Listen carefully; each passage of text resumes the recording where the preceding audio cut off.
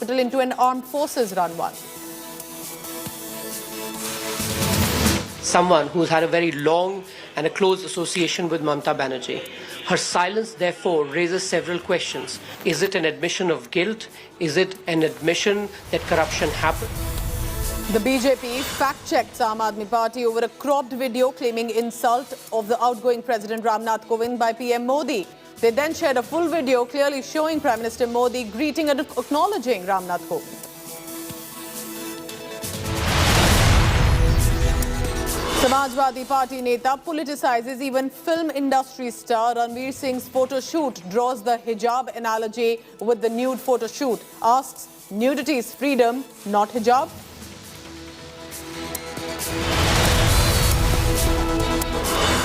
Smriti Irani sends legal notice to Congress for slandering her daughter over a Goa eatery, says her daughter is being targeted since she exposed Rahul Gandhi's loot.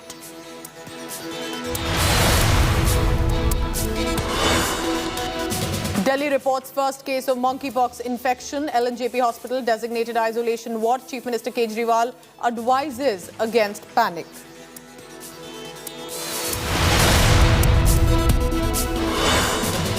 Golden boy Neeraj Chopra once again makes the nation proud. Massive throw of 88.13 meters seals silver medal for Neeraj. Speaking exclusively to India Today, Chopra says will register 90 meters very soon. The gold was won by Anderson Peters with a throw of 90.54 meters. Throw है जो इस साल की काफी consistent है, तो वो बहुत अच्छी बात है. हाँ, मतलब 90 नहीं लग रहा है, बहुत क्लोज है उसके, पर वही है कि हर कंपटीशन में मुझे लगता है कि हाँ शायद से इसमें हो जाएगा, इसमें हो जाएगा, पर कोई नहीं, जब भी होना होगा वो कौन सा दिन होगा वो उस दिन ही होगा, पर फिर भी जो परफॉर्मेंस है वो कंसिस्टेंट है, तो इस चीज की काफी खुशी है.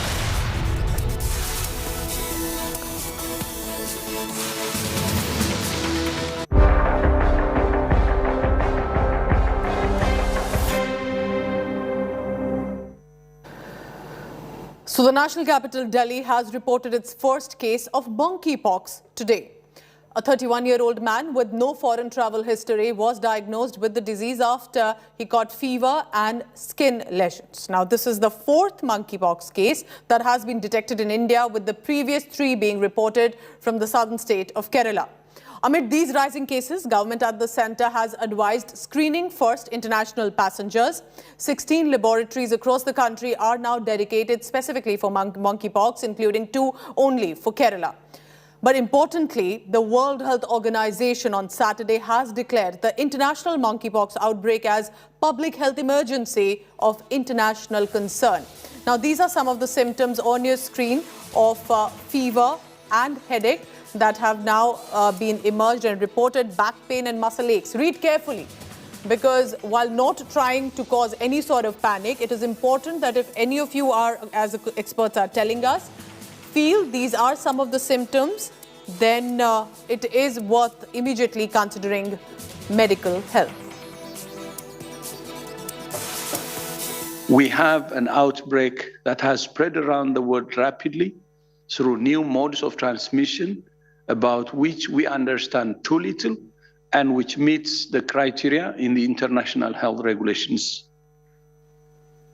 For all of these reasons, I have decided that the global monkeypox outbreak represents a public health emergency of international concern. And just to get all your concerns and questions addressed, I'm now joined in the special telecast by Dr. Manoj Goel. He's the Director of Pulmonology in Fortis Memorial Research Institute. Now, Dr. Manoj Goel, thank you for speaking to me, because with the COVID pandemic that spread, you've clearly been tracking what, it made a lot of concerns, worries for people across India. Now, the first question here would be, what are the identifying symptoms that you're picking up on? Because does it, like the COVID pandemic or the coronavirus spread, hits the respiratory system as well? Or is this different from the coronavirus that's been around us now for 2 years? Pooja, the thing is, there is no need to panic at all. It is much more different than the COVID or the coronavirus. The infectiousness of this virus is much, much lesser because it doesn't spread by air. The COVID virus would, spread by air. And the main source of COVID infection, the respiratory droplet infection, and that would happen very small close contact of a very small period, say 15 minutes or so. Here, basically, the mode of transmission is basically skin-to-skin contact, close contact. Respiratory droplets can be one of the measures of transmitting the disease, but primarily it is the close contact, skin contact with these infected secretions of the patient, or if there is face-to-face contact for maybe few hours, 2 to 3 hours, not 15 minutes, which could be the things. So I think it's definitely not what as would you then tell our viewers watching this right now are the identifying symptoms, that if you're feeling any of this or if your body is beginning to show any of these symptoms, it's important to immediately contact the nearest doctor? So first thing is that, we have to understand that India is not the endemic country for monkeypox. This is the African countries which have been the endemic for monkeypox since 1970s or so. So international travel within 21 days is very important. So somebody who has traveled within 21 days from abroad and is developing symptoms like fever, headache, body ache, some skin rashes, lymph nodes, the nodules around the neck, then these would be the symptoms where one has to, report to the authorities. So I would suggest international travel within 21 weeks and presenting with fever, headache, even though the patient may not be having any typical skin rashes or lymph node, he must report to the authorities. Dr. Goyal, just to help understand what the symptoms may look like, is this similar to, let's say, someone who's got a chicken pox, the manner in which the skin rashes start to show, or smallpox that has been eradicated though, but can we say that it does sort of look similar if that is happening on your body? It is different actually, because here the lymph nodes appear. The nodal involvement is very important, one of the characteristic features, apart from the other viral symptoms like fever, headache, body aches. The distribution of the vesicles or the rashes is also a little different. It will start from face and from the legs, and then it will come on to the tummy or other areas. So it can be easily identified. And at this point of time, when the monkeypox is becoming pandemic and is already involved around 75 countries, I think anybody who is coming with skin rashes, with fever, with viral symptoms must be screened and diagnosed for monkeypox. So now do tell us, doctors, about specific precautions that we can take. And are these precautions against monkeypox similar to that against coronavirus? Because usually we had a certain layout of the precautions we need to follow. Do we think it is similar to that? If you can update our viewers watching right now about precautions that they need to take, must take against the monkeypox spread. Largely similar, and I would agree with that. But apart from that, this would include, avoiding contact with the patient, wearing protective, personal protective equipment while, visiting this patient, particularly healthcare workers. They should avoid, skin-to-skin contact, any intimate contact, particularly if the patient has, history of travel within 2 to 3 weeks and is showing symptoms. And the handling of the secretions should be done very, very carefully by the healthcare workers. One should not come in, contact with those infected material, infected linen. And if, of course, it is, again, as I said, not endemic in our country, but if some animal, like, meat handlers, they must be very careful, of course, while handling, if it is suspected to be an infected animal. All right, so it is infectious, and specifically around whether it's linen that's used or other material that needs to be what the caution and precautions need to be followed. Please stay on with me, Dr. Manoj Goyal, because I'm also now joined by Dr. Suresh Kumar. He is the medical director at the LNJP hospital, where the first reported case from Delhi of monkeypox is currently being treated. Dr. Kumar, thank you so much for talking to India Today. Let's begin first. What precisely can you tell us about this case, and that can help update our viewers and also help them follow with precautions, sir?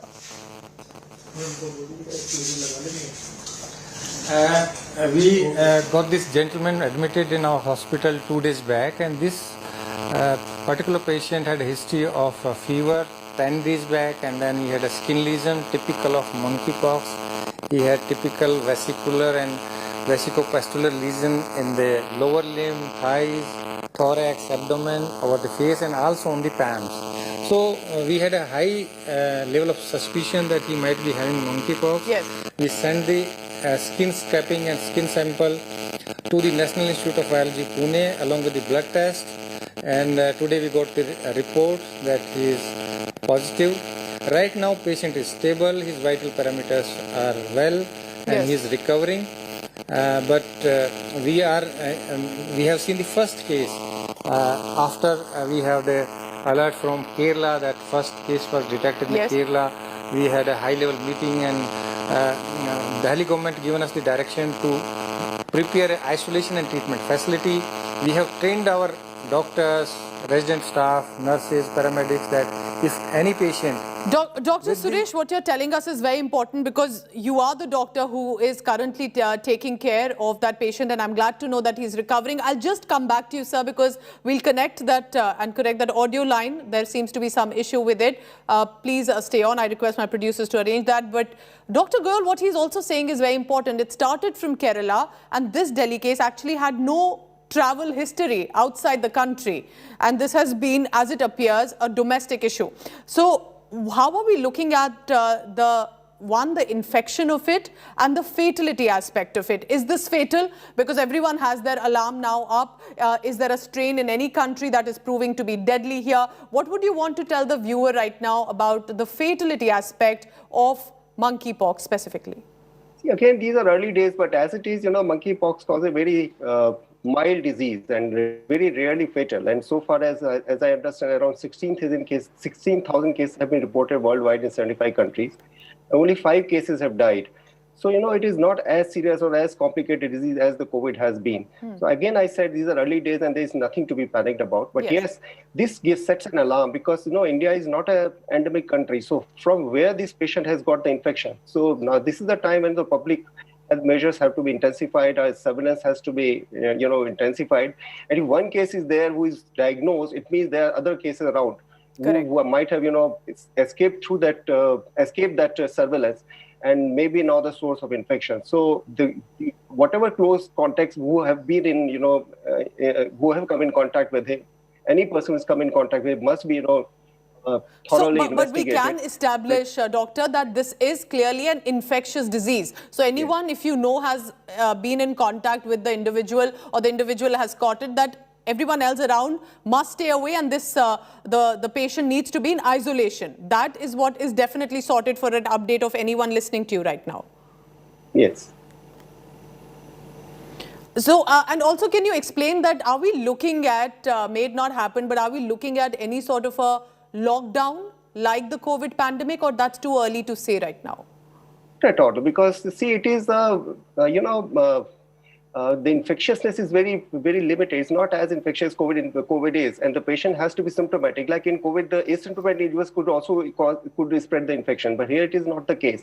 So person has to be, symptomatic. So you would know the person who is symptomatic can easily be isolated. So isolation also becomes easier. And plus, we have the vaccines which are available. Of course, they have not been proven in this endemic currently, but those vaccines which were effective against the smallpox could be effective against this infection also. And some medicines are already available which are effective against smallpox, can also be used against this monkeypox virus. So there is nothing to be worried, but it doesn't mean that we become lackadaisical. We don't look into it, because it can cause serious morbidities. It can cause skin rashes and can cause permanent defacement of the areas. So one has to be careful. Dr. Goyal, please continue to stay with us. Dr. Suresh Kumar is back with us. He's the medical director of LNJP Hospital, and he's telling us about the first case in Delhi that is currently being treated by him. So glad to have you back. So we were talking about that patient. Now, sir, what are the identifying symptoms that anyone listening to you right now needs to know, that if that is a symptom that their body is reacting, they need to immediately contact the doctor? And is it infectious, sir? It's infectious. If you have any patient with history of fever and skin rash, and if you have a history of international travel or any travel in the high risk area, number one, if you have the symptoms of fever with body ache, with skin rashes, typical vesiculopustular rashes and painful rashes in the skin, then one must go to the doctor, and as a part of physician and the dermatology team, we recommend that all these suspected cases must be tested for the virus. And we have, in this case also, we have sent the sample from the skin lesions and the blood test to the reference laboratory. and we got the positive report. So this is very important to identify the symptoms, and if patient have typical skin lesions, then one must be having high grade of suspicion on all these cases.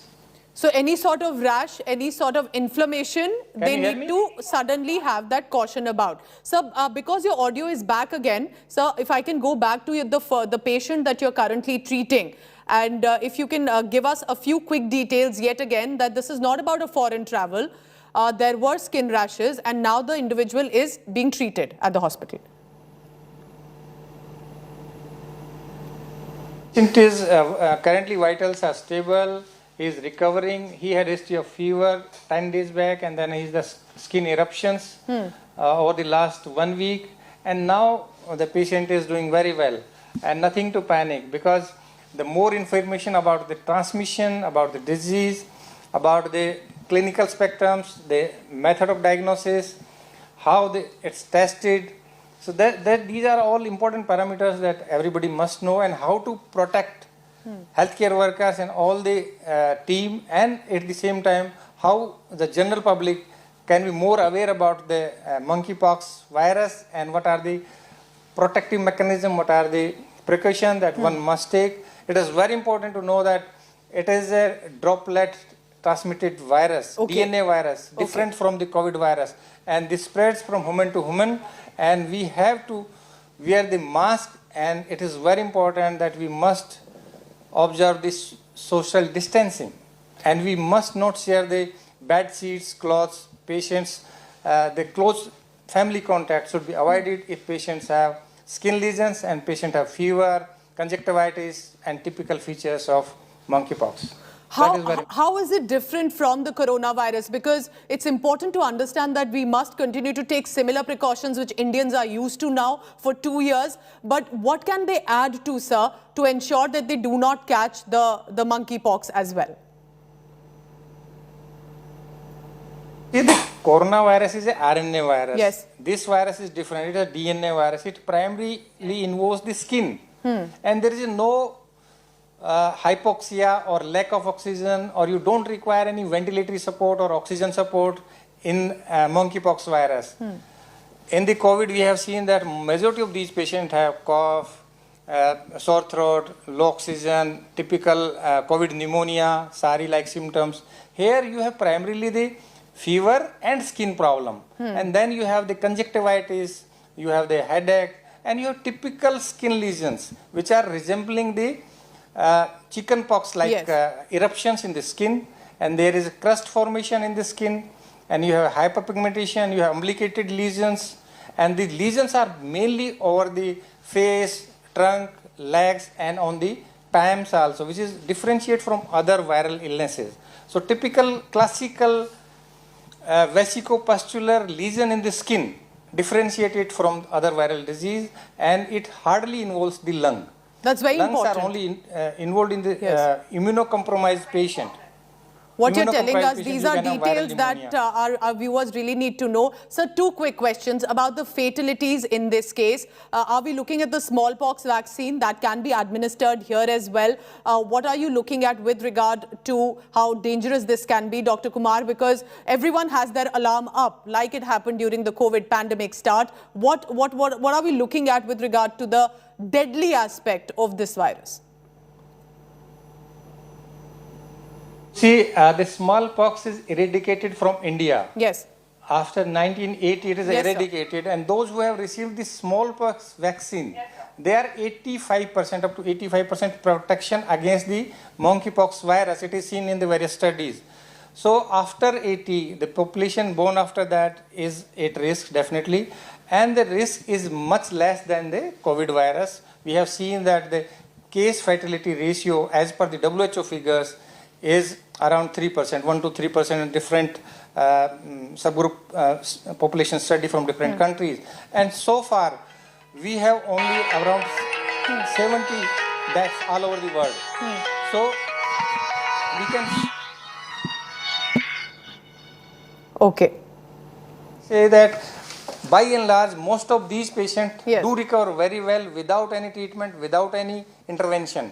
Because 99% it is a self-limiting illness. Dr. Most Suresh of these Kumar, patients just before don't I wrap up, it's a concern I'm sure all parents will have. I have a child at home, a toddler. Parents are asking if this virus, specifically the monkeypox, is affecting children. Should they be concerned? Or right now that risk level is low for children?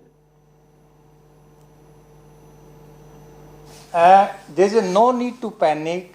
The cases in India is hardly, we have only single case in Delhi National Capital, and we have 3 cases in the Kerala. Nothing to panic. It is just beginning, and this virus is only seen in high risk group, IV drug abuser, MSM populations, homosexuals.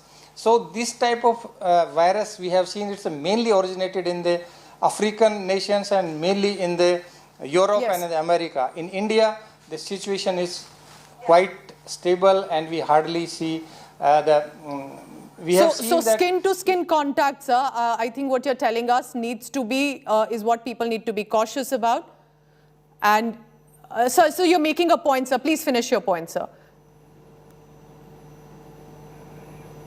So it is very important that we must understand the various aspects of the virus, how it is transmitted, what are the clinical pictures in the children's.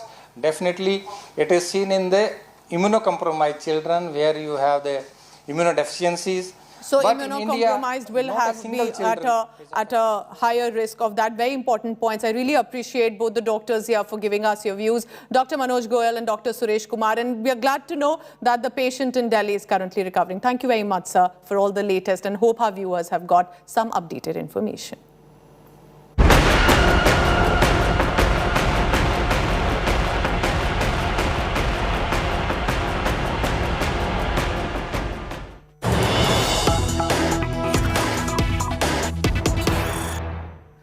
Partha's aide Arpita Mukherjee has been remanded for 1-day ED custody. She will be produced tomorrow in the court now. Meanwhile, the Enforcement Directorate lawyer is arguing in the court over shifting Partha Mukherjee for Partha to Army Hospital. The ED lawyer has said, and I quote the lawyer here, after this order was passed behind our backs, without hearing us, an order was passed saying the accused lawyer can remain present during the interrogation. Secondly, the hospital authorities have been compromised. Behind our back, an application was moved to take him to the hospital. The order says, take him to a particular hospital. This is unheard of. He's behaving like a don in the hospital. He's threatening the ED officials, abusing them. The medical board gave their final assessment as he was fit.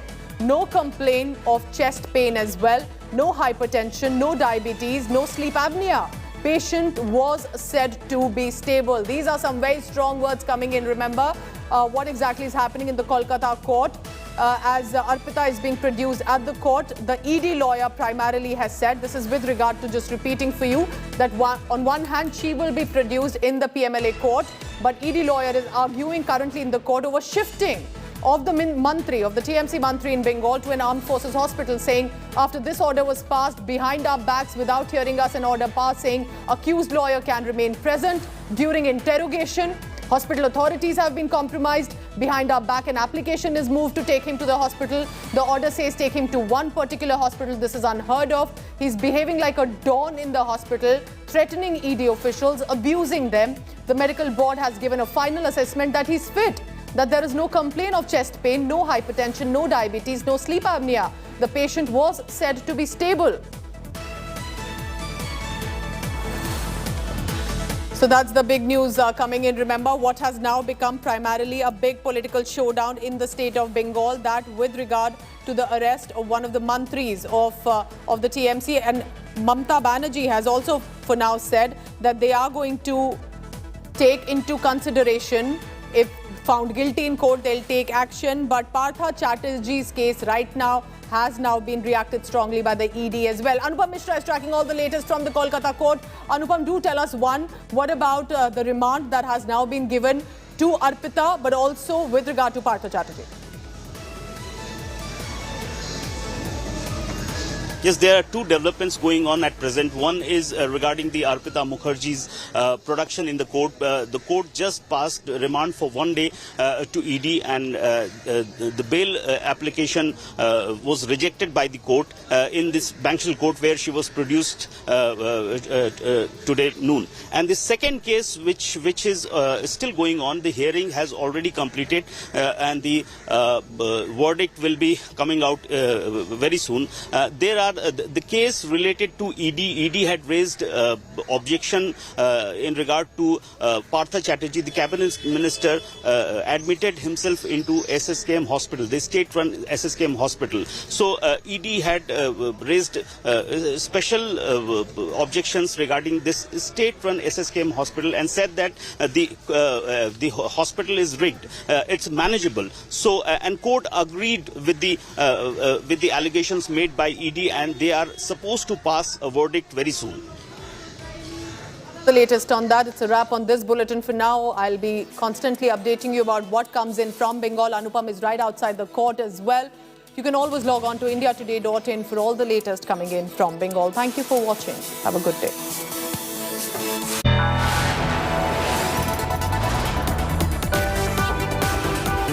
You are watching India Today.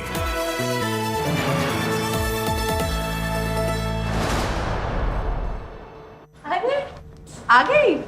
कैसा रहा दिन? बहुत अच्छा। कोई video game cover करने गई थी ना? वीडियो गेम नहीं माँ, ई-स्पोर्ट्स।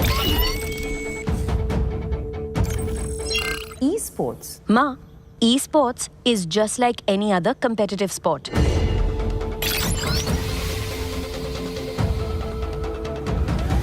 इसमें ना वो सब फीलिंग्स है जो किसी भी और स्पोर्ट्स में है। इसमें इमोशन है, इसमें एंगर है, इसमें सैडनेस है, इसमें हैप्पीनेस है, इसमें कमराडरी है। ये सिर्फ गेम नहीं, ये ई स्पोर्ट्स का प्रीमियर लीग ESPL है।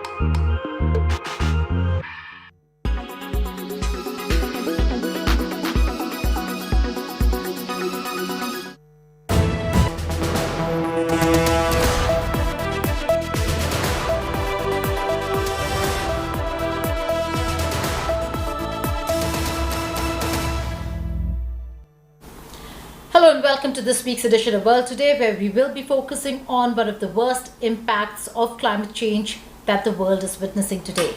In fact, weather is the top talk among Britons in the United Kingdom, with temperatures hitting 40 degrees Celsius, far more extensive than any hot spell that the country has ever witnessed.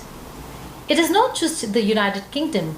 In fact, the whole of Europe is facing the worst climate crisis. Portugal, Spain, Italy, Germany, with temperatures hovering around 38 degrees Celsius, it is a summer of discomfort, with governments asking citizens to stay indoors. Here is a report. Raging wildfires in Spain. Narrow escape from the wrath of nature. A train surrounded by wildfire as travellers sit stunned.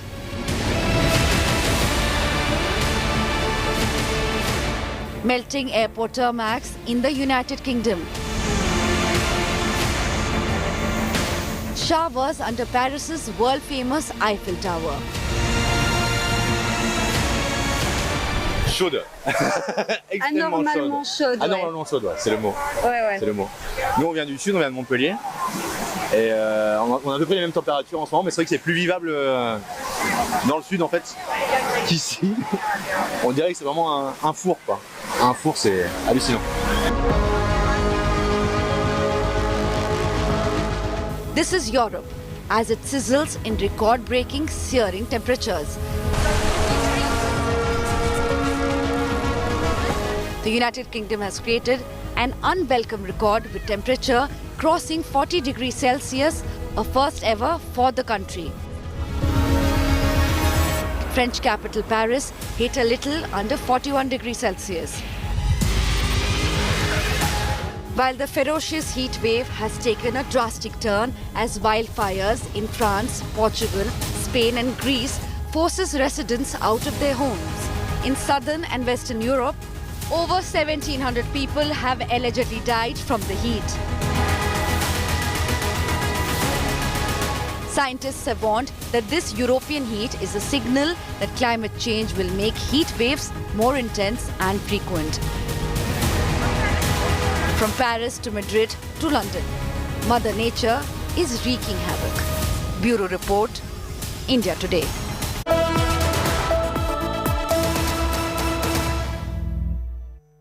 Now, Europe and the West is reeling under tremendous heat wave. Why so? Lack of political will, inaction by leaders, and the fact that this generation, our generation, has done not very much for the future generations and saving for the future generations. Representing the future generation, I'm being joined by climate activist Louisa Neubauer. Louisa, many thanks for joining us. Pardon me if I got your second name a little wrong, but the fact is that the world is today grappling with climate change. And yet you see the political leadership, world leaders, doing very little. The fact that you focused on climate, what do you think are the reasons for the heat wave, the kind of climate change phenomenon that we're witnessing, and your views on what the world has done so far? Wonderful question. I'm so happy to be joining you here. So what we're seeing right now across the globe, really, and including Europe, vast parts of Europe, we're seeing a heat wave that many of us have never experienced before. These are extreme temperatures that younger generations, have never witnessed. And it is interesting coming from a country like Germany that is considered very rich and also not very vulnerable to climate change. We are seeing, fires here, we're seeing the heat, we're seeing the droughts, and people are commenting upon and saying, that is not Greek, that is not India, that is Germany. And it is interesting how the heat wave really changes the perception of, where is climate change happening and where isn't it? And we're seeing, it's on every part of the world. And I mean, we're still talking about a very privileged situation that we're in countries like Germany, but also here, we cannot cope with the heat. People are suffering, people are dying from that heat, and there is no political plan right now out there that could protect people and society appropriately.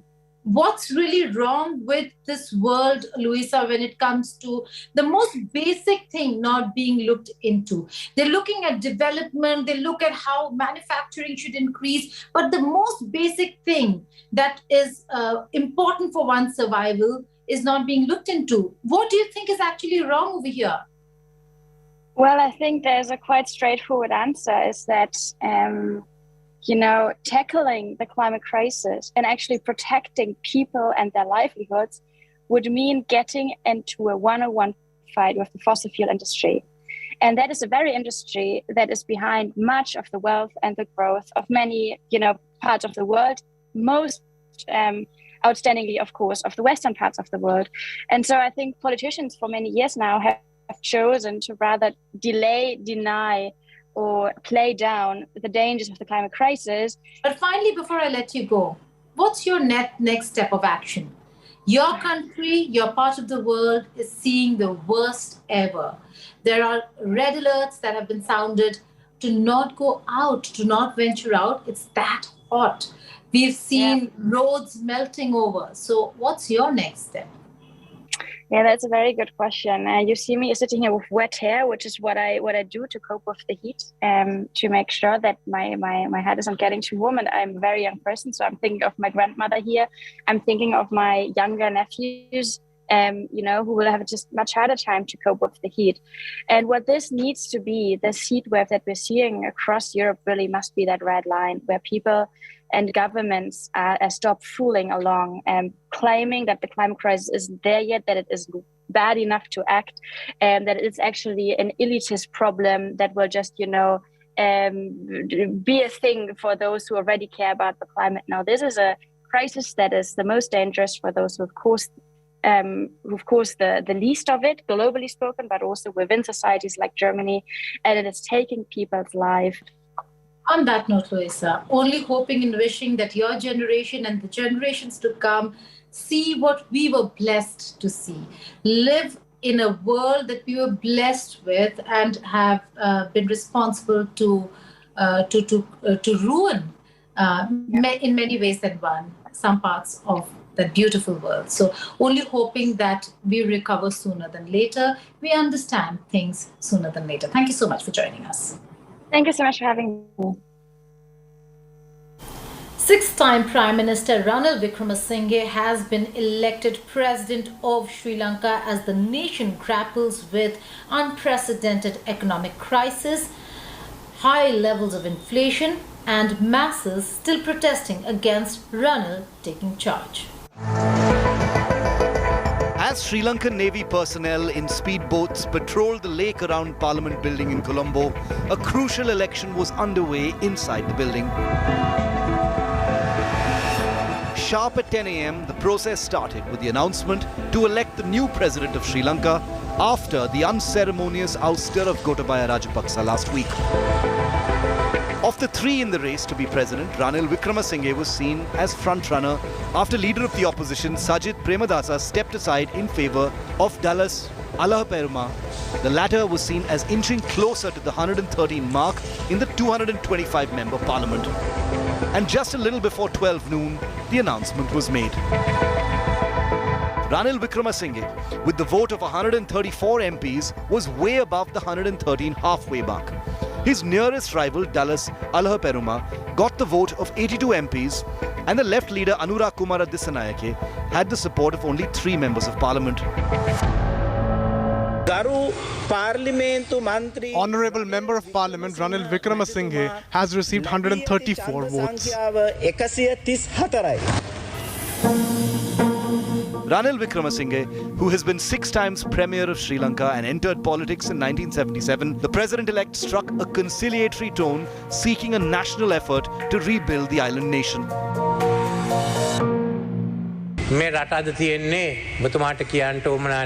The economy of the country today is in a very difficult place. Young men and women are asking for change in the system. There are many problems in the world, and we must proceed without getting caught in them. To go forward, we need to come up with a new program. What the people are asking of us is not the old politics. The parliament must unite in the face of these issues. However, the road ahead, to put it mildly, is full of challenges. Sri Lanka is virtually bankrupt, unable to repay loans. Prices of all essentials are skyrocketing, and despite standing in long queues for days, petrol and diesel remain a huge challenge. As the new president prepares to take over presidency of a troubled nation, Wickremesinghe has to not only revive the economy, but also convince the angry street that he is the right man for the job. Having secured a lion's share of votes, Mr. Ranil Wickremesinghe, the president of Sri Lanka, now leaving the parliament. In the 225-member parliament, Ranil Wickremesinghe got 134 votes. Of the 225 votes, 219 were valid, 2 abstained, 4 were rejected. Now, those who stood against him, for example, Dallas Alaha Peruma, he got 82 votes, and Anura Kumara Disanaike got only 3 votes.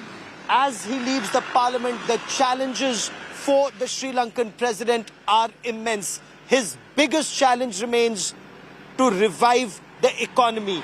A major challenge also remains is to get the angry street back to work, back to their homes, to be able to once again put Sri Lanka back on its feet. With cameraman Kripal Singh at the Sri Lankan Parliament in Colombo, Sri Lanka, Gaurav Sawant for India. In a rare international visit, Russian President Vladimir Putin was in Iran. This is only the second trip that he's taken since the invasion of Ukraine in February. While the West is calling it a desperate act, is it one? Or is it Moscow's strategy to consolidate its position when it comes to Turkey's decision to either block or allow Finland and Sweden's membership into the NATO, and more importantly, on the issue of Syria, consolidating Iran and Russia's position? Here is a report. The much talked about visit, Putin met Turkish and Iranian leaders in Tehran. The trip marks Putin's first face-to-face meeting with the leaders since the Russia-Ukraine conflict began. The trilateral summit among Vladimir Putin, Recep Tayyip Erdogan and Ibrahim Raisi was closely watched by all across the world. The leaders discussed a deal aimed at allowing the resumption of Ukraine's Black Sea grain exports. Also high on the agenda will be peace talks over the war in Syria, where Moscow and Tehran have opposed Turkish threats to increase military activity. I would like to thank you for your mediation efforts, for providing a platform for negotiations on food issues, on issues of grain transportation over the Black Sea. Not all the issues are resolved, but there is a movement forward, and that is good. Concerns of Turkey aligned with what Erdogan's decision would be on the fate of Finland and Sweden's recent application to become a NATO member. Erdogan had warned the 2 Nordic states to keep their end of the bargain of extraditing wanted people back to Turkey. Turkey is particularly keen on the handover of individuals it considers linked to the Kurdistan Workers' Party, considered a terror group by the EU, US and UK. This is non-negotiable. We see that the PKK, YPG, PYD terrorist organization is taking steps to consolidate the division in Syria. With foreign support it is receiving. It is impossible to expect Turkey to remain inactive, irresponsive, as this terrorist organization continues its separatist agenda. I hear from you, my dear friends, that you understand Turkey's legitimate security concerns. I am thankful for this, but words alone are not a cure for wounds. The adopted joint statement reaffirmed the commitment to strengthening trilateral cooperation between Russia, Iran and Turkey in the interests of normalization of the situation in Syria. Kremlin is keen to show that international sanctions have failed to isolate Russia, the world's largest country, and that some of its friends are sticking around like Turkey and Iran.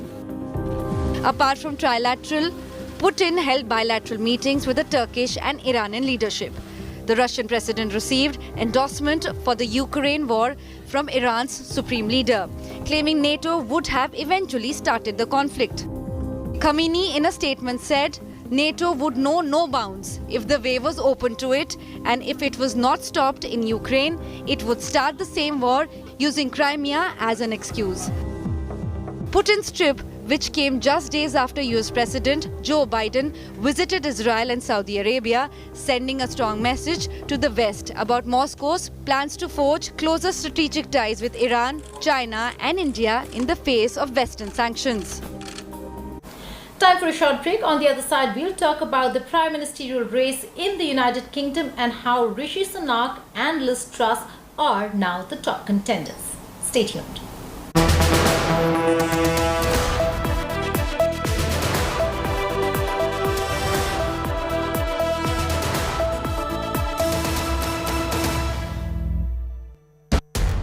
इस समय पूरी दुनिया में लोग confused हैं।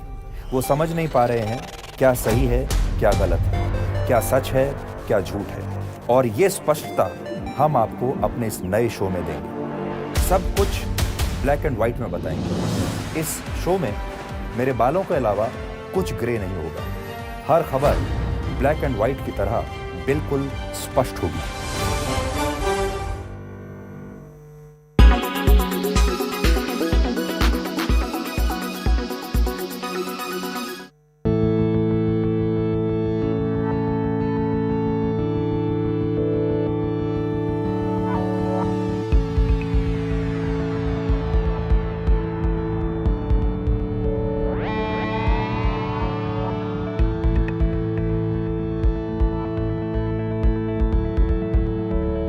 La main des aides-soignants. Pourquoi ? Parce que les aides-soignants aujourd'hui, ils sont globalement sous l'eau. Ils ne peuvent plus faire leur métier qui est de soigner. Et donc nous, Emobots, on leur fournit cette information de l'état émotionnel. Ils vont pouvoir mieux comprendre l'évolution de l'émotion de leurs résidents, de leurs patients. Et derrière, on sera aussi capable d'objectiver. C'est-à-dire qu'aujourd'hui, quand on fait un test pour la dépression, c'est un test normé, ponctuel, où on demande à la personne de verbaliser les informations. Et donc ça pose plein de problèmes. Et notamment de difficultés pour les personnes qui ne peuvent pas verbaliser.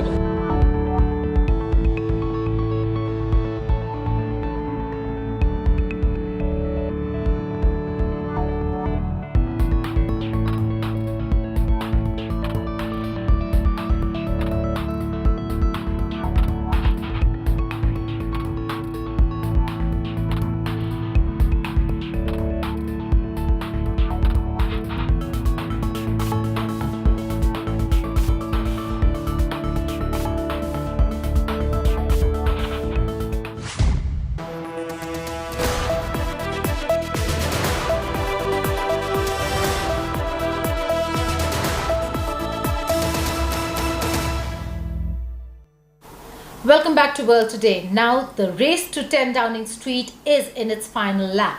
In the final ballot among the Conservative MPs voting for a party chief, Rishi Sunak secured 137 votes as opposed to Liz Truss getting 113. But the final round will include membership of the entire party, which is about 160,000 members, and the result might not be the same. Here's a report.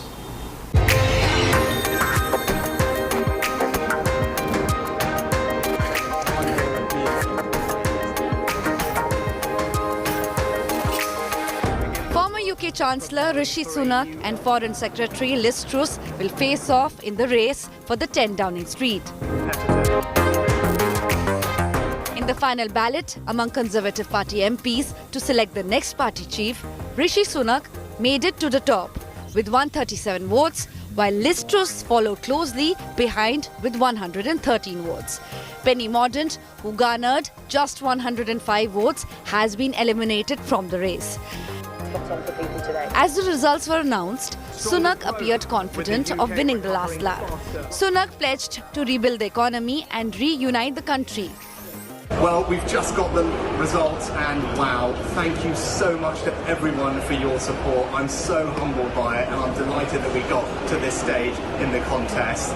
I won't let you down. I'll work as hard as I can to get our message out to the country. We need to restore trust, rebuild the economy and reunite our country. I'm confident that we can do that and we've got a really positive message to take out to all our members now.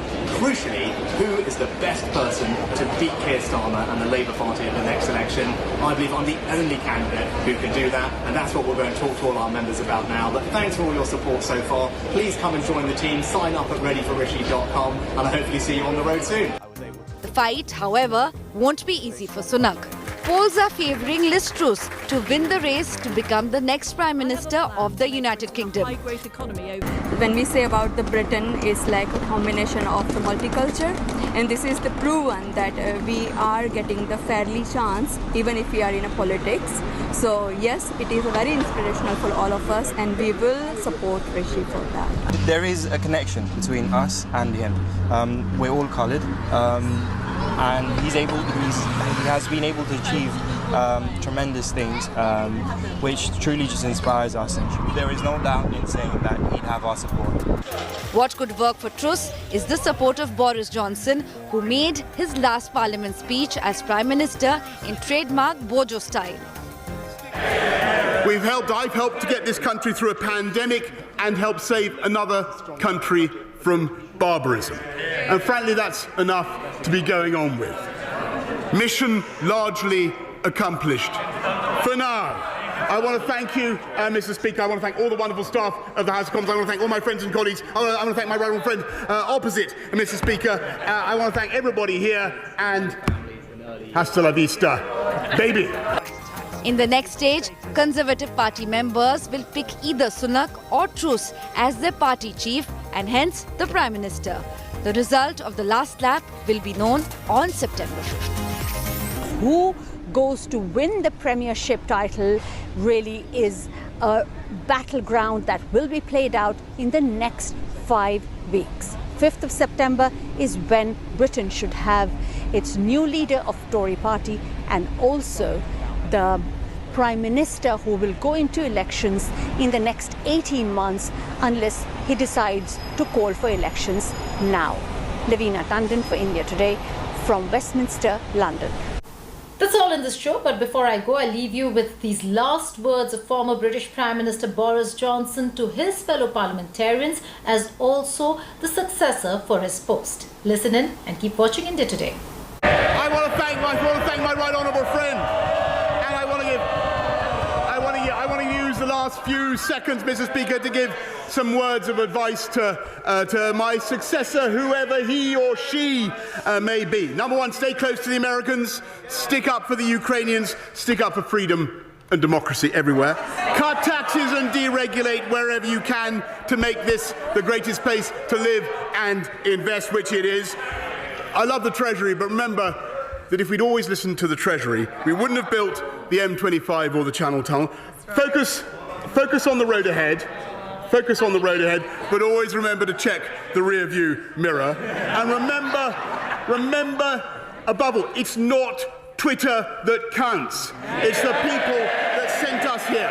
And yes, the last few years have been the greatest privilege of my life. And it's true that I helped to get the biggest Tory majority for 40 years and a huge realignment in UK politics, Mr. Speaker. We've transformed our democracy and restored our national independence, as my right honourable friend says. I've helped to get this country through a pandemic and helped save another country from barbarism. And frankly, that's enough to be going on with. Mission largely accomplished. For now, I want to thank you, Mr. Speaker. I want to thank all the wonderful staff of the House of Commons. I want to thank all my friends and colleagues. I want to thank my right honourable friend opposite, Mr. Speaker. I want to thank everybody here, and hasta la vista, baby. Thank you.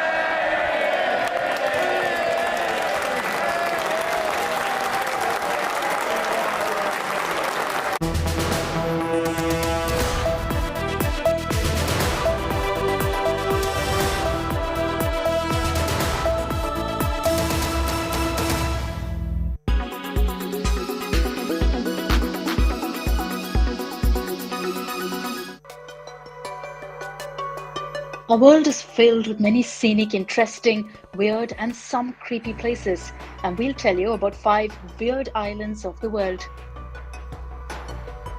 This island is in Mexico. The island is surrounded with many dolls across it, And the story begins 50 years ago when only one man used to live there. One night he found a dead girl in the lake along with a doll, so he hung a doll on the tree in memory of her. This is where things got out of hand. He started having many nightmares, and so he hung more dolls around the island. He died in 2001, but the island is visited by tourists quite often. On the island of Socotra, you find trees and plants that are nowhere. Up to a third of this island is endemic. This island is isolated, and it's also called as the most island-looking place on earth. In 2008, this was declared as UNESCO's World Heritage Site. It lies in the Arabian Peninsula, but is considered to be a part of Africa. So when do you plan to visit this place? Off the coast of Dubai are 300 man-made islands. This was made to look like the world. It took $13 billion to build these islands. It was constructed using tons of sand from the Persian Sea. People can buy part of the island and name it even. Its construction was started in 2003 and was completed in 2008.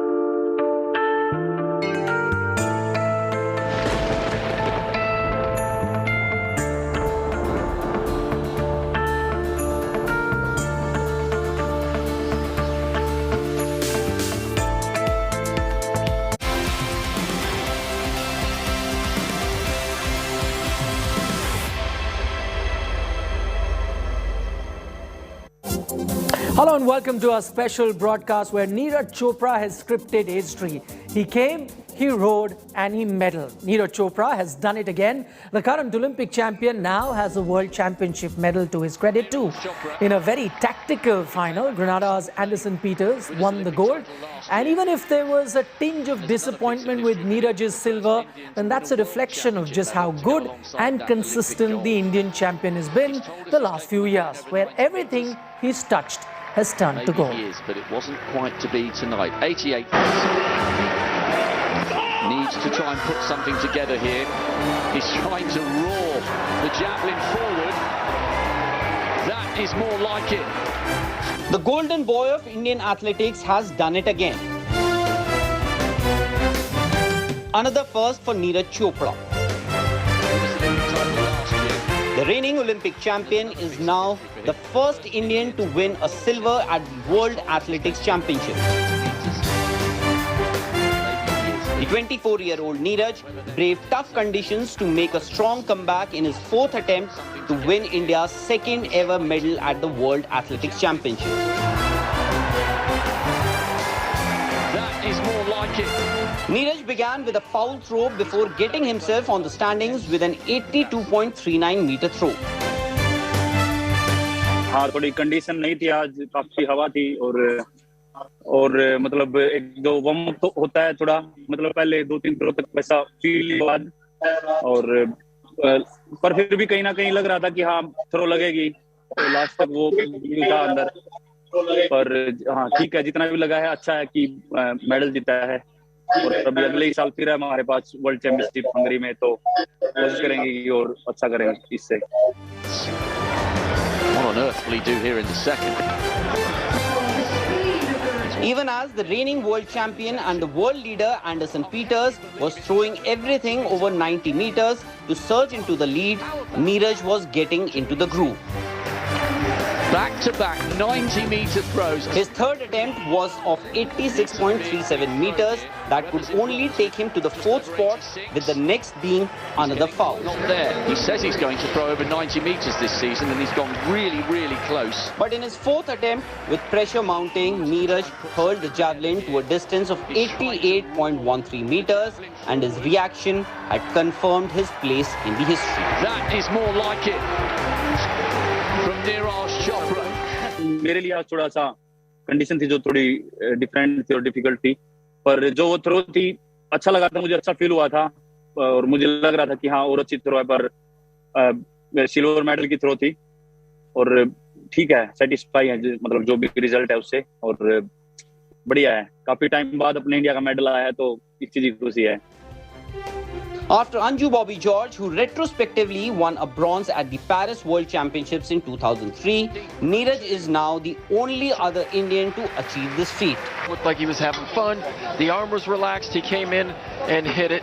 Yes, of course, because if you compare the competition level in athletics, actually more than 200 countries are participating, and it's one of the toughest events in the world.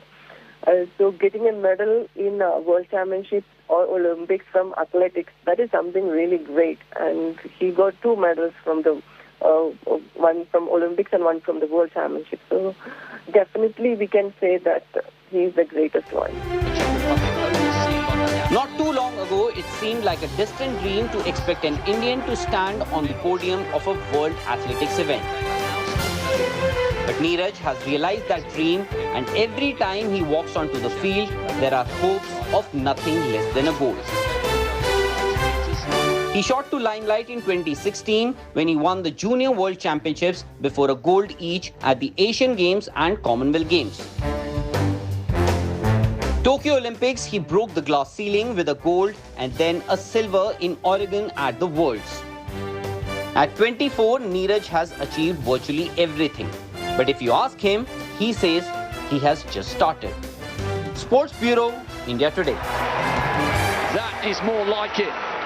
Chopra became And India Today was the first channel to speak exclusively with Neeraj Chopra after his silver medal winning performance. And 2 things really stand out in that particular interaction. One, where Neeraj Chopra talks about a groin injury that he encountered after he threw that 4th throw, after which he couldn't give his best in the 5th and the 6th. Maybe if he was in great shape, he may have challenged for the gold medal. And the other thing that he says, that listen, he's improving day by day and it's just a matter of days before he touches the 90-meter mark. Come away with that title, especially with.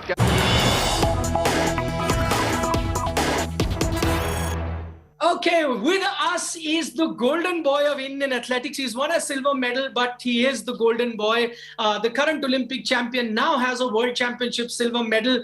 Neeraj, बहुत-बहुत शुक्रिया India today आज तक से बात करने के लिए। सबसे पहले तो ये जानना चाहूंगा कि आज कंडीशंस के बारे में बताएं, क्योंकि जो आपने क्वालिफाइंग की कंडीशंस थी और आज की कंडीशंस फर्क नजर आई, और ये सिर्फ आपके थ्रो में नहीं, सबके थ्रोज में अगर देखूं उसमें असर नजर आया। कितनी टफ थी आज की कंडीशंस, थोड़ा वो बताएं। जी बिल्कुल, वो तो हर दिन की कंडीशन थोड़ी टफ होती है। आज थोड़ी हवा ज्यादा थी। उस दिन क्वालिफिकेशन राउंड में थोड़ा माइंड भी थोड़ा रिलैक्स होता है, तो बस फाइनल के लिए क्वालिफाई करना होता है, तो काफी अच्छी थ्रो थी वो। और आज थोड़ा सा हवा और ये थोड़ा सा मेरे लिए थोड़ी नई चीज थी, जो कि मैं स्टेडियम में जो नई चीज फेस की थी। पर वैसे भी हाँ, आज थोड़ा स्टार्टिंग की कुछ थ्रोज तक इतना वार्म अप नहीं लग रहा था, पर लास्ट तक धीरे धीरे खींचता रहा था कंपटीशन, हर थ्रो इम्प्रूव होती आ रही थी। तो फिर अचानक से थोड़ा 4th थ्रो में मुझे थोड़ा सा ऐसे पेन सा हुआ, तो ऐसे ग्रोइन में, तो फिर उसकी वजह से जो है पूरा एफर्ट नहीं लगा पाया लास्ट के 2 थ्रोज में। पर फिर भी जो रिजल्ट है मैं मानता हूँ कि ठीक है, काफी अच्छा रहा। जैसी कंडीशन है, काफी कुछ सीखने को मिला और काफी अच्छा कंपटीशन था। काफी थ्रोवर्स को दिक्कत आई, लेकिन पीटर्स ने फिर भी बहुत अच्छे से उस चीज को मतलब काफी अच्छे से मेंटेन किया और उसने काफी अच्छी थ्रो लगाई। आपने, क्योंकि वो 4थे थ्रो के बारे में बात की, मैंने तस्वीरें देखी, आपने उसके बाद पट्टी भी लगाई थी अपने थाई एरिया में, ग्रोइन एरिया में। आपने कहा कि उसके बाद शायद उतने अच्छे थ्रो आपको शायद वो नहीं फेंके गए, 5th या 6th जो आप फेंकना चाहते थे। मैं ये जानना चाहता हूँ, कोई ज्यादा एज अ फैन परेशानी की तो बात नहीं है, क्योंकि कॉमनवेल्थ गेम्स अगले हैं, वो थाई ठीक है आपकी? होपफुली अच्छी हो जी। वो सुबह पता लगेगा, क्योंकि अभी वार्म अप होते हैं, तो अभी इतना वो नहीं पता लगेगा। तो सुबह पता लगेगा, चेकअप वगैरह करेंगे, फिजियो देखेंगे या फिर कुछ अगर कुछ और ट्रीटमेंट चाहिए होगा तो वो कोशिश करेंगे हम। तो होपफुली ठीक ही हो जी, आशा तो यही करते हैं कि ज्यादा दिक्कत ना हो और कॉमनवेल्थ में अच्छे से जाएं। अच्छा, एक चीज मैंने देखी है, जब आप आए हो काफी एक ब्रेक के बाद, ओलंपिक्स का आपने ब्रेक लिया, उसके बाद से जो आपने परफॉर्मेंस किया, आप ऑलमोस्ट 90 टच करने वाले हो। मैं आपसे जानना चाहता हूं कि मैंने पढ़ा कहीं आपने टेक्निक पे काम किया, आर्म स्पीड पे काम किया, क्या वो चीजें गई हैं कि आपका परफॉर्मेंस ओलंपिक से भी बेहतर होता जा रहा है? बस वही था, जितना भी टाइम मिला है। वैसे तो अगर मैं बताना चाहूँ तो काफी कम टाइम था, मतलब ओलंपिक के बाद हमने थोड़ा लेट ट्रेनिंग स्टार्ट की, जैसा कि आपको पता है। पर जितना भी टाइम मिला उसका अच्छे से यूज हुआ और काफी अच्छे हमने थ्रोइंग सेशन वगैरह में काफी अच्छा टेक्निक पे काम किया, रिलीज एंगल पे काम किया और अपनी स्ट्रेंथ पे काम किया, फिटनेस पे जो भी फिटनेस की कोशिश की कि भाई और इम्प्रूवमेंट करें। तो जितना भी टाइम था उसका काफी अच्छे से यूज हुआ और थ्रो है जो इस साल की काफी कंसिस्टेंट है, तो वो बहुत अच्छी बात है। हाँ, मतलब 90 नहीं लग रहा है, बहुत क्लोज है उसके, पर वही है कि हर कंपटीशन में मुझे लगता है कि हाँ शायद इसमें हो जाएगा, इसमें हो जाएगा। पर कोई नहीं, जब भी होना होगा वो कौन सा दिन होगा वो उस दिन ही होगा। पर फिर भी जो परफॉर्मेंस है वो कंसिस्टेंट है, तो इस चीज की काफी खुशी है। एक चीज मुझे बताएं, क्योंकि ना हमारे दर्शकों को शायद ये ना पता हो, एक एथलीट ये चीज अच्छे से बता सकता है कि लोग कहते हैं वर्ल्ड चैंपियनशिप कई बार ओलंपिक से भी ज्यादा टफ होती है। क्या ये सच है और क्यों इसको इतना टफ बनाती है वर्ल्ड चैंपियनशिप को? क्या चीजें हैं?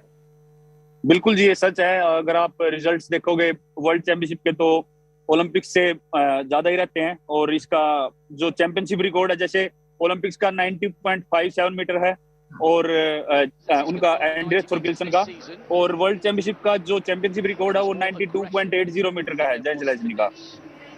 तो चैंपियनशिप रिकॉर्ड भी ज्यादा है। और आप डिस्टेंस देखोगे तो ऑलमोस्ट मतलब वर्ल्ड चैंपियनशिप के ज्यादा मिलते हैं ओलंपिक्स से। उसका एक ये भी कारण हो सकता है कि भाई हर 2 साल बाद आता है एक तो, और एक ओलंपिक का जो 4 साल का प्रेशर होता है शायद से वो वर्ल्ड चैंपियनशिप में इतना नहीं होता, और इतना क्योंकि ये सिर्फ एथलेटिक्स का होता है और इसके लिए भी एथलीट काफी प्रिपेयर होते हैं। तो ये रीजन हो सकता है कि हाँ हर साल 2 साल में आता है तो शायद एथलीट्स को मौका ज्यादा मिलता है वो करने का। आखिरी सवाल जानना चाहूंगा, आपके साथ साथ रोहित यादव भी आए फाइनल में, अनु रानी विमेंस फाइनल में गई। आपको लगता है और आपको ये पता है कि आपके एक जैवलिन मेडल से कितनी एक जैवलिन रेवोल्यूशन सी आ गई इंडिया में? आपको कैसा लगता है? खुशी होती है देख के? बिल्कुल जी, बहुत ज्यादा खुशी थी कि जितने 3 जैवलिन थ्रोअर्स यहाँ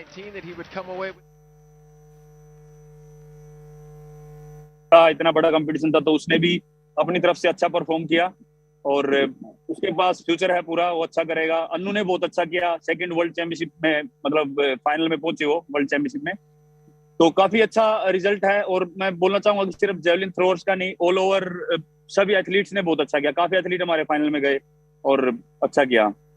नीरज, बहुत बहुत शुक्रिया हमारे को टाइम देने के लिए, हमारे से बात करने के लिए। Wishing you the best always. Commonwealth games 7 अगस्त, हम उसका वेट कर रहे हैं, so all the best for that. Thank you so much. All right, that was Neeraj Chopra speaking exclusively to India today. Fingers crossed that that groin injury is nothing serious, because mark your dates, 7th of August, that's when he's going to be up against Andrew Peters, the one who won the gold medal. And it is, that man from Grenada. The two have been competing, going shoulder to shoulder for the last 6-7 years, and they'll be up against each other. That will be on 7th of August at the Commonwealth Games, and you'd have to watch out for that particular contest. Here's hoping that that injury, or the brief injury that that Neeraj suffered at the time when he was throwing his 4th throw, gets better with time. Now, talking about a world championship medal, by now you know that Neeraj has become only the 2nd Indian to win a medal at the world championship. Who was the first? Well, that will be part of a quiz question. The answer to that is Anju Bobby George. She won in 2003, 19 years ago, in the long jump, and we spoke to her, and this is what she had to say when comparing her feat against what Neeraj has achieved now. As far as athletics is concerned, World Championship is the highest one. Though Olympics by name, that is having a different, altogether different feeling. But as far as athletics concerned, World Championship is the highest one. And getting a medal from the World Championship, it's a World Champion title if you win the championship. And if you are able to win a medal in the World Championship, that is ultimate. Actually, I can say that. And we got this is our second medal, and bronze and silver. And he already is having a Olympic medal in his kit. So this is it. Now he is nothing is more. He need to show. He need to show the world. 2 medals in his kit. That was Anju Bobby George, the only other Indian apart from Neeraj Chopra to win a medal at the World Championship. As I mentioned earlier, her medal came in 2003 in the long jump category. But you heard from Anju there where she said that sometimes a lot of people regard the medal at the World Championship even higher than the Olympic Games. You heard it from Neeraj Chopra also accepting that fact. We asked the same question to Yogeshwar Dutt, an Olympic medalist, and he tried to explain to us why is it that the World Championship medal is considered higher. क्योंकि world championship Olympic में qualify करना होता है जाके कुछ चुने हुए खिलाड़ी जाते हैं ओलंपिक में एक लिमिट बांध देते हैं और वर्ल्ड चैंपियनशिप में सभी पार्टिसिपेट करते हैं ज्यादातर इसलिए वर्ल्ड चैंपियनशिप में नहीं पता कब कौन निकल के आ जाए कौन चैंपियन बन जाए जैसे ओलंपिक में देखिए आप कि नीरज चोपड़ा का चैंपियन ओलंपिक चैंपियन बना जब नहीं साथ की नीरज चोपड़ा ओलंपिक चैंपियन बन सकता उसके बाद तो ओलंपिक चैंपियन बना सबके 20 में से निकल के उसने देश के लिए गोल्ड जीता ऐसे ही यहाँ पे कोई नए बच्चे आ जाते हैं वर्ल्ड चैंपियनशिप में ज्यादा वो कम्पिटिशन कड़ा ज्यादा होती है प्रतिभा की ज्यादा होती है तो इसलिए नहीं पता होता है कि भाई कौन क्या निकल के आ जाए और ऐसे ही इसका यहाँ पे भी वो चीज लागू होती है एथलेटिक्स में भी कि कोई तक कौन नया चैंपियन निकल के आ जाए जैसे नीजो का खुद चैंपियन बन के निकले थे टोक्यो ओलंपिक में और उन्होंने अपनी बात से यहाँ पे कहा है कि देश के लिए सिल्वर मेडल जीता है Now remember, Neeraj Chopra took an extended break after the Olympic Games to sort out a few technical issues that may have crept into his javelin throwing, and a few things that he worked on was his arm speed. That is something that he worked on. A few other technical issues were being worked on, and the man behind all of this is Clark Bartonese, his coach, also a biomechanics expert. He spoke to us after Neeraj Chopra's silver medal at the World Championship. How difficult were the conditions? Neeraj did touch upon the wind conditions there. How difficult were the conditions? Oh, it was a tough competition, not so much by the external, by the wind also, but by the competitors. There were 4 or 5 guys at this level. I mean, and it was very tough, just a few centimeters between the places. So that was a fight. That was a real fight. And with those to see at the warming up, nobody messed it up. They have all shown that they are in a good shape. Did you have a word with him in between the competition after his first throw, second throw, or between the third and fourth throw? Yeah, but we know that he had this first because there was some little bit mismanagement maybe by the organizers. He was not ready to. He didn't get the announcement that the competition starts, so he was under time pressure and it was affecting the concentration. So the first throw was not the best one, so he had to fight, and then it takes some effort to come into the competition. Yeah, we had some pre-force, but not so big. He knew what to do. He's pretty experienced.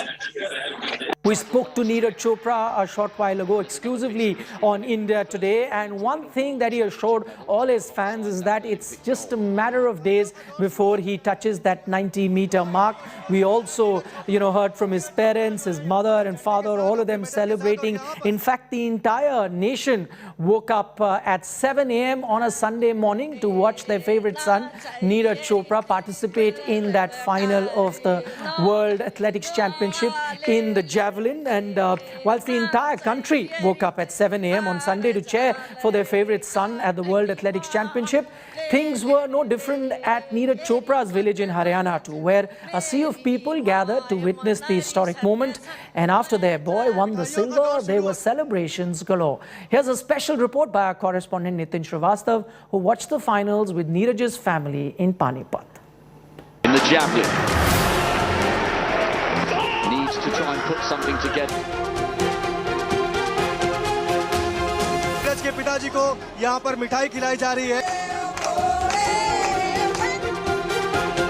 ये बहुत अच्छा लग रहा है कि silver जीत पाया, बहुत ही अच्छा लग रहा है। बिल्कुल बहुत खुशी, अपार खुशी। हाँ ठीक है, जितना भी लगा है अच्छा है कि मेडल जीता है और अभी अगले ही साल फिर है हमारे पास। Neeraj Chopra became a household name. Every time Neeraj Chopra wins a medal, the country celebrates. Of history for him, the first Indian to win a world championship medal to go alongside that Olympic gold. But these are images of people who have lived through Neeraj's journey right from the moment he started.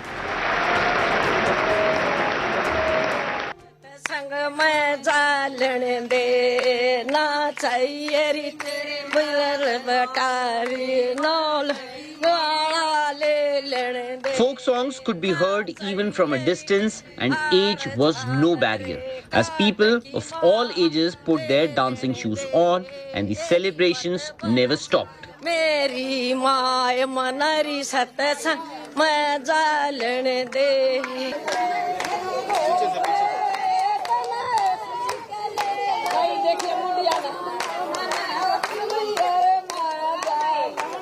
Parents, relatives and the entire neighborhood in Panipat got onto their feet to celebrate the success of their son of the soil.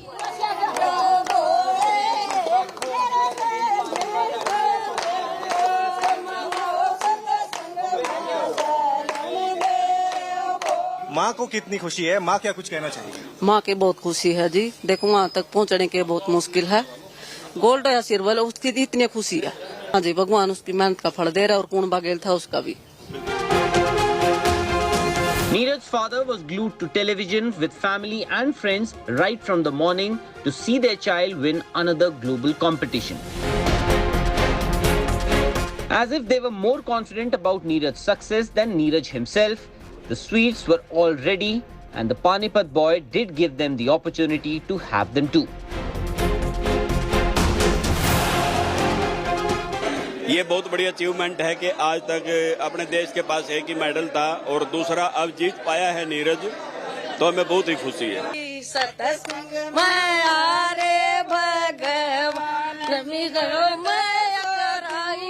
For someone who took to athletics only to cut down on his weight, Neeraj has come a long way, and so has this small hamlet Khandra in Panipat.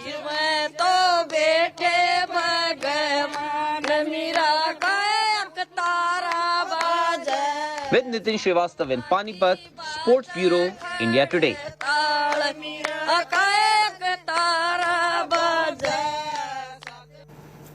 Right, such endearing images that you saw at Neeraj Chopra's village, where the entire community got together to celebrate the performance of Neeraj Chopra at the World Athletics Championship. That's all that we have on this very special broadcast, but news updates continue on the other side of the short break.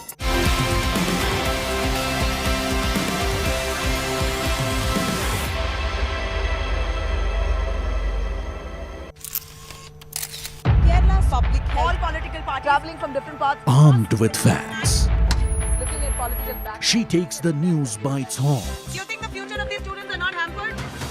Fierce, bold and direct, setting the tone for the biggest stories.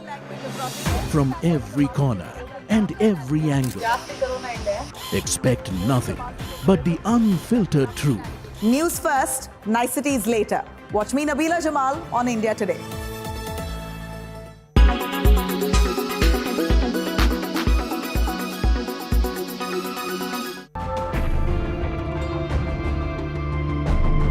Russia and Iran reached a tentative deal of $40 billion to develop future oil and gas projects. Gazprom and the National Iranian Oil Company signed an MOU to aid in the development of oil and gas fields. The deal coincides with Putin's visit to Tehran for a summit with his Iranian and Turkish counterparts. The deal will also include Gazprom in the completion of liquefied natural gas projects and the construction of gas exports pipelines. Iran owns the largest supply of natural gas reserves, followed by Russia. Both of them are subject to US sanctions. The deal also comes at a unique time when the energy market is strained and suffering from a fuel price rise. «Газпром» всегда выполнял, выполняет и намерен выполнять все свои обязательства. Europe is shutting down Russian energy flowing there. Subsequently, Moscow is turning to other countries to send energy supplies. For instance, Russia and China have deepened their energy ties. In the next 2 years, they will run a gas pipeline which will run 2,600 kilometers.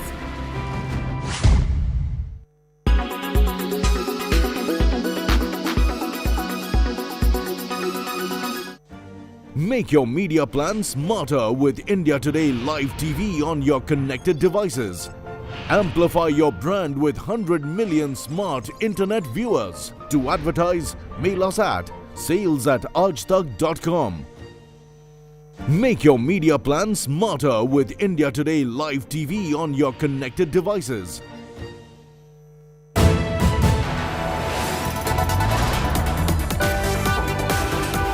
You are watching India Today.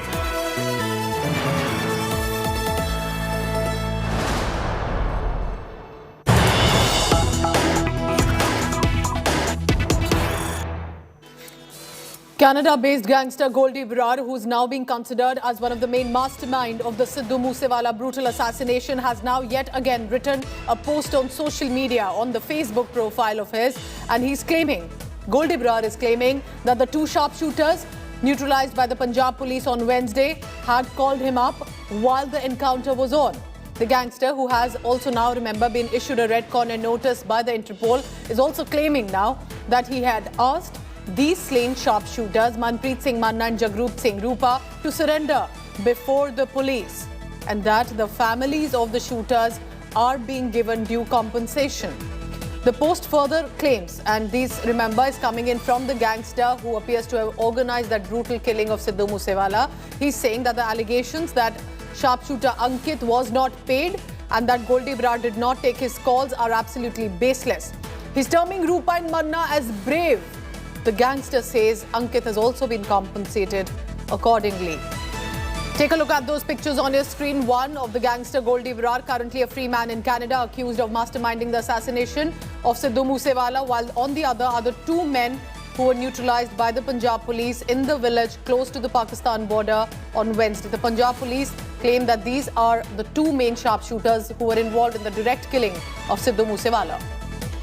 Let's go across quickly to Manjeet Sehgal, who's reporting on this. So first, a claim that I did it, I organized the murder, then a video, then the call surface, and now again a Facebook post. Manjeet, what does it say? Well, this is the second post after Sidhu Moosewala's murder puja.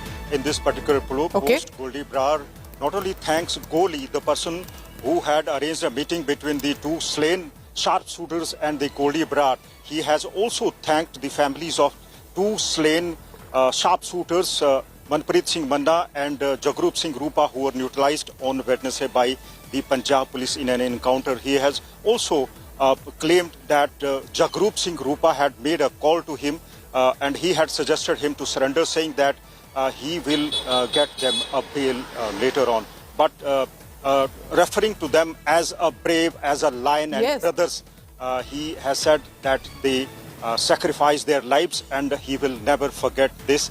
He also claimed that the families of these two slain sharpshooters have been compensated, and gangster Ankit's family will also be compensated. Remember, Goldie Brar is on the target of Punjab police. A red corner notice in his favor has already been issued by the Interpol, and Punjab police is trying to extradite him so Manjeet, is he basically stating, just to put it simply, is that these two sharpshooters, Mannu and Rupa, who were neutralized by the Punjab police, had called him up during the encounter, and that he said that he's claiming that I told them to surrender. They chose not to surrender and fight with the Punjab police. Yes, the gangster is particularly saying that Jagroop Singh Rupa had called him before Punjab police reached the spot, as the Punjab police sources say was already chasing these two sharpshooters, but he had asked them to surrender before the police. Police had also time and again issued warnings and on a public address system to surrender, but they did not. And as they started firing, police retaliated and both the sharpshooters were killed. during the encounter. So, of course, it will be now important if Goldie Brar at all will also be taken into arrest. Look closely, because what Manjeet Sehgal is breaking for us right now is absolutely surprising and shocking. Remember, a man in Canada seems to be, or at least is claiming to be, completely in tune with not only the murder that was organized, but ever since the shooters who've been arrested or neutralized, he's compensating them, he's in touch with them, he's telling them what to do. All of this while he's in Canada, and while these murders one by one of Sidhu Moosewala targeting other people, and then Punjab police had to shoot down these shooters as well. All of this, Goldie Brar claiming, I've been in touch with the shooters as well.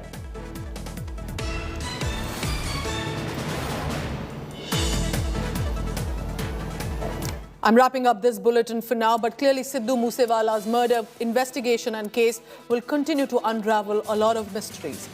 You can always log on to indiatoday.in for all the latest. I'll see you after the break. Thank you.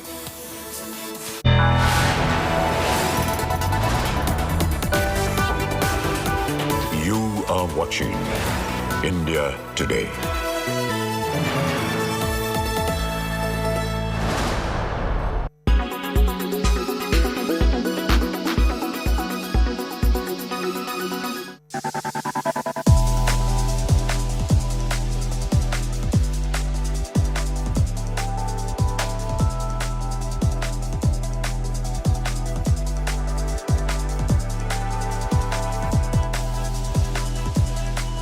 Gender-agnostic fashion lines and models are now prominent in India too. While the trend is still catching up, more non-binary models are getting their due finally. The Pride Month each year brings more awareness, and the change is palpable.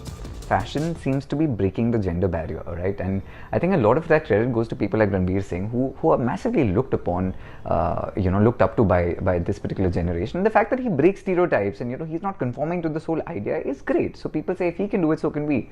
And which is so ironic in India, because our royals, our Rajas and Maharajas were always wearing these very sort of flowy, clothes, which today, well, could have been considered feminine, but that was part of how we were. In fact, even like jewelry and men with so much jewelry and stuff was very part of our Rajas and Maharajas and the royal culture. So I'm glad today we're coming back to this point where, that whole thing in the middle where we went through saying skirts are for women and shirts and pants are for men is sort of dissolving, and that's incredible.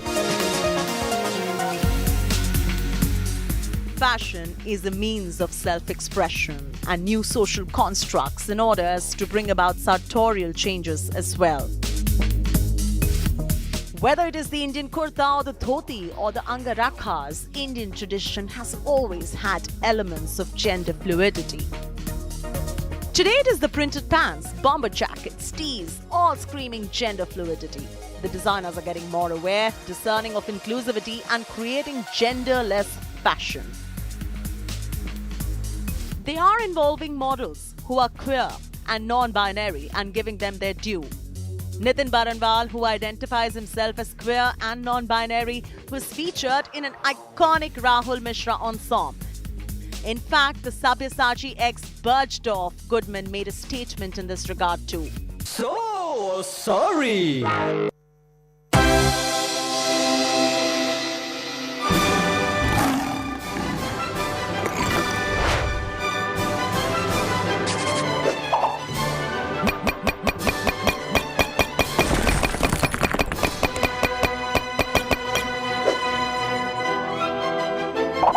Sir cheese, sir paneer.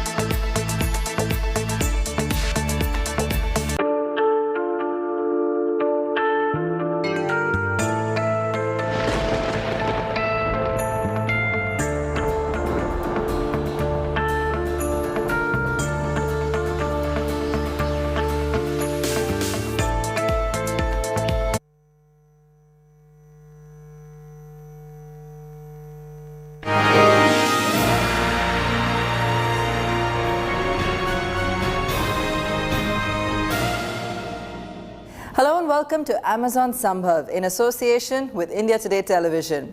Digitization of small businesses has been one of the great new hopes for the Indian MSME sector. It's come as a ray of light, especially for the traditional handicrafts and textiles communities, hamstrung, as they often are, by limited knowledge and reach of their products. Going digital gives them the platform to increase discovery, sell nationally and internationally, and even preserve our heritage.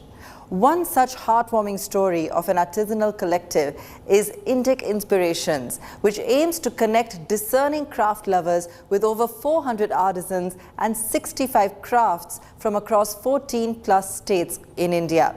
Indic Inspirations aspires to narrate stories of India's culture, heritage, traditions, and scientific achievements through Indic-inspired objects.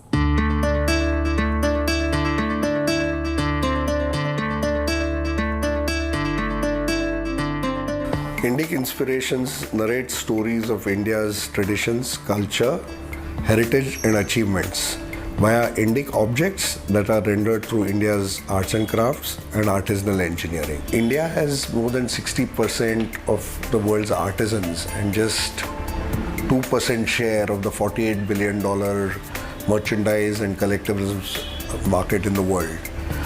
What's required is new products, good design, good packaging and good distribution to narrate the stories of India's soft power. We did this by creating more than 40 collections, narrating the stories of Shunya, yoga, Indian mythology, India's cities, and many other aspects of Indic civilization and modern India. And this was done by creating products through partnerships with ISRO, with Indian Railways, with the National Defence Academy.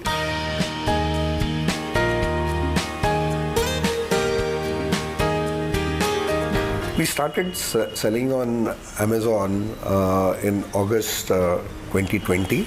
All consumers first come to Amazon to search for any new product that they're looking for. We had to be on the Amazon marketplace. It was very easy to get onto the Amazon Karigar program. A well-guided process and simple steps to list our products got us started as a seller first, and then we created our brand store. The transparency it provides to sellers and the choice it provides to consumers makes it very attractive for our customers.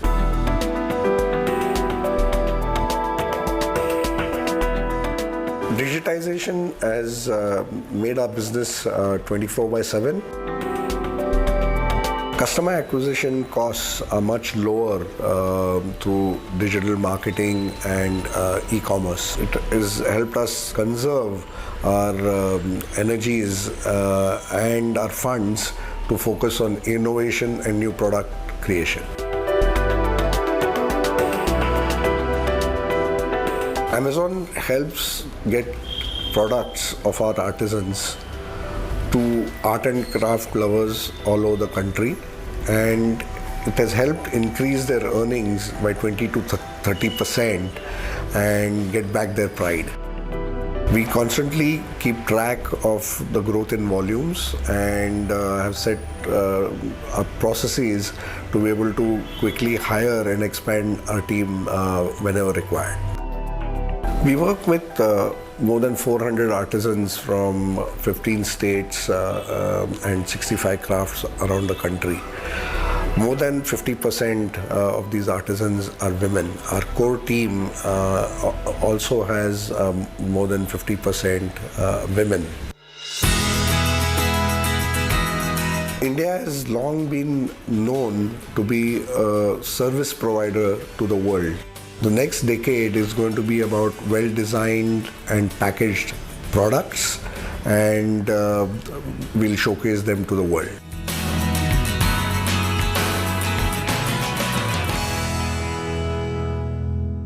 Digital empowerment of artisans not only increases their reach beyond their local customers, but simultaneously plays a crucial role in conserving our rich heritage over generations. To talk to us about the role of digitization in conserving and promoting India's traditional handicrafts and textiles, we have a special guest on our show today. I have the pleasure of inviting Chandrakant Salunke, SME Committee, Head of Industry Chamber. A very warm welcome, sir. Indian traditional handicrafts and textiles are appreciated around the world. How are we making sure that thousands of small MSMEs engaged in this are getting the right national and international exposure? Indian artisans are manufacturing or creating or developing very good articles, particularly handicraft articles, handicraft products also, and they have now understand the quality should be maintained and developed as per the international market, and therefore government is also giving guidance, organizations also giving guidance. Even my SME Chamber of India is also supporting them to develop quality, productivity and competitiveness, because product is good as a acceptable to international market. So therefore the competitive rate is also to be maintained properly. Therefore they are producing, but they are struggling to get a proper market, proper access to the market, and we are requesting the government to create a platform, a very good platform where marketing can be done, like a promotion as a made in India product, made by the handicrafts, made by the Indian artisans, so that it will give a more importance and more support, better than China and better than other countries. Smart and digital technologies are being used by these MSMEs to advance their businesses. Could you share with us a little bit more about these technologies?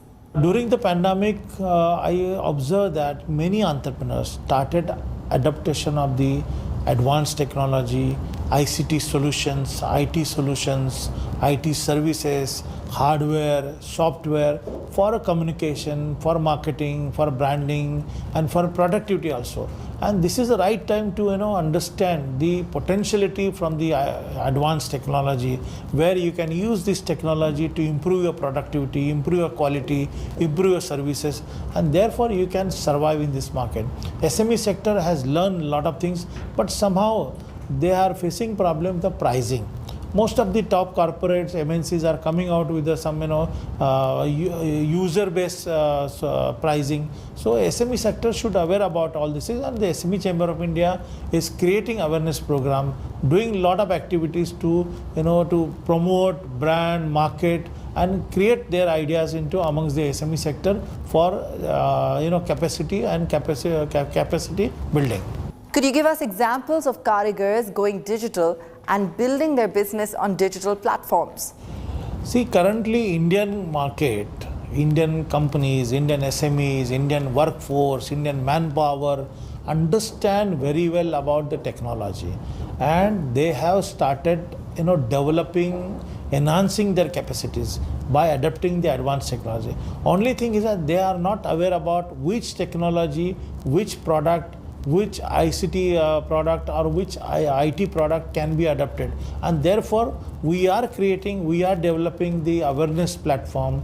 We are supporting them to adopt the advanced technology. Rather, my SME Chamber of India has developed along with the Digital India, that is a platform as a digital SME. Through digital SME, we are educating, supporting, guiding them what is the digitization and what is the digitalization, and they both SMEs and the suppliers' point of view, we are developing a bridge to understand their requirements, and we are encouraging the companies to provide a platform, provide solutions for their the better business development.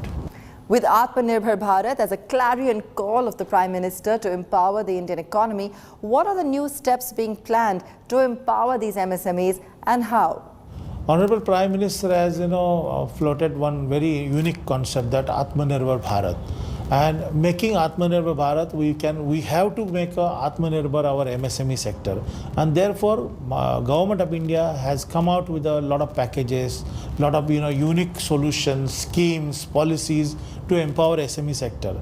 We know that India is a huge market for to supply or a procurement also. The foreign companies are looking India as a big opportunity. So similarly, we have to create, we have to empower, we have to strengthen our MSME sector. Those who will manufacture quality product for a international market.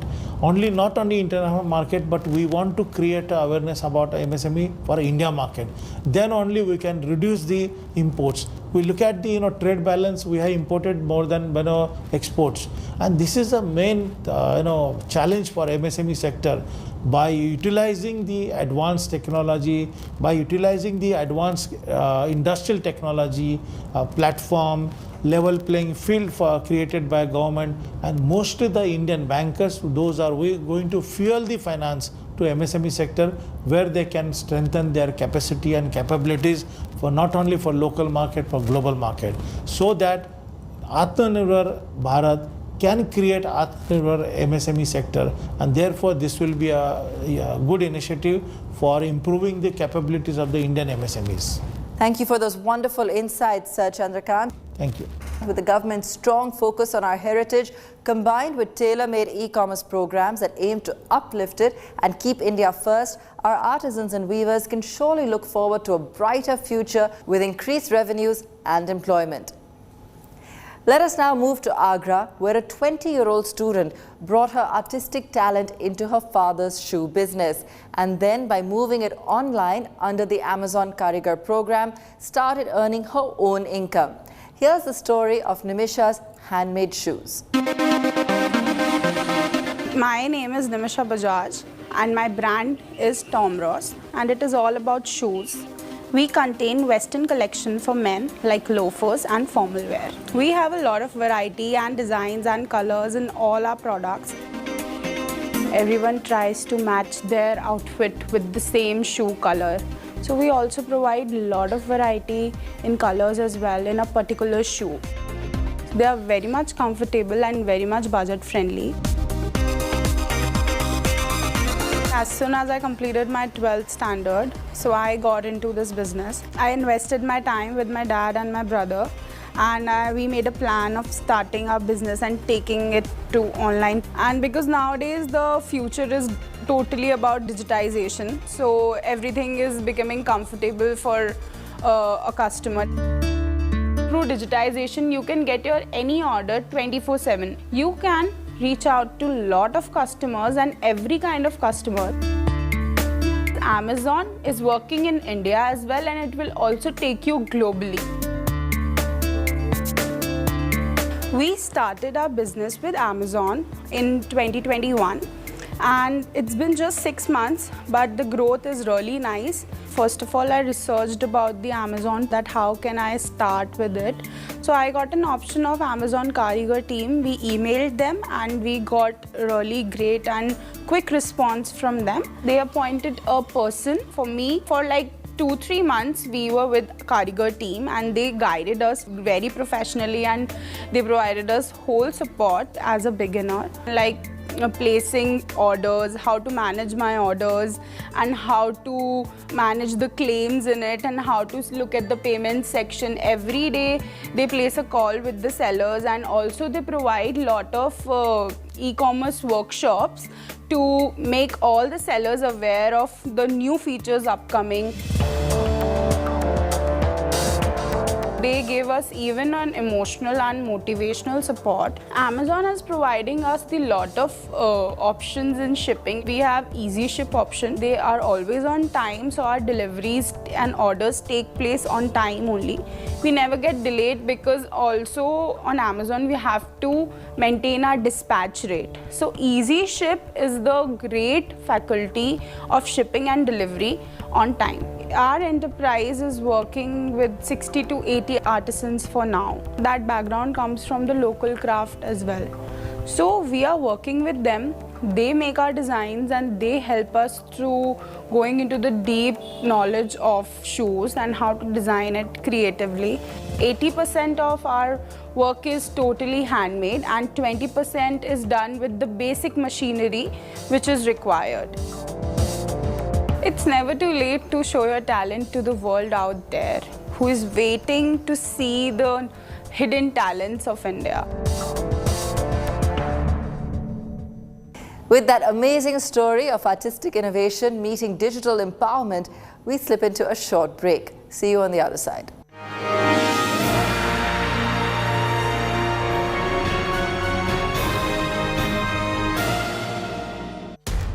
इस समय पूरी दुनिया में लोग confused हैं। वो समझ नहीं पा रहे हैं क्या सही है, क्या गलत है, क्या सच है, क्या झूठ है। और ये स्पष्टता हम आपको अपने इस नए शो में देंगे। सब कुछ ब्लैक एंड व्हाइट में बताएंगे। इस शो में मेरे बालों के अलावा कुछ ग्रे नहीं होगा। हर खबर ब्लैक एंड व्हाइट की तरह बिल्कुल स्पष्ट होगी।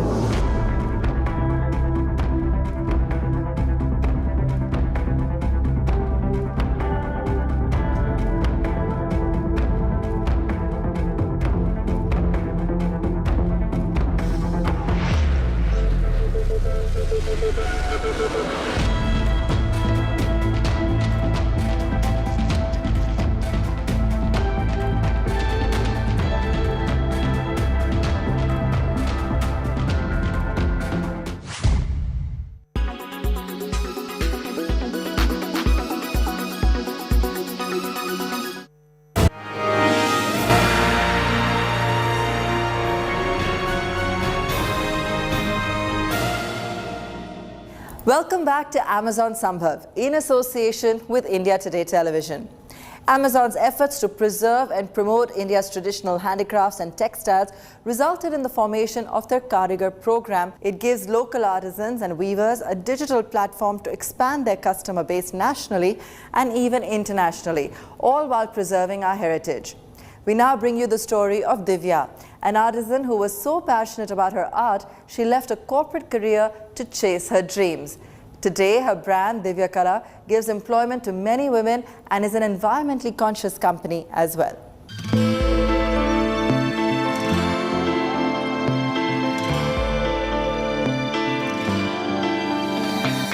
Our enterprise is called Divya Kala. So Divya is a divine art and Kala is handcrafted. So the whole idea is to promote handcrafted products in India as well as outside. Currently it's in early age startup with my sister who's also a co-founder. As of now we have 5 women who are working with us. This number has increased since we started. And as per our needs, we ask other women also to help us. Otherwise, not very capable of getting work easily.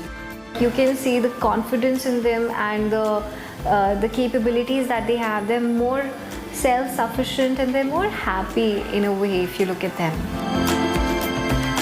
Quit my corporate job and I started something that I've always wanted. I was very passionate about handcrafted products, basically jewelry, because I used to do it as a kid. There is beaded jewelry, then there's pottery, and a lot of other things, seasonal things like Diwali, we have diyas and candles.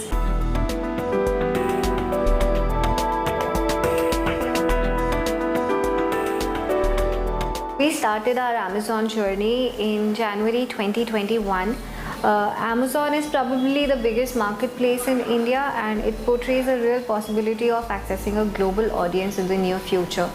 So it was really easy for us to join that marketplace. We just signed up and they have a seller university. The team helped us with the onboarding process, and being the part of Amazon Karigar's team helps us in various ways, one of which is that we have a dedicated account manager that we don't have to pay for.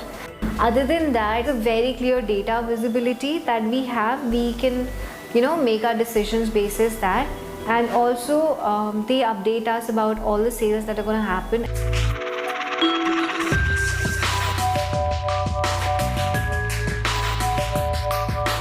With digitization, it has become easier to run a business than ever.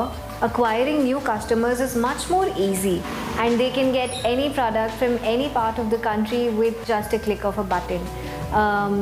It's also very easy for us to ship to any part of India just because we are digitized.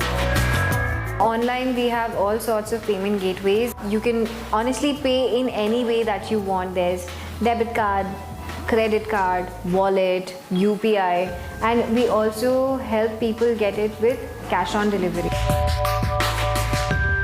Having a 24/7 venture without having someone to sit or guard that 24/7 venture is very helpful. There's nothing better than waking up to multiple orders pending in your account, because we've noticed that there are a lot of people who prefer shopping online at very odd hours.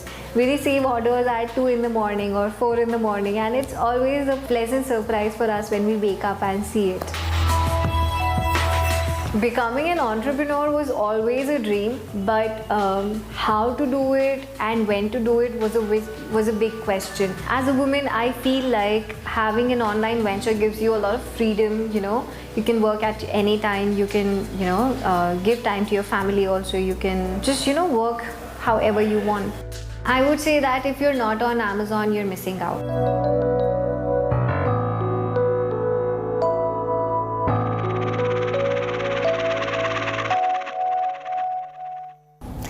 The importance of digital tools in enabling and empowering local artisans and weavers cannot be overstated. A democratic platform that gives them unlimited access to showcase their skills to the world.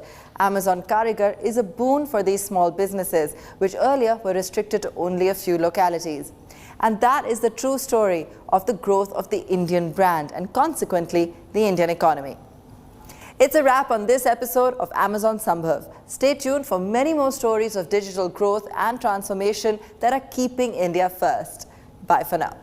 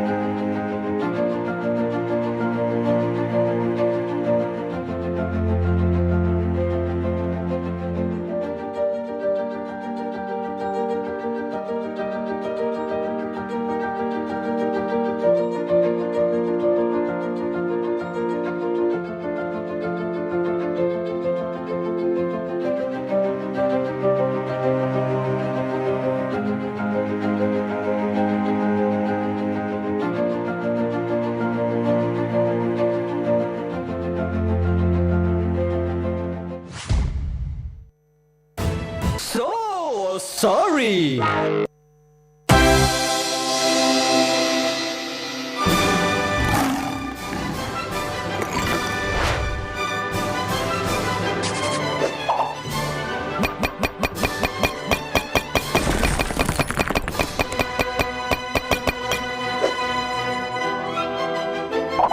Sir cheese, sir paneer.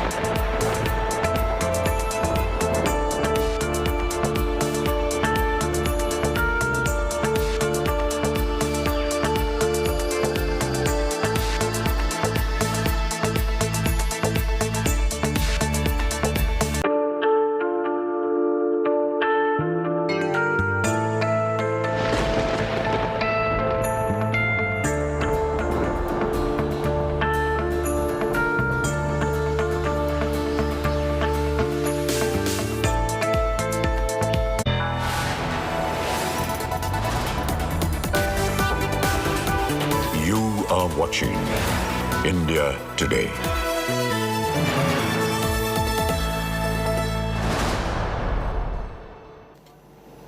Good evening and welcome. Thank you for tuning into India Today. I'm Pooja Shali. Let's begin first with the headlines. The Bharatiya Janata Party targets Chief Minister Mamata Banerjee after the arrest of her Minister Partha Chatterjee and aide Arpita in cash for job scam. ED seeks transfer of the arrested minister from State Government Hospital to Army Run 1. The Bharatiya Janata Party fact-checks Aam Aadmi Party over its cropped video claiming insult of outgoing President Ramnath Kovind by Prime Minister Narendra Modi, sharing full video then that Prime Minister Modi did greet Ramnath Kovind. Samajwadi Party Neta politicizes film industry star Ranveer Singh's photo shoot, compares it to the hijab analogy with the photo shoot asking nudity is freedom, not hijab.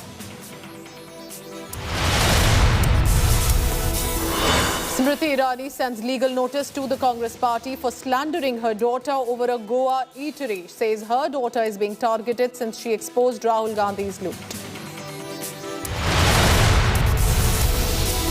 Gangster Goldie Brar's sensational Facebook post yet again, this time paying a tribute to slain gangster shooters Rupa and Manna, says both shooters had called him up during the encounter.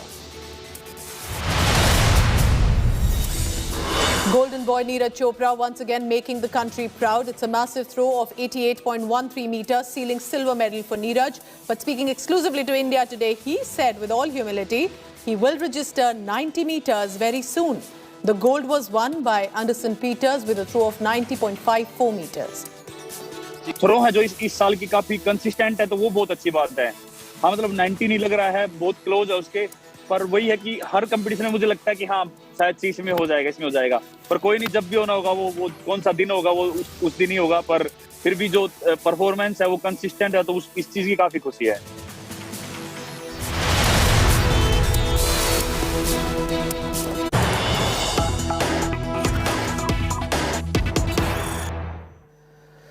Canada-based gangster Goldie Brar has now reacted once again via the social media site Facebook. He's put up a post claiming that the two sharpshooters neutralized by the Punjab police on Wednesday, remember, did call him up just before the encounter had started. Goldie Brar, remember, the gangster who has been issued a red corner notice even by the Interpol now, has claimed that he had asked these slain sharpshooters, Manpreet Singh Manna and Jagroop Singh Rupa, to surrender before the police. But he's claiming that they chose not to and fought the police. Now, the families of the slain shooters are being compensated accordingly, said this gangster. And the post further claims that the allegations that another sharpshooter, Ankit, was not paid or compensated and that he, Goldie Brar, did not take his calls are absolutely baseless.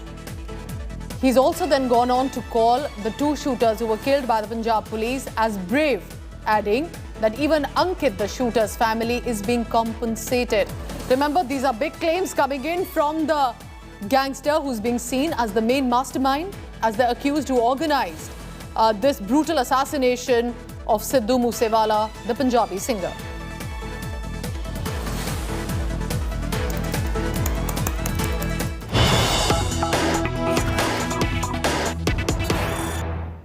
Shifting focus now to outgoing President Ramnath Kovind, who's addressing his speech right now. संपर्क से मुझे निरंतर प्रेरणा मिलती रही. छोटे छोटे गांव में रहने वाले हमारे किसान और मजदूर भाई बहन, नई पीढ़ी के जीवन को संवारने वाले हमारे शिक्षक, हमारी विरासत को समृद्ध बनाने वाले कलाकार, हमारे देश के विभिन्न आयामों का अध्ययन करने वाले विद्वान, देश की समृद्धि बढ़ाने वाले उद्यमी, देशवासियों की सेवा करने वाले डॉक्टर व नर्स, राष्ट्र निर्माण में संलग्न वैज्ञानिक व इंजीनियर, देश की न्याय व्यवस्था को योगदान देने वाले न्यायाधीश व अधिवक्ता, प्रशासन तंत्र को सुचारू रूप से चलाने वाले सिविल सर्वेंट्स, हर वर्ग को विकास से जोड़ने में सक्रिय हमारे सामाजिक कार्यकर्ता, भारतीय समाज में आध्यात्मिक प्रवाह को बनाए रखने वाले सभी पंथों के आचार्य व गुरुजन, आप सभी ने मुझे अपने कर्तव्यों का निर्वहन करने में भरपूर सहयोग दिया है. संक्षेप में कहूं तो तो समाज के सभी वर्गों का मुझे पूरा सहयोग, समर्थन व आशीर्वाद मिला है।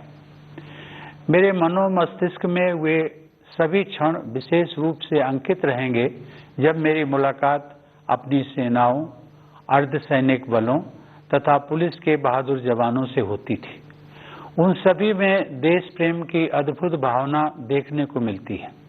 अपनी विदेश यात्राओं के दौरान जब भी प्रवासी भारतीयों के साथ मेरा मिलना हुआ, हर बार मुझे मातृभूमि के प्रति उनके गहरे प्यार और अपनेपन का एहसास हुआ। देश के सर्वोच्च नागरिक पुरस्कार समारोहों के दौरान मुझे अनेक असाधारण प्रतिभाओं से मिलने का अवसर मिला। वे सभी पूरी लगन, अटूट समर्पण और दृढ़ निष्ठा के साथ एक बेहतर भारत के निर्माण में सक्रिय हैं।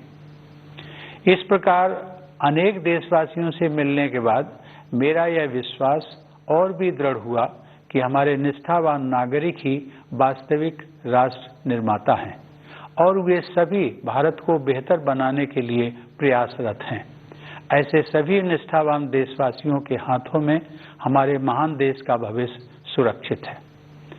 प्यारे देशवासियों, अपने इन अनुभवों से गुजरते हुए अक्सर मुझे अपना बचपन भी याद आता रहा है कि किस तरह महत्वपूर्ण ऐतिहासिक घटनाएं हमारे व्यक्तिगत जीवन को प्रभावित करती रहीं।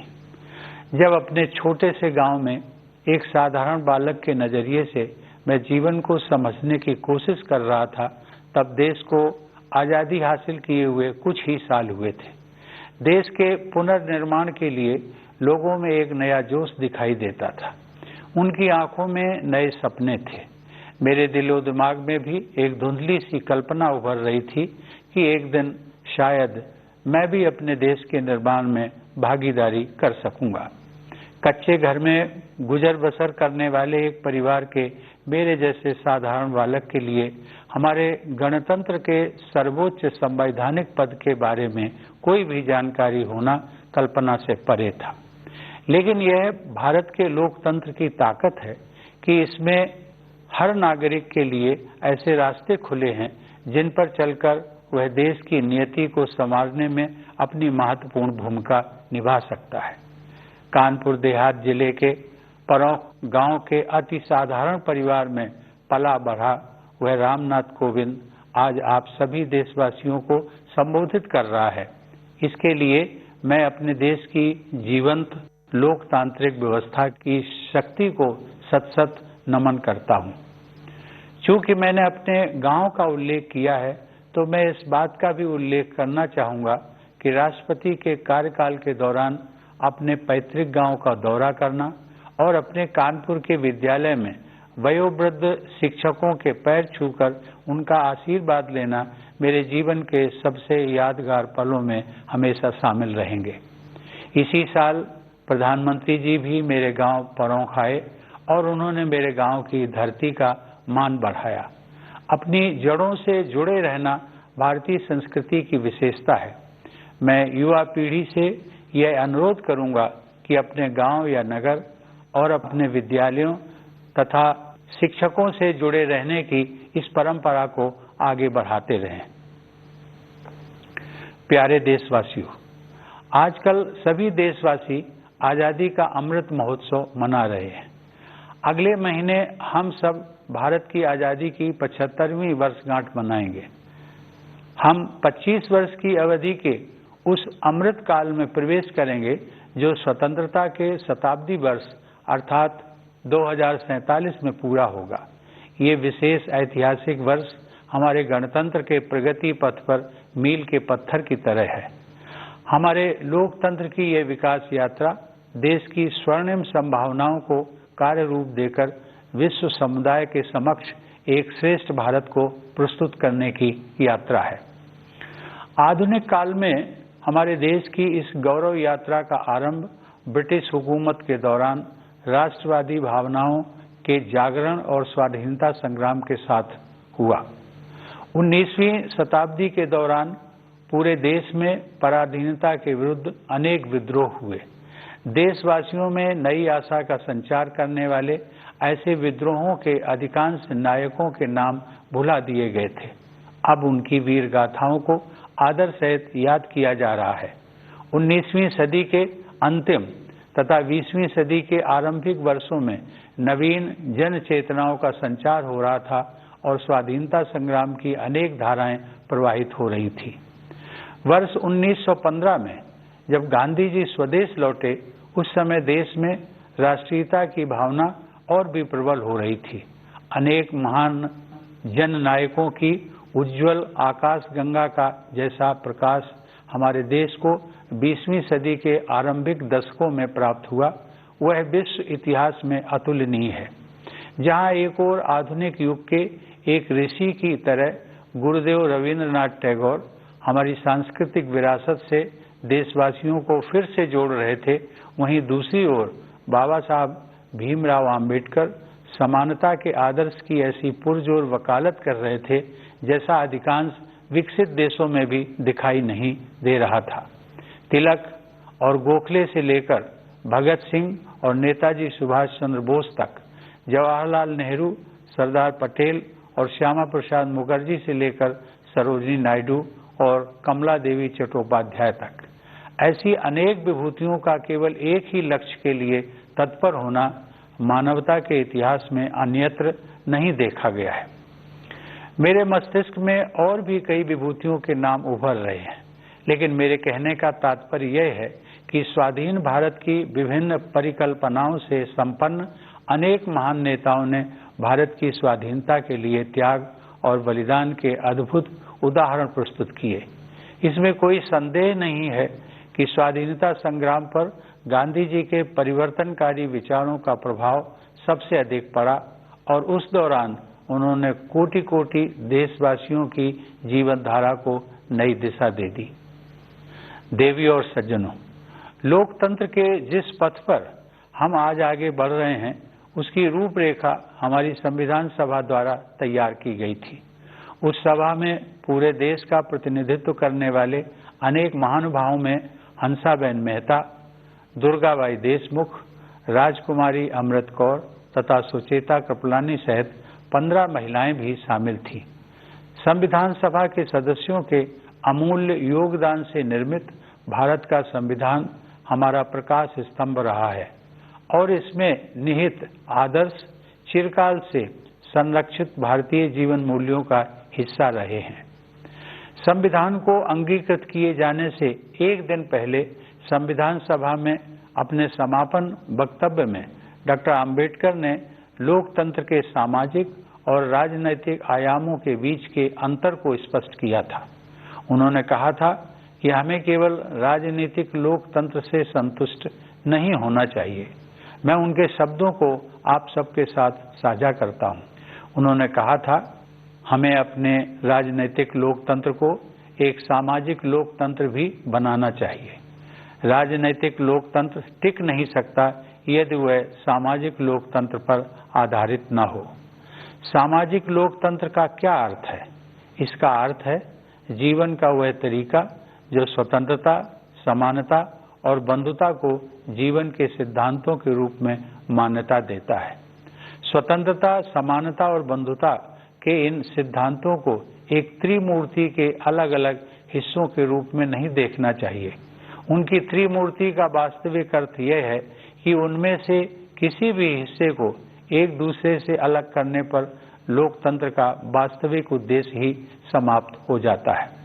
प्यारे देशवासियों, जीवन मूल्यों की यह त्रिमूर्ति आदर्शयुक्त, उदारतापूर्ण और प्रेरणादायक है।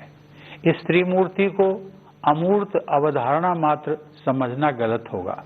केवल आधुनिक ही नहीं बल्कि हमारा प्राचीन इतिहास भी इस बात की गवाही देता है कि वे तीनों जीवन मूल्य हमारे जीवन की सच्चाई हैं। उन्हें हासिल किया जा सकता है और वस्तुतः उन्हें विभिन्न युगों में हासिल किया भी गया है। हमारे पूर्वजों और हमारे आधुनिक राष्ट्र निर्माताओं ने अपने कठिन परिश्रम और सेवा भावना के द्वारा न्याय, स्वतंत्रता, समता और बंधुता के आदर्शों को चरितार्थ किया था। हमें केवल उनके पद चिन्हों पर चलना है और आगे बढ़ते रहना है। सवाल उठता है कि आज के संदर्भ में एक सामान्य नागरिक के लिए ऐसे आदर्शों का क्या अर्थ है? मेरा मानना है कि उन आदर्शों का प्रमुख लक्ष्य सामान्य व्यक्ति के लिए सुखमय जीवन का मार्ग प्रशस्त करना है। इसके लिए सबसे पहले सामान्य लोगों की मूलभूत आवश्यकताएं पूरी की जानी चाहिए। अब संसाधनों की कमी नहीं है। हर परिवार के पास बेहतर आवास तथा पीने के पानी और बिजली की सुविधा उपलब्ध हो, इस दिशा में हम काम कर रहे हैं। यह बदलाव विकास की बढ़ती हुई गति तथा भेदभाव से पूर्णतः मुक्त सुशासन द्वारा ही संभव हो सका है। मूलभूत आवश्यकताओं को उपलब्ध कराने के बाद यह सुनिश्चित करना है कि प्रत्येक नागरिक अपनी क्षमताओं का उपयोग करते हुए खुशी के अवसर तलाशे तथा अपने नितांत निजी गुणों का समुचित उपयोग करते हुए अपनी नियति का निर्माण करे। इस दिशा में आगे बढ़ने के लिए शिक्षा ही मुख्य साधन है। मेरा मानना है कि राष्ट्रीय शिक्षा नीति युवा भारतीयों के लिए अपनी विरासत से जुड़ने और 21वीं सदी में अपने पैर जमाने में बहुत सहायक सिद्ध होगी। उनके विकासमान भविष्य के लिए अच्छी स्वास्थ्य सेवाएं अनिवार्य हैं। कोविड की वैश्विक महामारी ने सार्वजनिक स्वास्थ्य सेवा के बुनियादी ढांचे में और भी अधिक सुधार की आवश्यकता को रेखांकित किया है। मुझे खुशी है कि सरकार ने इस कार्य को सर्वोच्च प्राथमिकता दी है। शिक्षा और स्वास्थ्य सेवाओं का लाभ उठाते हुए हमारे देशवासी सक्षम बन सकते हैं और आर्थिक सुधारों का लाभ लेकर अपने जीवन निर्माण के लिए सर्वोत्तम मार्ग अपना सकते हैं। 21वीं सदी को भारत की सदी बनाने के लिए हमारा देश सक्षम हो रहा है, यह मेरा दृढ़ विश्वास है। प्यारे देशवासियों, अपने कार्यकाल के 5 वर्षों के दौरान मैंने अपनी पूरी योग्यता से अपने दायित्वों का निर्वहन किया है। मैं doctor Rajendra Prasad, doctor S Radhakrishnan और डॉक्टर APJ अब्दुल कलाम जैसी महान विभूतियों का उत्तराधिकारी होने के नाते बहुत सचेत रहा हूँ। जब मैंने राष्ट्रपति भवन में प्रवेश किया था, तब मेरे तत्कालीन पूर्ववर्ती श्री प्रणब मुखर्जी ने भी मेरे कर्तव्यों के बारे में मुझे बुद्धिमत्तापूर्ण सुझाव दिए। फिर भी जब कभी मुझे किसी तरह का संशय हुआ, तब मैंने गांधी जी का और उनके द्वारा सुझाए गए मूल मंत्र का सहारा लिया। गांधी जी की सलाह के मुताबिक सबसे अच्छा मार्गदर्शक सिद्धांत यह था कि हम सबसे गरीब आदमी के चेहरे को याद करें और खुद से ये सवाल पूछें कि हम जो कदम उठाने जा रहे हैं, क्या वह उस गरीब के लिए सहायक होगा। मैं गांधी जी के सिद्धांतों पर अपने अटूट विश्वास को दोहराते हुए आप सबसे यह आग्रह करूंगा कि आप प्रतिदिन कुछ मिनटों के लिए ही सही गांधी जी के जीवन और शिक्षाओं पर अवश्य विचार करें। प्यारे देशवासियों, हम सबके लिए माता की तरह पूज्य प्रकृति गहरी पीड़ा से गुजर रही है। जलवायु परिवर्तन का संकट हमारी धरती के भविष्य के लिए गंभीर खतरा बना हुआ है। हमें अपने बच्चों की खातिर अपने पर्यावरण, अपनी जमीन, हवा और पानी का संरक्षण करना है। अपनी दिनचर्या में तथा रोजमर्रा की चीजों का इस्तेमाल करते समय हमें अपने पेड़ों, नदियों, समुद्रों और पहाड़ों के साथ साथ अन्य सभी जीव जंतुओं की रक्षा के लिए बहुत सावधान रहने की जरूरत है। प्रथम नागरिक के रूप में यदि अपने देशवासियों को मुझे कोई एक सलाह देनी हो तो मैं यही सलाह दूंगा। अपने वक्तव्य का समापन करते हुए मैं एक बार फिर सभी देशवासियों के प्रति हार्दिक कृतज्ञता व्यक्त करता हूं। भारत माता को सादर नमन करते हुए मैं आप सभी के उज्जवल भविष्य की मंगल कामना करता हूं। धन्यवाद। जय Hind. So that is the 14th president. You're looking at the outgoing president, Ramnath Kovind. Remember, who was sworn in as the president in July 2017. And now, of course, in just about the next few hours, we'll have Draupadi Murmu as the 15th president. But very interesting words he said, and expressed gratefulness to all Indians who have given him the love, respect, and of course have acknowledged his work as well. Ramnath Kovind, the outgoing president, saying democracy in this country gives everyone a chance and citizens are the true nation builders.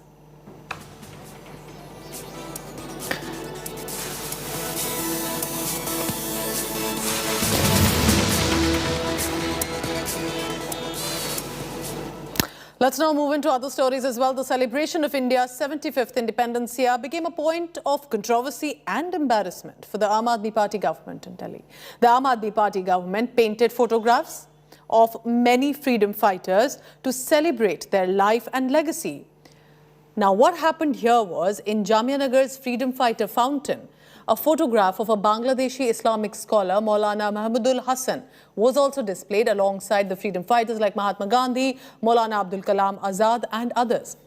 But the photograph was then removed after India Today played up of why and how this specific figure had made it to the list of the freedom fighters. BJP also questioning and jumping in and has slammed the Aam Aadmi Party government over the poster, asking why was a Bangladeshi hailed for 1 month here in the area. A freedom fighters fountain was put up by Arvind Kejriwal and his government and by Mr. Amatullah Khan, and that freedom fighters fountain, apart from having the pictures of freedom fighters like Mahatma Gandhi, Maulana Azad, Rajguru, Bhagat Singh Ji and others, has the picture of a Bangladeshi scholar. And this has been put up by them for the last 1 month.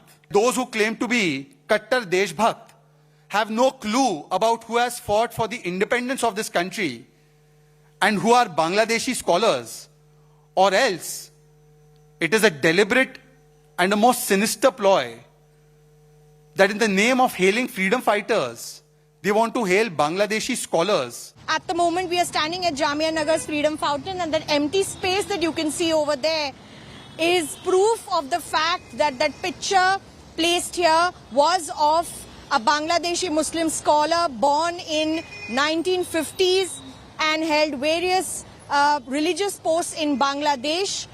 The picture should have been of Mahmud Hasan Deobandi, who is a revered Muslim scholar born in Uttar Pradesh in Bareilly and died in 1920. He was instrumental in the co-founding of Jamia Millia Islamia as well, and was immensely contributed to the freedom struggle of India. At one point, even Mahatma Gandhi had said once to him that he should be the one who should lay stone to the foundation of Jamia Millia Islamia. He was also responsible for activating the Silk Letters movement. He also influenced many Muslim leaders at that point to join in the freedom struggle for India's independence. But instead of his picture, the Bangladeshi Maulana's photo was pasted here at the fountain after India Today did that expose and showed that it is indeed a Bangladeshi Muslim scholar. The Aam Aadmi Party there had to take off that picture. We only hope that the real freedom fighters picture is now placed here next to the great freedom fighters of this nation respectfully. With Nasir Khan, Milan Sharma for India Today. In Jamia Nagar metro stations, there is a one freedom fighter fountain which had erupted a row over, and after the tweet of BJP spokesperson Shehzad Jahind. Shehzad tweeted the photo of this freedom fighter fountain and claimed that the photo, which is removed now, but who had removed it, nobody taken. So it was after India Today's Milan Sharma's report that finally that embarrassment getting caught and then some action was taken, mistaking the freedom fighters of the country. I'm heading into a very short break. Smriti Irani versus the Congress party over the Goa bar has exploded. An emotional Smriti Irani has attacked the Congress, threatening legal action, saying daughter's character is being assassinated.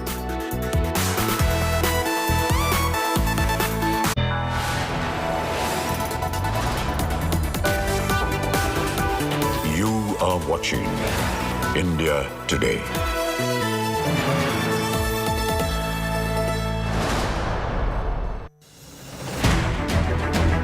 I don't read the news. I read between the lines to tell you the true version of events, the true story of our times. To document grief, the toughest assignment for any journalist to be. From those who matter. Women politicians going to stick up for each other. Of those who should matter. I document the truth. I don't distort the truth. I don't glamorize the truth. I don't gloss over the truth. The ghosts of India's contentious medieval history have come knocking again. I hustle for the truth. On the ground, in the newsroom, in the studio. I don't try to grab eyeballs. I inform you to make you see the point. To the Point with Preeti Chaudhary. At these times, only on India Today.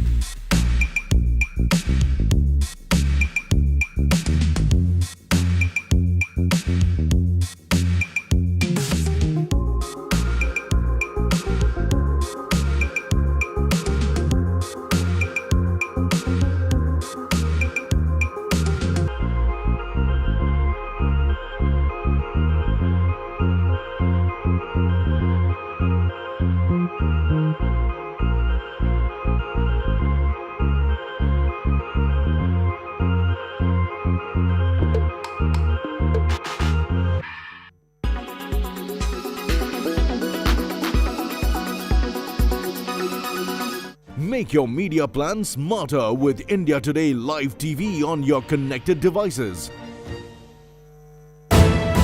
You are watching India Today.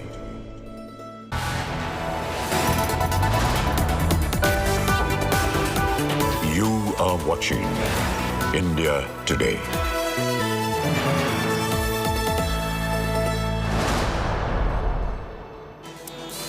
A day after the Congress party levelled corruption charges against Minister Smriti Irani's daughter, the Union Minister has now sent a defamation notice to the Congress party leaders. The cease and desist notice has also been individually served to Pawan Khera, who's the senior spokesperson of the party, also Jairam Ramesh, who's right now the AICC's in charge of specifically the communications department, and Netta D'Souza. Smriti Irani's lawyers are demanding unconditional apology from the Congress netas within the next 24 hours. The notice comes a day after the Congress party alleged that Smriti Irani's daughter was illegally running a cafe in Goa. The Congress party has protested even outside the Goan eatery. Take a look now. What are the reactions that have since come in? Smriti Irani का जो धंधा है गैर कानूनी, उसे बंद करने के लिए या वो गैर कानूनी नहीं है, कानूनी है, लीगल है, ये बताने के लिए गोवा के मुख्यमंत्री सामने नहीं आते हैं। क्यों चुप हैं? क्या छुपा रहे हैं? क्या झूठ बोल रहे हैं? ये तय है कि भारतीय जनता पार्टी और उनकी सरकार केंद्र में भी और गोवा में भी झूठ में लपटी हुई है। इनकी पूरी कहानी, स्मृति ईरानी की पूरी कहानी झूठी है। I made a complaint to the Excise Commissioner. The Excise Commissioner was pleased to issue show cause notice to the owners of this restaurant, whoever is running. So the notice has been served on the restaurant premises. So whoever is running the premises is running it totally illegally. So he has to appear before the Excise Commissioner on 29th June at 11 o'clock when the Excise Commissioner will hear this matter. So this thing has to be thoroughly investigated as to how. We need to know from where did the political pressure come to do such an illegality, because the excise licenses issued to these premises are in total violation of law. That's a wrap on this bulletin for now. You can always log on to indiatoday.in for all the latest news. Thank you for watching. Take care.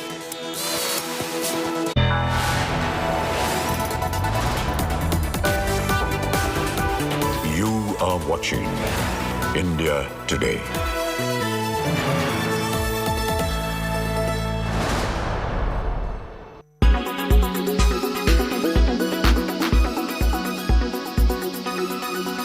Internet. For humans, life on Earth is unimaginable without it. We spend hours together on cell phones, But have you ever wondered how you catch this high-speed internet? So how does satellite internet work? Why is it useful and criticized? Very high-speed internet everywhere on Earth, including the out-of-coverage areas or blank zones, is the promise of satellite internet. 3 factors are necessary: a ground station connected to the global internet network, a geostationary satellite, and a dish installed at the subscribers pointing towards the satellite. With each search on the internet, the dish sends the requested data to the satellite, which in turn sends it back to a transmitting or receiving station itself connected to the internet. Once the information is obtained, the data will follow the reverse path. The pioneers of satellite internet operate using satellites in geostationary orbit at an altitude of more than 35,000 kilometers. The data travels a long distance, generating a latency time 3 to 5 times greater than that of asymmetric digital subscriber line or ADSL, an older popular form of broadband. The new operators, on the other hand, function in low orbit or LEO around 600 kilometers. The advantage here is to reduce the latency time, which makes it possible to multiply the services in transport, finance, defense, or even video games. It is now possible to have the internet when up in the sky or down at sea. On the other hand, this requires sending many machines in low orbit. Constellations of satellites are being deployed now above our heads by private operators. Starlink, a subsidiary of SpaceX, has already launched thousands of machines. The same for Amazon's Kuiper system. Countries such as China or Britain are developing their own network to preserve the sovereignty. These responses to an explosion of internet needs are attracting criticism. The satellites are more vulnerable than geostationary ones, while astronomers point to the visual pollution caused by the passage of satellites on their observations. NASA fears the proliferation of satellites will raise the risk of collision in space.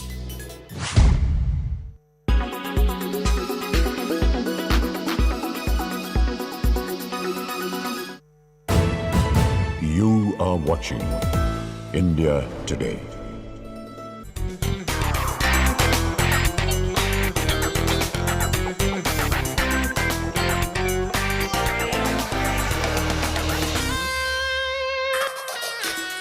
Hello and welcome, I'm Chaiti Narula, and today I'm being joined by somebody who I feel is an artist first and then a fashion designer. He's perhaps the only one who has really made headway into the inner sanctum of French couture as well, and somebody who is doing his bit for Indian artisans more than any other designer in this country today. I'm privileged today to be in conversation with Rahul Mishra. Rahul, thanks so much for making it to our studio today, and congratulations on that fantastic Paris Couture Week.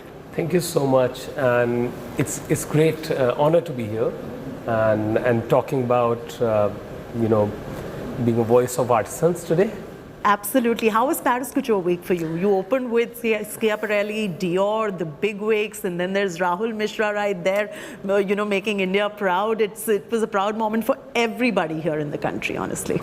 I think as a team, because I must start it like I get a lot of credit for the work which is done with the brand, and the work is carried out by thousands of hands which are working together to create these kind of pieces. Yeah.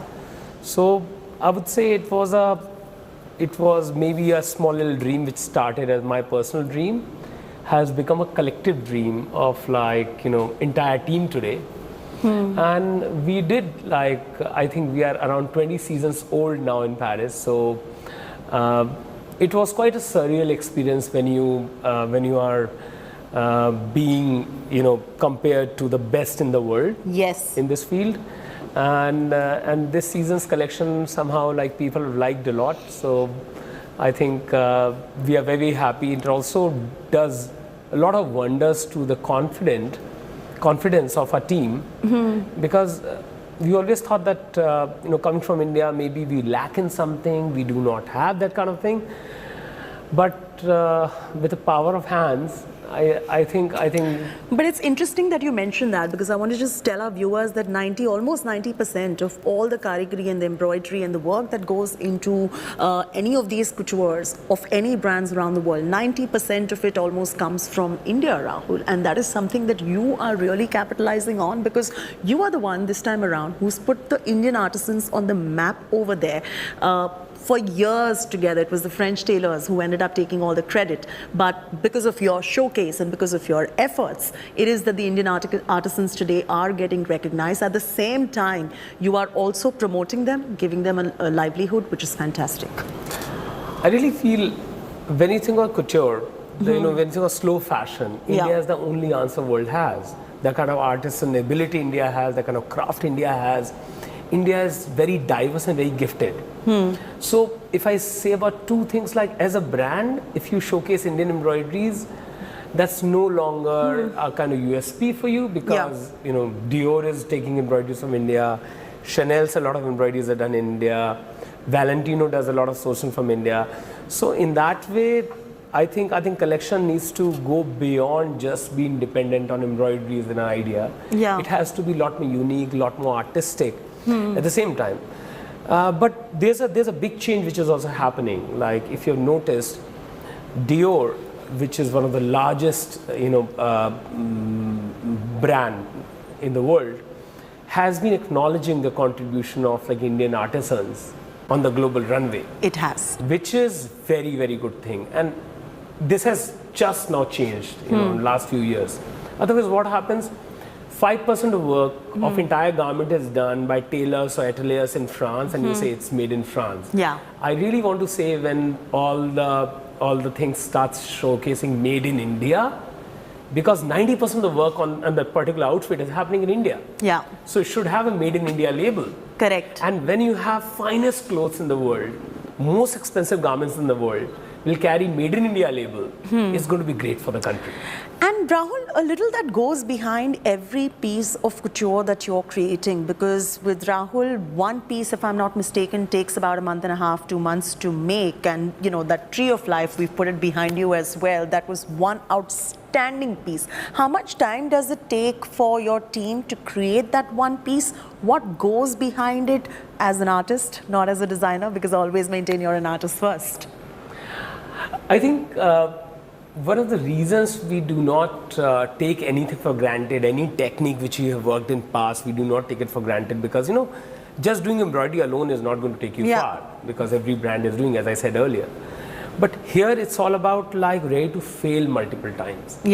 So when I say a garment is taking 1.5 months, where you know 50 of 100 of us are working together, it's because on one multiple times that garment has been opened again, has again gone on the embroidery cart, then again it came out, again it has to go back into that thing, because we are doing a lot of hits and trials to reach to that final desired look. So I really say, like, you might say, like, this collection was a great success, but behind that big success we have failed hundreds of times at our studio, and we were quite nervous actually. A lot of time when you say, oh, the show is just 15 days away and you're not even done with 10 outfits, you are really worried. But I think as an artist, there's a joy of pushing limits. There's a joy of showcasing new side of artisans, what India can offer, especially three-dimensional embroidery. I was about to come to that. How did you come about creating three-dimensional structures like that, including those cuffs and everything, which was 3D structured? What goes behind that? Actually, a lot of time it's an inspiration. Like, I come from a very, very small village in Kanpur. Malhausi, it's 80 kilometers away from Kanpur. And I remember my early childhood. We have a house which is quite on the edge of the village. So almost 200 meters away from the house, there's a giant banyan tree. And I remember as a child walking with my mother also, where you put that hand-spun cotton thread around the tree. So in that way, what happens, like, you are almost tying the tree. For me, like, metaphorically, it looks like you're protecting the tree. And in turn, a tree protects your family, your husband, your life, your children, and it gives longevity to everybody. I think if scientifically you see, the trees are protecting all of us.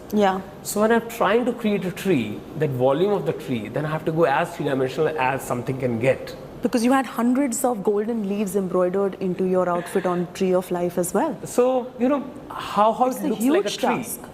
particular creation of yours, Tree of Life, I think is going to go down in history books, Rahul. It's one of the most beautiful three-dimensional structures and creations that has come from your house, and it's fabulous. And that brings me back to the issue of reverse migration also. The kind of artists that you, the karigars and the artisans that you are employing to create structures like that, it is not an easy job. And for you as a designer today, bringing that kind of an employment into the rural areas, it's very, very rare in a world which is consumed completely by fast fashion, which is absolutely not sustainable in the long run. I really feel like everything goes back to, my NID days, National Design in Ahmedabad, where, a lot of time my professor, late MP Ranjan, he would take us to Kochrab Ashram. Although we all read about Mahatma Gandhi in school books, but you start learning about Gandhi far more closer when Ranjan used to define Gandhi as the best designer. Like it might sound a little ironic here, but best design, because he said like the simple, humble fabric, he connected so many dots so beautifully of employment. When you say Gaon Swaraj, Gram Swaraj, where villages can have their own freedom, their own independence. And Swablamban and all these kind of words when they came about together. So that's where I really learned about this. And this talisman, which was, I remember in my village books, right behind the copies, notebooks, there was a beautiful quote which was written. Any step you think about taking in any direction, think of the weakest person, poorest person you ever come across, how that step can help him to gain Swaraj or control on his own life. So that is where, as a designer, I have to make clothes. And it's very easy for somebody like you to get into fast fashion as well, but you've stayed away from it because that's not sustainable. And that is where I think, many designers need to take a note of the fact that Rahul Mishra today is perhaps one of the only ones who's being able to create and generate so much of rural empowerment through the employment that he creates with all the artisans that he hires. So in Bombay, most of the embroidery was happening in slum areas like Dharavi, Jijamata. So when we did a smaller research, we realized like what happens like in search of job, anybody who migrates from village, then he calls his chacha ka beta, then he calls his friends, everybody, and they all usually live around the same area, work together. So that is where in 2014, when he started asking them if they want to go back to the village, slowly that process started. Now more than 200 people, they work from a small village called Bonpur in West Bengal. And they all have started working from there. So instead of working from a slum area, they all work in a way from their home, having home cooked food, taking care of their old parents, young children. Not abandoning any of their family members to come to an urban metropolitan city in the hustle and bustle. And second thing is those conditions are not like where anybody should be living any which way. So it is really, really good to see when you say design or craft, such a powerful tool which can allow somebody to be at the village, be at the place. We don't need electricity, uninterrupted power supply to do hand embroidery. So in that way, hand embroidery becomes such, a chain of chain reaction. And when these embroiders, they stay in village, when they get their earning, they spend their earning within the village. So that also allows that milkman, that sabji wala, everybody also stay in village. So the entire periphery gets developed, and hence the whole village ends up getting empowering. And it's very, very heartwarming to see you do that. Now to the India Couture Week, where you're going to be showcasing what's in store, because I believe most of your collections have been taken away by everybody in the world. So how it happens when you do Paris Couture Week, which is in a way center of the universe for the entire thing which is happening in fashion. So around for a couple of weeks of time, everybody shoots. Every magazine cover is being shot with couture, every story is being published about it. So there's a lot of media attention this time which we got. So when I was leaving Paris just last week, I realized not even 5 pieces were left over there, so I could not carry back anything. And it doesn't look like I will have, any pieces which are going to from the runway. We are still trying that 4-5 pieces we can recreate so that we can show it to everybody in India. But yes, it will be an extension of the same collection, which we were working on,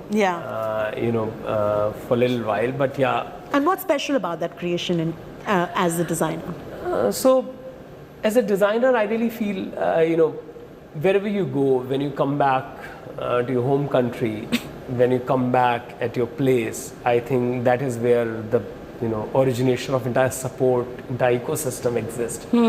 And in that way, the collection we are also trying right now to do a different, few different silhouettes.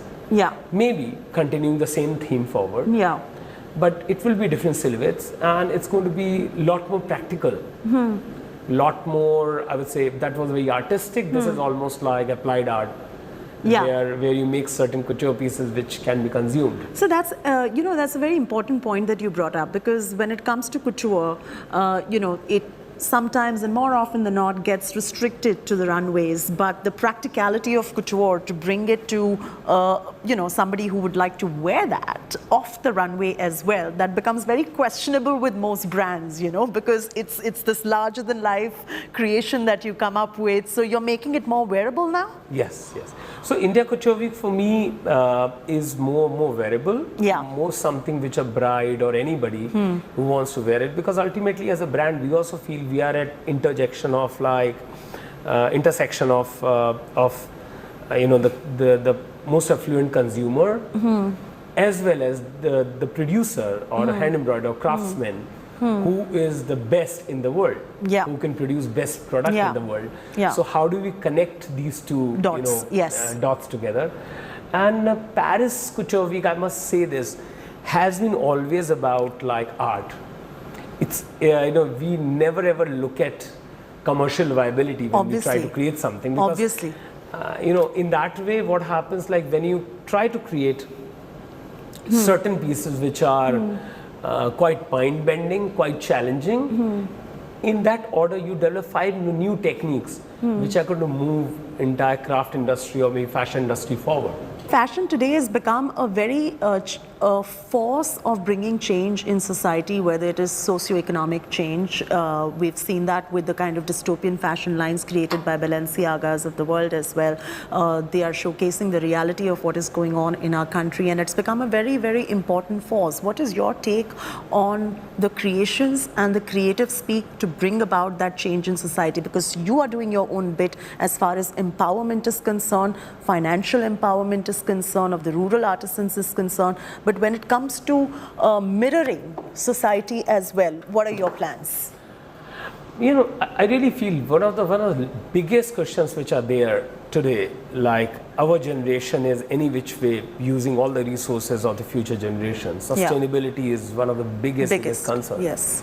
So I really feel at the top the fashion, because fashion is one of the largest polluting industry in the world. It is. Because somehow we found a solution to petrol and diesel. It looks like it's going to get phased out within by 2030. But fashion looks like is going to replace it with #1 polluting industry in the world. So in that way, from top fast fashion, you mean? Because fast fashion. So what fast fashion does always trickles down from couture itself. So we need to find ways of creating things which are far more inclusive, so that today in country like India, employment is the biggest challenge. Correct. And I'm sure if we can have 10% product also, any fast fashion person can have, which are handmade. I'm sure it can take care of millions of people's employment. And at the same time creating similar number of clothes. Right. So I always say even polyester is really beautiful if it can be handmade. And it can employ somebody, it can bring food on somebody's plate. But Rahul, in that case, the cost also goes up, and that is where fast fashion comes in. Many people, for them, affordability becomes a bit of a factor right there. And I'm talking largely, I'm not talking about Rahul Mishra's collections, but I'm talking about largely in the fashion industry as well. There's always that balancing act where people want to consume at a lower price point, and that's where fast fashion comes in, but it's highly not sustainable, because we've always been speaking about sustainability in fashion and making it more sustainable, but that comes at a higher price, always. I really feel that's where So where's the solution? You always have certain budget, like as a family who earns certain money, they'll have budget to spend on a car or bike, whatever it is. They will have certain budget to spend on clothing. So at least people who are buying 10 or 100, whatever number of pieces the family might be buying for entire year, it's better to focus on the brands which are creating slow things, to focus on the weavers, focus on a purchase which can help larger cause for the planet, for the people also at the same time. So people and planet, it needs to go together. So what does fashion really mean to you then? I want to come to the less serious questions then now. What does fashion really mean to you? Because, for many it is about keeping up with the trends. But as far as you are concerned, as a creator, I don't see that. You create the trends yourselves. I really feel like that's where people need to be far more confident. Somehow, entire advertising, entire machinery is working towards making you consume more. And I don't think every magazine you'll open will have this is trendy, this is fashionable, this is not. So what does fashion mean? That is what makes me really worried. I really feel, for me, fashion personally is something which is your personal style. Your personality, which looks really great, and you can repeat your outfits multiple times. Often we get fashion victim, and the time of social media, Instagram, etc. I'm sure whosoever is watching this has Instagram, and they always want to wear a new outfit, to post a selfie out there. Other people will say, oh, why are you wearing? I think it's really cool, it's really mindful to wear same outfit again and again, and show the world that you are really careful about purchasing extra, because ultimately most of the things are going to end up into landfills. And I'm sharing here also my daughter, who is 6-year-old. Her 90% clothing comes from my sister's daughters, who are elder to her. So Rahul, now what next in your career? What is the next big thing we're expecting from Rahul Mishra? So as you are aware, like with the Reliance retail, we have done Reliance Brand Limited, we have done a JV. So for which we have been working quite a lot. So I have done 14 seasons of ready-to-wear in Paris. So my ready-to-wear got disrupted because of my focus on couture as well as pandemic in 2020. And we had Rahul Mishra ready-to-wear presence across the globe. So ready-to-wear will carry the similar philosophy of slow fashion, inclusivity. In terms of involving artisans to work with us, and probably we will also be able to show what I'm talking about right now. I think as a brand we will to walk the path, how ready-to-wear or fast fashion, whatever you call it, should be created in a slow manner. Oh wow, that's fantastic. So from next year, maybe something like that is going to be there, and we are looking at. And the capital infusion really helps you. Yes, 100%, because ultimately, it also creates that room, right? And one more thing is that, like, whatever ideas were there, it creates that room. It also creates, we can build small little university of the brand in London, in Paris, in Milan, in New York, these kind of places, so that we are able to take brand, the ready-to-wear brand, in all its practicality to the consumers with best of made in India as a choice. Yes, absolutely. And of course, the biggest thing that Rahul has said today is going forward, what he's planning to do is to make fast fashion slow, a need of the hour as far as the entire Earth is concerned with the climate change and everything that we're witnessing today. It was such a pleasure talking to you, Rahul, and all the best for the upcoming India Couture Week 2022. Thanks a lot. It was a pleasure being here. Likewise.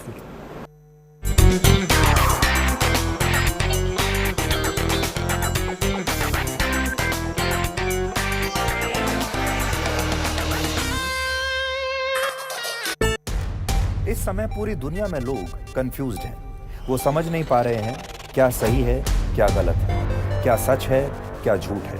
और ये स्पष्टता हम आपको अपने इस नए show में देंगे। सब कुछ ब्लैक एंड व्हाइट में बताएंगे। इस शो में मेरे बालों के अलावा कुछ ग्रे नहीं होगा। हर खबर ब्लैक एंड व्हाइट की तरह बिल्कुल स्पष्ट होगी।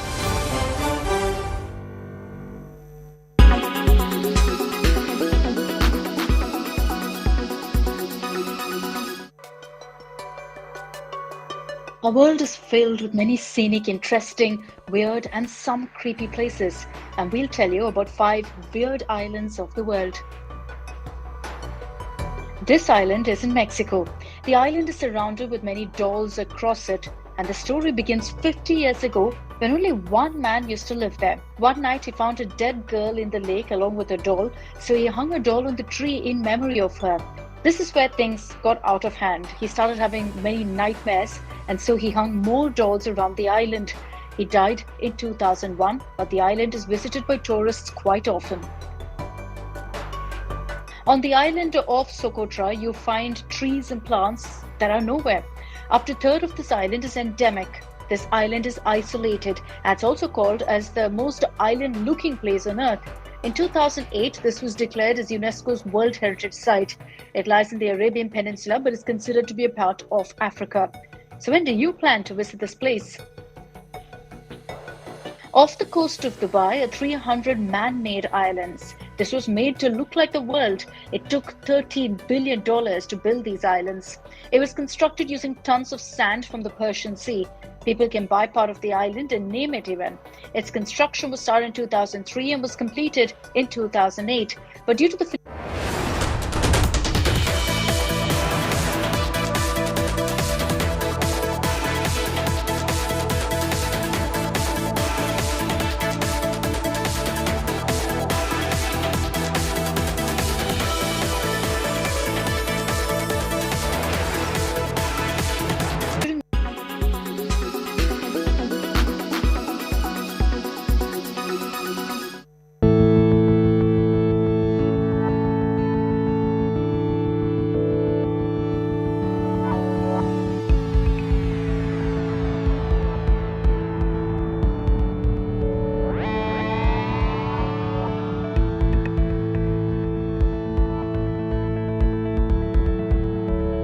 la main des aides-soignants.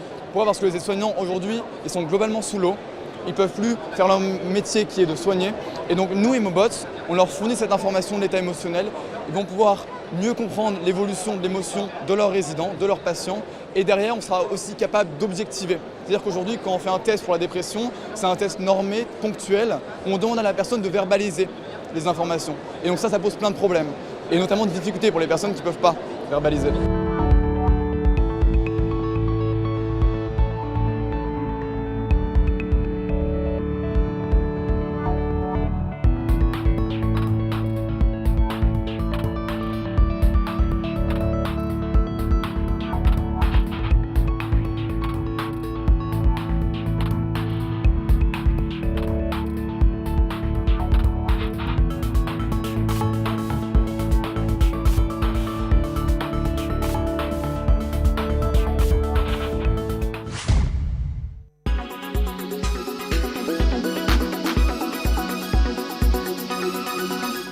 Make your media plan smarter with India Today Live TV on your connected devices. You are... Oh, sorry!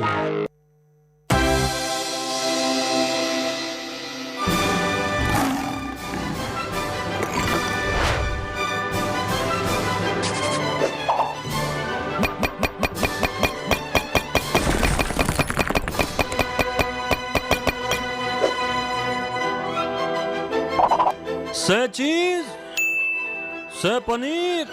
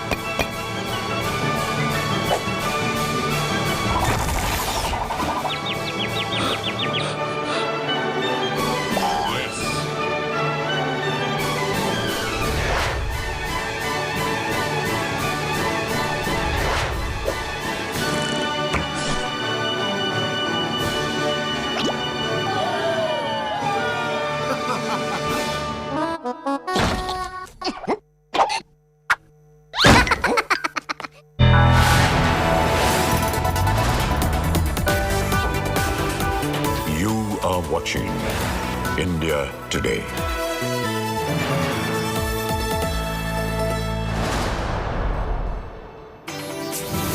Hello and welcome. Thank you for tuning to India Today this Sunday. I'm Pooja Shali. Let's begin first with the headlines. The Bharatiya Janata Party targets Bengal Chief Minister Mamata Banerjee after the arrest of her Minister Partha Chatterjee and aide Arpita in cash for job scam. ED seeks transfer of the arrested minister from the state government hospital into the army-run one. He's someone who's had a very long and a close association with Mamata Banerjee. Her silence, therefore, raises several questions. Is it an admission of guilt? Is it an admission that corruption happened? It's a fact-check political war. The BJP fact-checked Aam Aadmi Party over a cropped video shared claiming insult of outgoing President Ramnath Kovind by Prime Minister Modi. But the full video then was shared by the BJP showing Prime Minister Modi did greet and meet Ramnath Kovind. Samajwadi Party Neta politicizes film star Ranveer Singh's nude photoshoot, draws the hijab analogy with the photoshoot, asking, nudity is freedom, is not hijab.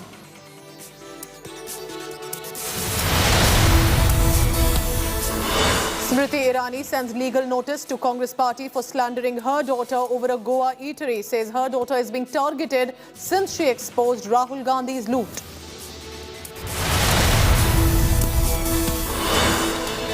Gangster Goldie Brar's chilling Facebook post says tribute to slain gangsters Rupa and Manna, and also says both shooters did call up Goldie Brar, the gangster based in Canada, while this encounter was on. And some news to cheer in sports. Golden boy Neeraj Chopra once again making the country proud. A massive throw of 88.13 meter seals a silver medal for Neeraj. But speaking exclusively to India Today in all humility, he says will register 90 meters very soon. The gold was won by Anderson Peters. He's told us he's capable of going over 90.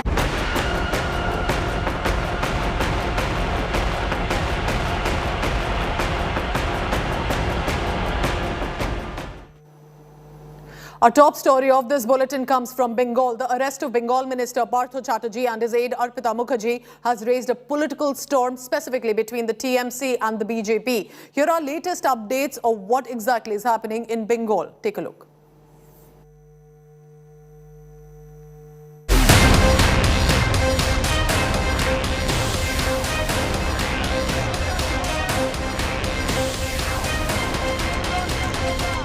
A massive cash haul.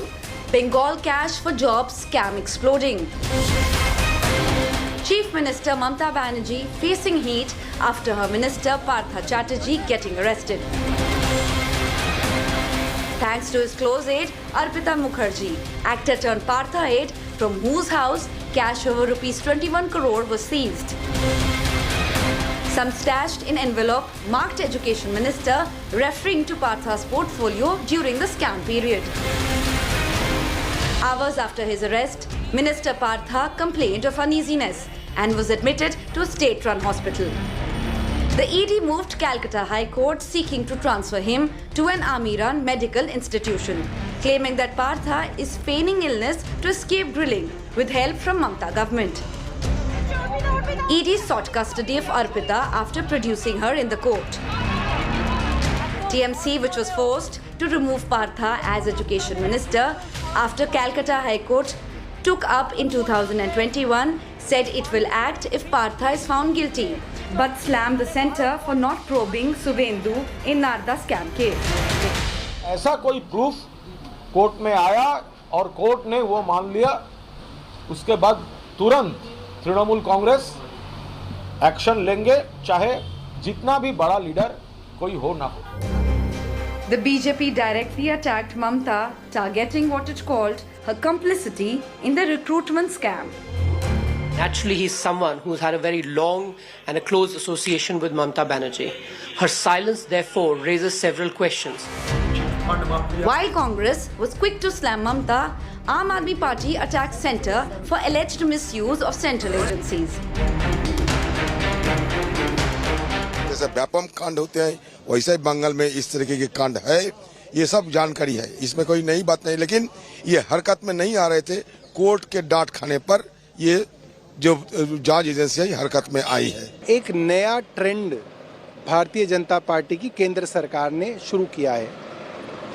किसी भी आदमी के घर छापा मार लो, वो आदमी अमीर होना चाहिए और बिजनेसमैन होना चाहिए, फिर आप उसको किसी भी एमएलए और मंत्री के साथ जोड़ दो और फिर उस एमएलए और मंत्री को उधर के मुख्यमंत्री के साथ जोड़ दो। ये सब जो झूठ की दुकान भारतीय जनता पार्टी चला रही है, चलने वाली नहीं है।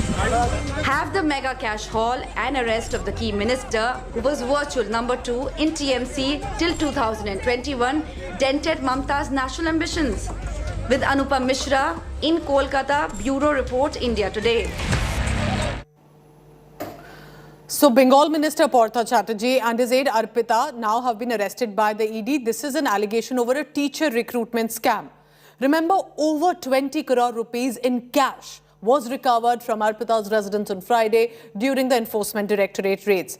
So who is Arpita Mukherjee, who's now in eye of the storm, leading to a big political showdown, and her connection to this case? Take a look at this special report.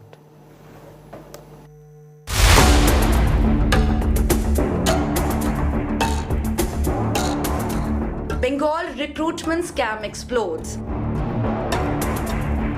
With Bengal Minister Partha Chatterjee under ED scanner, spotlight stays on his close aide Arpita Mukherjee as well. It was her home from where Rs 21 crore was recovered by the central agency. Sources in the ED say the cash seized is linked to the alleged recruitment scam involving the West Bengal School Service Commission and the West Bengal Board of Primary Education. So the question arises, who is Arpita Mukherjee? A very close aide of TMC Minister Partha Chatterjee, Arpita is a model and actor. She has acted in Bengali, Odia and Tamil films, including hits like Mama Bhange and Patna. Arpita was also the face of promotional campaigns Naktala Udyan Sangh, which is one of the biggest Durga Puja committees in Kolkata in 2019 and 2020. She has been living in a luxury flat in South Kolkata for the past few years and was visited frequently by Partha, the sources said. BJP, which is going all guns blazing at the Mamata Banerjee government over the scam, is also linking the West Bengal Chief Minister with Arpita.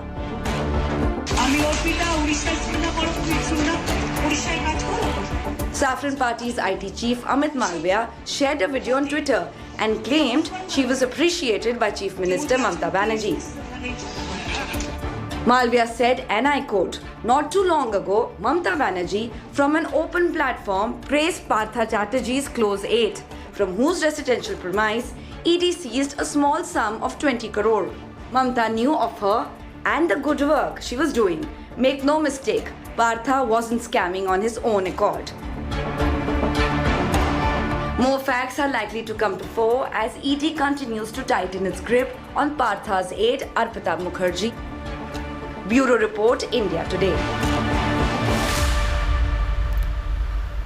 A day after the Congress party levelled corruption charges against Smriti Irani's daughter, the Union Minister has now sent a defamation notice to the Congress party and specifically the leaders that have been mentioned.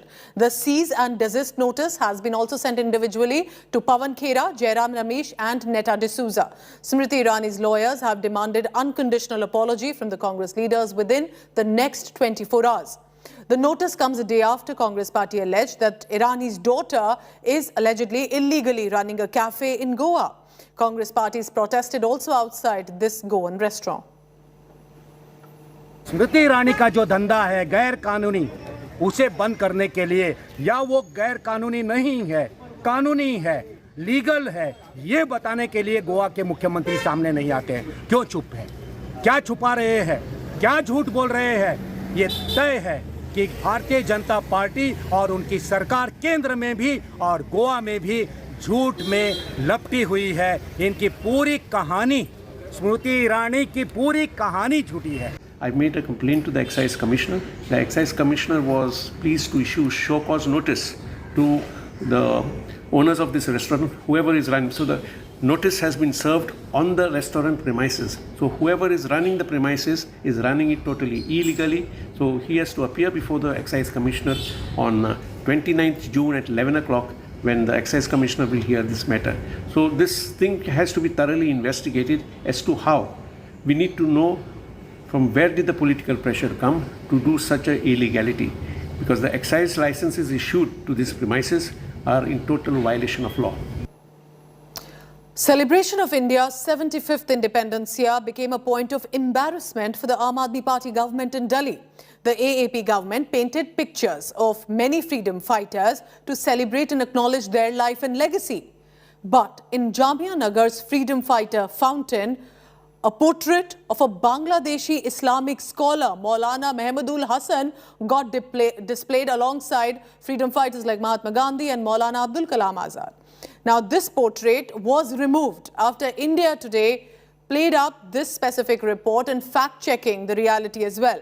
The Bharatiya Janata Party slammed Aam Aadmi Party government over the poster, asking why was a Bangladeshi scholar being hailed for 1 month as the freedom fighter. Take a look now of what exactly was the blunder that took place. A freedom fighters fountain was put up by Arvind Kejriwal and his government and by Mr. Amatullah Khan, and that freedom fighters fountain, apart from having the pictures of freedom fighters like Mahatma Gandhi, Maulana Azad, Rajguru, Bhagat Singh Ji and others, has the picture of a Bangladeshi scholar. And this has been put up by them for the last 1 month.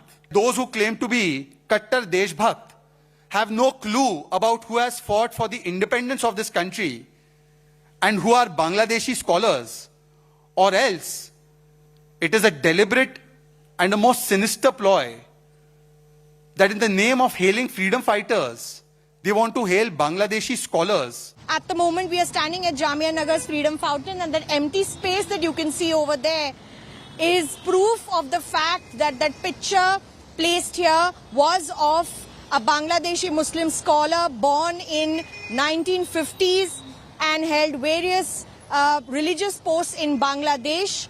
The picture should have been of Mahmud Hassan Deobandi, who is a revered Muslim scholar born in Uttar Pradesh in Bareilly and died in 1920. He was instrumental in the co-founding of Jamia Millia Islamia as well, and was immensely contributed to the freedom struggle of India.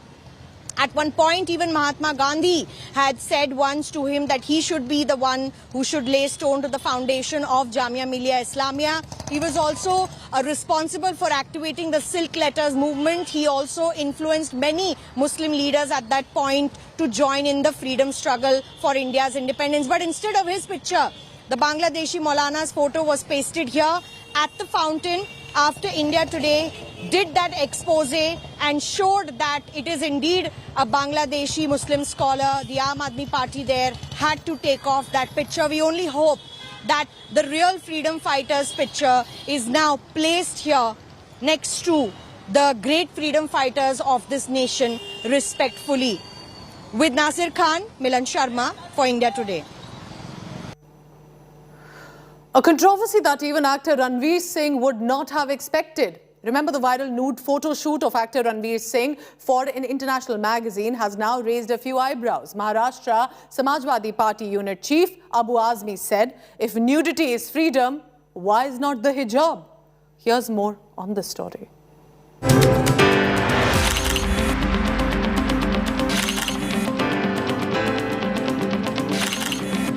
A nude photo shoot of actor Ranveer Singh that set the internet on fire. His fans applauded his boldness and his critics raised questions. But Maharashtra chief of Samajwadi Party Abu Azmi gave the photo shoot a political turn and linked it to the hijab controversy, which sparked in Karnataka and was settled after High Court's verdict. The Samajwadi Party Neta questioned why nude photos are fine but wearing hijab is not. हिजाब पे आप किस तरह से आप रोक लगा सकते हो? नंगी फोटो आ रही है, अभी मैं देखा कोई फिल्म वालों की नंगी फोटो दिख रही है और उसको देख रहे कोई बोलता ही नहीं कुछ और उस पर कोई रोक नहीं, कोई केस नहीं, लेकिन हिजाब पहन के अगर कोई औरत चली गई ना तो बहुत प्रॉब्लम है। देश में इनको एग्जाम नहीं देने दिया जाएगा। यानी हर चीज हिंदू मुस्लिम। Many activists slammed SP leader and called it a comparison between apples and oranges. But what Abu Azmi says is absolutely unacceptable. He is comparing apples to oranges or apples to pineapples. He is comparing an art form, a photo shoot, to a hijab, and he is communalizing the incident. He is politicizing the incident. I don't think there can ever be two sides on the same thing, because he is communalizing and totally connecting an unconnected hijab issue to it and playing a sort of victim card. Actor Arjun Kapoor bagged his friend Ranveer in a filmy way over the nude photo shoot, asserting, "Kuch to log kahenge." When he comes in, there's warmth, there's enjoyment, there's energy. वो उनकी personality का extension है, उनकी मर्जी है, उनका social media, उन्हें सही लगता है इस वक्त to be in that way that he wants to be. He wants to celebrate being comfortable in his own skin, and I think we should respect that. Having an opinion is fair. I think trolls को तो वैसे ही मुझे ऐसा लगता है कि importance देनी ही नहीं चाहिए जिंदगी में, because कुछ तो लोग कहेंगे, उनका काम है कहना। मुसलमानों को बगैर किसी शेड के। Earlier, SP leader Abu Azmi had rejected High Court's order upholding primacy of uniform over hijab inside campuses. While Ranveer's photo shoot is being seen through a creative lens, can it be a benchmark in uniform versus hijab debate? With Dev Kotak, Bureau Report, India Today. Infighting, meanwhile, continues in Karnataka Congress over the Chief Minister's post now. Siddaramaiah loyalist and former Karnataka Minister Zamir Ahmed has once again supported him and coming out in support of Siddaramaiah as the Chief Minister for the upcoming Assembly elections in 2023. Here's a report now why and how Siddaramaiah's Chief Minister's ambition and support is becoming infighting within the Congress unit. In this report.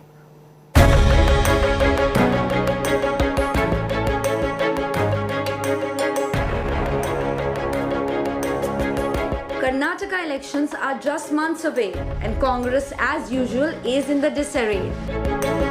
Its veterans fighting each other and locked in an one-upmanship. The top brass flexing all the wrong muscles, beginning with former Chief Minister Siddaramaiah, whose supporters are planning a mega event called Siddarama Motsava to mark his 75th birthday on August 12th. The motive? To propel him as the Congress chief ministerial face. His bitter rival DK Shivkumar, meanwhile, is on a mission to pip past Siddha and anoint self as Congress chief minister face. He is on a self-promotion trip, wooing everyone, including his own Vokkaliga community, seeking their votes to be the chief minister. ನಿಮ್ ಕೇಳೋದಿಷ್ಟೇ, ನೀವು ಎಲ್ಲರಿಗೂ ಅವಕಾಶ ಮಾಡಿಕೊಟ್ಟಿದ್ದೀರಿ, ದೇವೇಗೌಡರಿಗೂ ಅವಕಾಶ ಮಾಡಿಕೊಟ್ಟಿದ್ದೀರಿ, ಕುಮಾರಣ್ಣಗೆ ಅವಕಾಶ ಮಾಡಿಕೊಟ್ಟಿದ್ದೀರಿ, ನನಗೂ ಅವಕಾಶ ಮಾಡಿಕೊಡಿ ಅಂತ ಹೇಳಿ ನಿಮ್ಮ ಸಮಾಜಕ್ಕೆ ಮತ್ತೆ SM ಕೃಷ್ಣರವರು ಆದ್ಮೇಲೆ ಒಂದು ಅವಕಾಶ ಇದೆ ಅಂತಂದ್ರೆ ಇದು ನಿಮ್ಮ ಸಮಾಜಕ್ಕೆ ಮತ್ತೆ ಯಾರು ವಿವೇಕ ಅದನ್ನ ಉಳಿಸ್ಕೊಳ್ಳೋದು ಬೆಳೆಸ್ಕೊಳ್ಳೋದು ಇದು ನಿಮ್ ಬಿಟ್ಟಿದ್ದು. The party will decide who has to become the AGCM. I am not the man to decide. The Congress party high command will decide who has to become the chief minister. I want those entire community to stand behind me. ನೋಡಪ್ಪ ನನ್ನ ಸನ್ಯಾಸಿನಾ ಕಾವಿ ಬಟ್ಟೆ ಹಾಕೊಂಡು ಬಂದಿದ್ದಾನೆ ಇಲ್ಲಿಗೆ, ಖಾದಿ ಬಟ್ಟೆ ಹಾಕೊಂಡಿದ್ದೀನಿ. The party will decide. Siddaramaiah loyalist Zamir Ahmed has now openly backed him as the Congress chief minister face. ರಾಜ್ಯ ಒಳ್ಳೇದಾಗಬೇಕಾದ್ರೆ ಜನ ಬಯಸ್ತಾ ಇರೋದು 23 ಸಿದ್ದರಾಮಯ್ಯ ಮುಖ್ಯಮಂತ್ರಿ ಆಗಬೇಕಾದ್ರೆ, ಹಂಗಿದ್ರು ನಮ್ಮ ಪಕ್ಷ ಹೈಕಮಾಂಡ್ ಪಕ್ಷ, ನೀವು ಯಾರು ತೀರ್ಮಾನ ಮಾಡೋಕ್ಕಾಗಲ್ಲ. ಅಭಿಪ್ರಾಯ ಹೇಳಿರೋದು ನಮ್ಮ ಅಭಿಪ್ರಾಯ ಹೇಳಿರೋದು, ತೀರ್ಮಾನ ಮಾಡೋರು ಯಾರು? ಜನ ತೀರ್ಮಾನ ಮಾಡಬೇಕಾಗಿರೋದು. ಅಭಿಪ್ರಾಯ ಹೇಳೋದು ತಪ್ಪೇನಿಲ್ಲ. DK Shivkumar lashed out at Zamir Ahmed, literally asking him to shut up and stop worshipping his idol in the party. ಯಾರು ನನ್ನ ಲೆವೆಲ್ ಮಾತಾಡೋರಿದ್ರು ಮಾತಾಡ್ತೀವಿ, ಸದ್ಯಕ್ಕೆ ಅಧಿಕಾರಕ್ಕೆ ತರೋಷ್ಟು ಕೆಲಸ ಎಲ್ಲರೂ ಬಾಯಿ ಮುಚ್ಕೊಂಡು ಮಾಡಬೇಕು. ನಿಮ್ಮ ಸಮುದಾಯನ ಸಂಘಟನೆಗಳು ಮಾಡಿ, ನೀವು ಲೀಡರ್ಗಳಂತ ಏನಾದ್ರು ನಿಮ್ಗೆ ಏನಾದ್ರು ಪಕ್ಷದ ಬಗ್ಗೆ ಆಸಕ್ತಿ ತೋರ್ತಂದ್ರೆ ಎಲ್ಲ ವ್ಯಕ್ತಿ ಪೂಜೆಗಳನ್ನ ಬಿಟ್ಬಿಟ್ಟು ಪಕ್ಷಕ್ಕೆ ಜನರನ್ನ ಕರ್ಕೊಂಡ್ಬರುವಂತ ಕೆಲಸ ಮಾಡಿ. Another Bengal Congress stalwart Mallikarjun Kharge also took a dig at Siddaramaiah, mocking his birthday bash push, declaring that he will not celebrate his own birthday since both Sonia and Rahul Gandhi are facing the ED. I thought it is better in difficult days I should stand with my leader and I should support and give moral support. That's why cancel. I did not want to go to Bangalore and Gulbarga. The Congress infighting is giving rivals ample opportunity to poke fun and mock the Congress heavyweights. DK ಶಿವಕುಮಾರ್ಗೆ ಪಾಪ ಅವ್ರಿಗೆ ಬಹಳ ವರ್ಷದ ಒಂದು ಕನಸು CM ಆಗಬೇಕು ಅಂತ ಅನ್ನೋದು ಒತ್ತಾಡ್ತಾವ್ರೆ. ಅವರು KPCC ಅಧ್ಯಕ್ಷರಾಗಿಯೇ ಸರಿಯಾಗಿ ಕೆಲಸ ಮಾಡೋಕ್ಕೆ ಬಿಡ್ತಾ ಇಲ್ಲ ಅಲ್ಲಿ ಕಾಂಗ್ರೆಸ್ಸಲ್ಲಿ. ಮಾಜಿ ಮುಖ್ಯಮಂತ್ರಿ ಸಿದ್ದರಾಮಯ್ಯ ಅವರು ಮತ್ತು DK ಶಿವಕುಮಾರ್ ಅವರು ನಾನು ಒಂದು ತೀರ ನೀನೊಂದು ತೀರ ಆಗಿದ್ದಾರೆ. ಮೊದಲು ಅವರ ಪ್ಲೇಟ್ನಲ್ಲಿ ಏನಿದೆ ಅನ್ನೋದನ್ನು ನೋಡ್ಕೊಳ್ಳಿ, ಆಮೇಲೆ ಇನ್ನೊಬ್ಬರ ಪ್ಲೇಟಲ್ಲಿ ಏನಿದೆ ಆಮೇಲೆ ನೋಡಿ. SM ಕೃಷ್ಣ ಅವರಾದ ನಂತರ ಒಂದು ಅವಕಾಶ ನಮ್ಗೀಗ ಸಿಗ್ತಾ ಇದೆ. ನಮಗೆ ಏನರ್ಥ? ಒಕ್ಕಲಿಗರಿಗೆ ನಾನು ಒಕ್ಕಲಿಗರ ಲೀಡರ್ ಅಂತ. ಸಿದ್ದರಾಮಯ್ಯ ನಾನು ಎಲ್ಲಾ ಜಾತಿ ಎಲ್ಲಾ ಧರ್ಮವನ್ನ ಒಟ್ಟಿಗೆ ಸೇರಿಸ್ಕೊಂಡು ಹೋಗ್ತೀವಿ, ಕುವೆಂಪು ಅವರ ಮಾರ್ಗದರ್ಶನ ಹೋಗ್ತೀವಿ ಅಂತ ಹೇಳ್ತಾರಂತೆ ಸಿದ್ದರಾಮಯ್ಯ. ಅವ್ರ ಜಾತಿಯವ್ರನ್ನೇ ಹೇಳ್ಕೊತಾರೆ, ಇತ್ತೀಚೆಗೆ ಸಾಬರ ಜೊತೆಗೆ ಹೊಂಟಾರೆ. ಇಷ್ಟು ವೈಯಕ್ತಿಕವಾಗಿ ನಮ್ಮ ಮುಖ್ಯಮಂತ್ರಿ ಆಗ್ತೀವಿ ಅಂತ ಒಂದ್ ರೀತಿ ಭ್ರಮೆನಲ್ಲಿ ಬಿಟ್ಬಿಟ್ಟಿದ್ದಾರೆ ಇಬ್ರು. ನಿಮ್ಮಗಳ ಮೇಲೆ ನಂಬಿಕೆ ಇದೆ. ಈ ನಾಡಿನಲ್ಲಿ ಬಹಳ ಜನ ಮುಖ್ಯಮಂತ್ರಿಗಳಾಗಬೇಕು ಅಂತ ಹೇಳಿ ಆಸೆ ಪಟ್ಟಿದ್ದಾರೆ.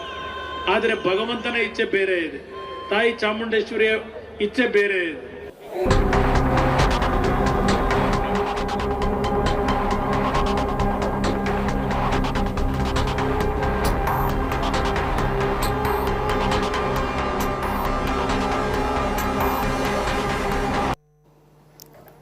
Time for a quick commercial break, but when I return, we get you other stories as well from across the country, and this time about monkeypox. The doctors say no need to panic, and what are the precautions that you must take, because the national capital has registered its first case. We get you the details on that and how the WHO has called it an emergency situation.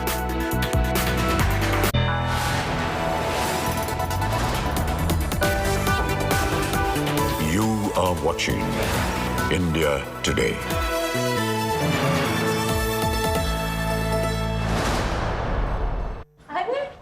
आ गई? कैसा रहा दिन? बहुत अच्छा। कोई video game cover करने गई थी ना? वीडियो गेम नहीं माँ, ई-स्पोर्ट्स। ई-स्पोर्ट्स? माँ, esports is just like any other competitive sport.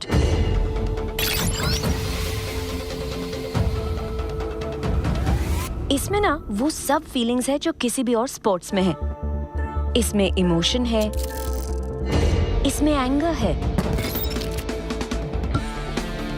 इसमें सैडनेस है, इसमें हैप्पीनेस है, इसमें कमराडरी है। ये सिर्फ गेम नहीं, ये ई स्पोर्ट्स का प्रीमियर लीग ESPL है।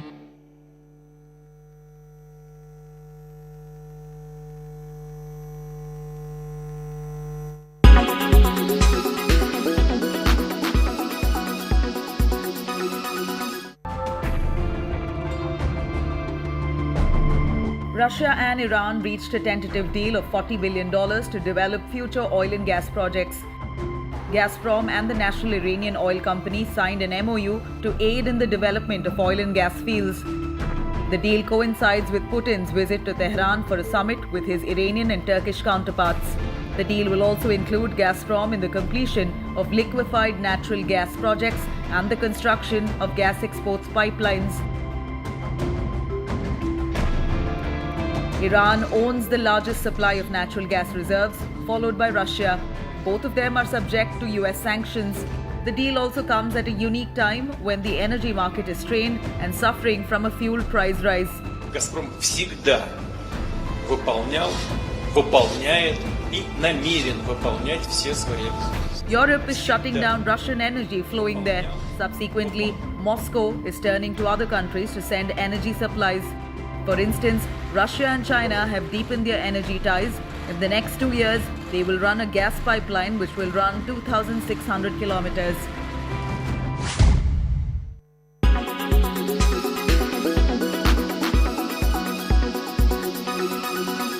Make your media plan smarter with India Today Live TV on your connected devices.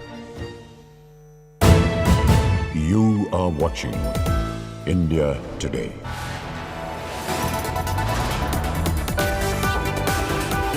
You are watching India Today.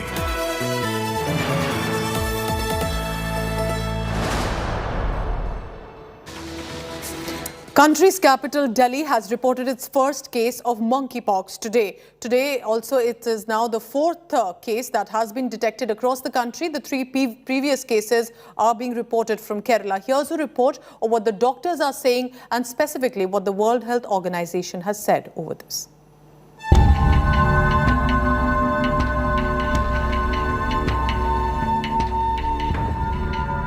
The world hoping to see the last of COVID-19 pandemic, but facing yet another infectious disease outbreak. The monkeypox virus is posing a massive challenge. The national capital, Delhi, witnessing its first case on Sunday.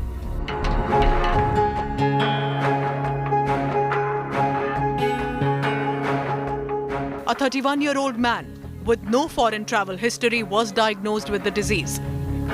Tested positive after complaining of high fever and skin lesions. He is presently lodged in a special isolation ward at the LNJP hospital.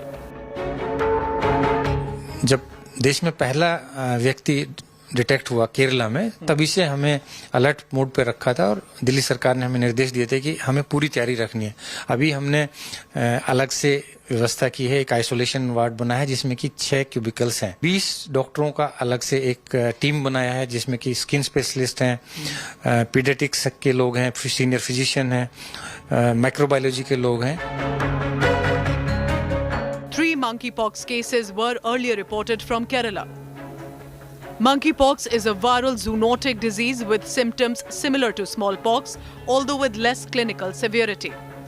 The World Health Organization says it is spreading primarily through sexual contact between men. It also spreads with close skin-to-skin contact and when one comes across lesions of an infected patient. The symptoms include swollen lymph nodes, fever, headache, body aches, followed by profound weakness and skin rashes and blisters.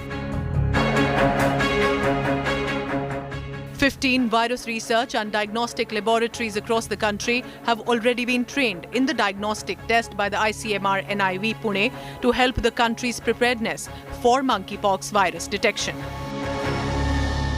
During the pandemic, the system has learned a lot, though it was a very bad way of learning and we have gone through different phases of first wave, second wave and third wave.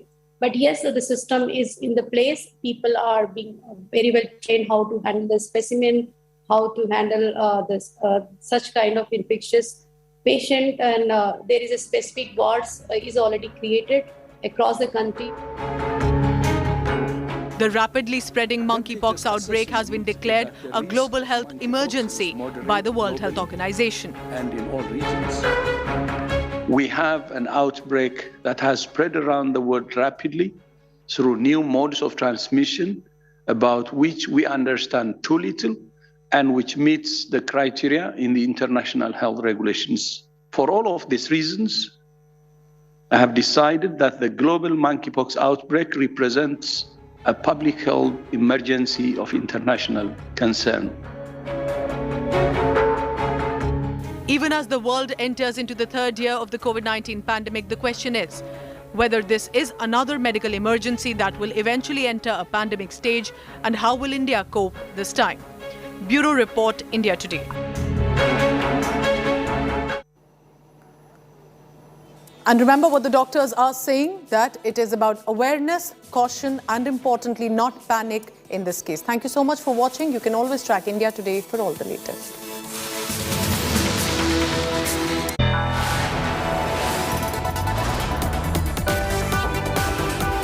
You are watching India Today.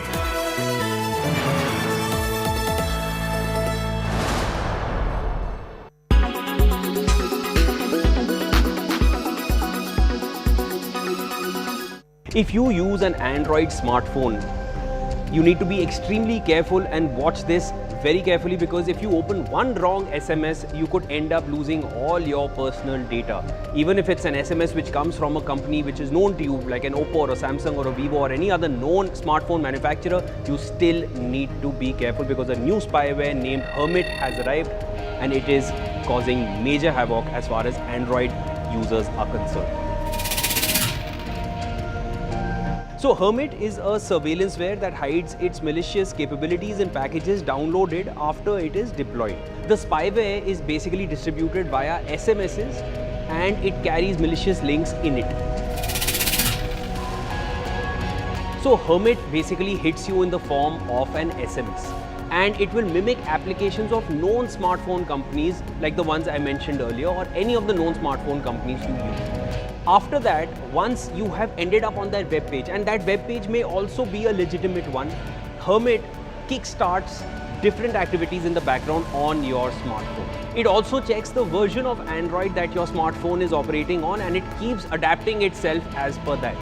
It is extremely smart and it works in the background, and the garb that it uses is very legitimate. So once it is deployed and activated, it can record audio from your phone, it can make and redirect your phone calls, it can gain access to your contacts, your photographs, your device location and your SMS messages. So there's hardly anything left which is private.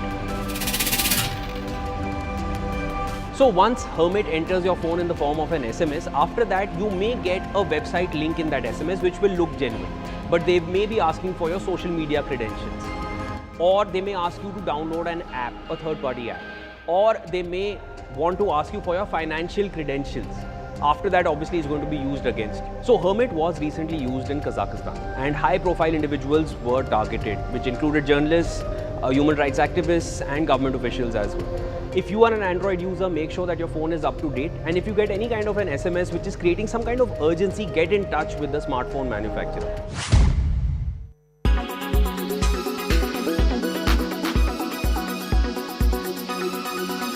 Make your media plan smarter with India Today Live TV on your connected devices. You are watching India Today.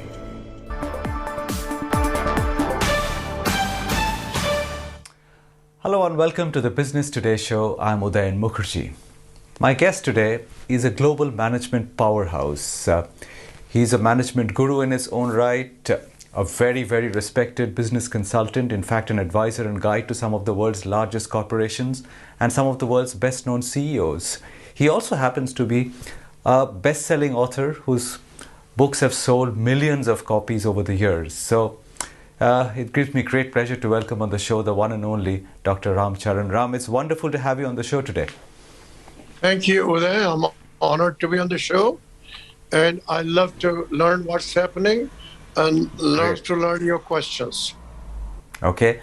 My first question is about the global situation, Ram, on which you've been writing very actively. But, because this Ukraine war has actually exposed many of the Western countries, for example, like Germany, who've been dependent on natural resources like gas from Russia.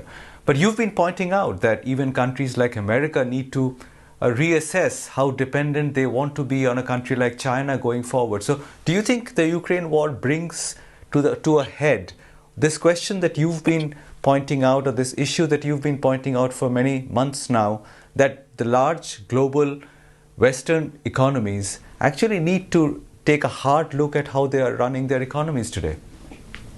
Absolutely, that the world has reset, global reset, major discontinuity, where now the people have woken up from the Russia and Ukraine war, that there are bifurcation where countries want to go. China is totally explicit. They want self-sufficiency. And Western countries had outsourced their supply chain to one country. So they are highly dependent on China. And no good business will be dependent on one supplier. So this is now going to be reset. It is creating shortages and it is creating higher prices. energy prices, energy problems are getting quite big, and so is the food. So now every country has to think about how they become self-sufficient and with whom they got to trade, but no country can afford a dependence on another country for supply chain. How long will this process of disentanglement take, Ram, in your eyes? And what could be, because these processes are built over many decades, are never easy to disentangle. Do you see a lot of collateral damage happening while this plays out? Yes. The transition in some sectors and products has begun. It's slow. And people have to come to terms that we have to accelerate. For example, in the cell phones, Apple has been very wise. They had begun earlier. They are now building supply chains also in other countries, including India. They're also building onshoring, and they're getting their suppliers who happen to be Taiwanese and having them build factories for assembly in the United States. So that has begun. It requires determination, resilience, and so on. And this will take some time, but it requires that people be determined and do it. Technologies are available. They are the ones that went to China from Taiwan, Hong Kong, Europe, Australia, and the United States. They are there, engineering and technology. So we need to start. Governments may have to help. Ram, on the point that you are mentioning, I just want to ask you, what kind of pushback do you see from countries like China and Russia? Because they also surely can see this transition which is going on. Do you expect them to take it easily or lying down, or do you expect some kind of a hostile pushback from these economies? No, there will be actions and reactions, no doubt. There'll be hard negotiations, hard bargaining. If you look at United States and China, China needs things from the United States, so there will be bargaining on some technologies and whatnot. And there will be areas where there will be a tariff or there will be import controls. All this is going to happen because it is not going to be one-way street. Now, this axis which is forming, which is, say, countries like China and Russia on one side, where do you see India fitting into this picture? Because India so far kept its options open. Do you think it can get off by towing a kind of a middle path in this whole wrangling game which is going on? Yeah, India is very crucial in minimum two ways. One, that the people in the West, America, Europe, have now realized that they cannot have total sufficiency of supply chain. They want to come to India. Our Honorable Minister of Commerce, Piyush Goyal, said that how he's meeting people in Geneva, in Davos, they all want to come now because India has transparency. It has a great proven legal system. Here, the business people do want cost of capital, and the government of India is very much getting opened up to invite FDI. So India will receive a lot of FDI, a lot of supply chain ideas and plants going to be here. And so India has a good growth opportunity, and India has to deal with the trade deficit it is incurring with China. In the last 22 years, it has incurred about $700 billion worth of deficit. Last year, they had $70 billion of deficit in trade. All those things have to be taken into account and build the supply chain gradually in India.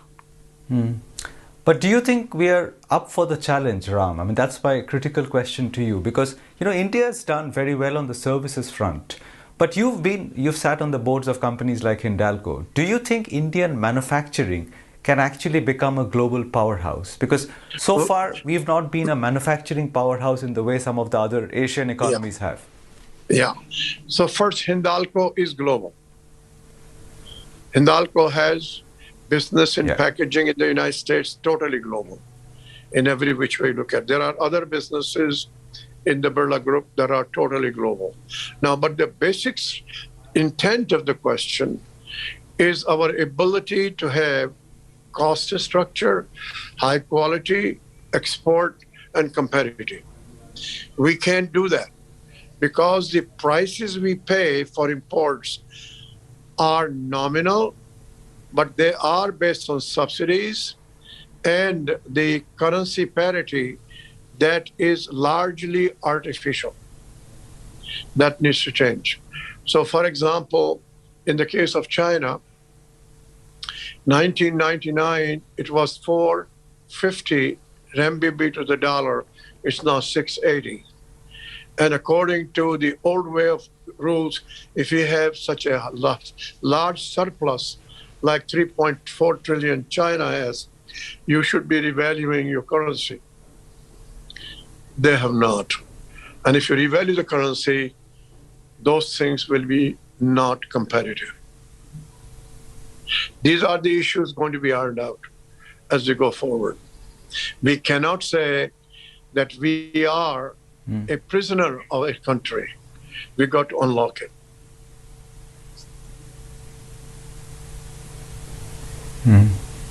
Do you see any systemic issues other than the currency exchange or the foreign exchange issue that you spoke about? Any other systemic issues, having dealt with Indian companies in the past, which might be holding back or which could come in the way of India actually exploiting the opportunity? Yeah, no. Currency issue, subsidies issue, they're all there. But we need to go on our own, because we can compete. We have new technology, new automation. We have the artificial intelligence. Our people in AI and so on are the largest and the best in the world. They are working outside India and inside India. We just have to work. And the work means the industry people must figure out the facts, define what they need, and join the government initiative. It's going to require both sides working together, pick each industry sector, which sectors first, which sectors second. For example, in pharmaceuticals, API is a big important sector. We can do that. We have a reasonably good pharmaceutical industry. We import APIs. So let's pick together, see what we need, do the facts, go on the industry basis to the ministers, show them, and they will collaborate.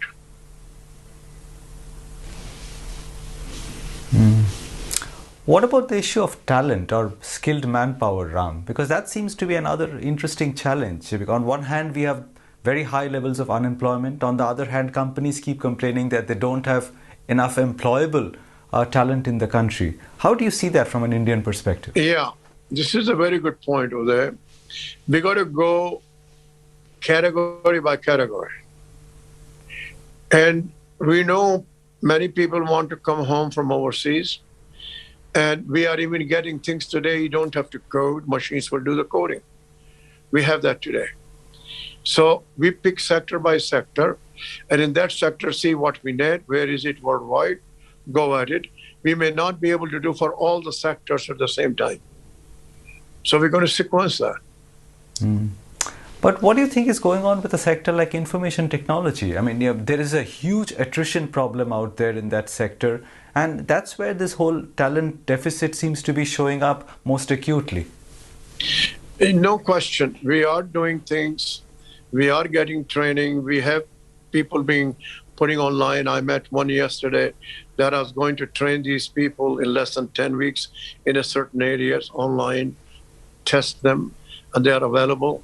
We may have to import for the critical, very critical jobs like the general intelligence.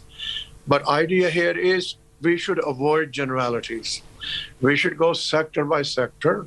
We sequence them. We have the talent. Certain areas we may have to go outside and subcontract that. And we were speaking about manufacturing as a sector earlier, but in your interactions with large Indian corporations, do you get the feeling that Indian companies are ready to adopt digital in a big way? Because many of the old world companies may not actually have made that digital transformation. How digital ready do you find in the old Indian corporations that you speak to? I had one in the last 5 days. They got the message.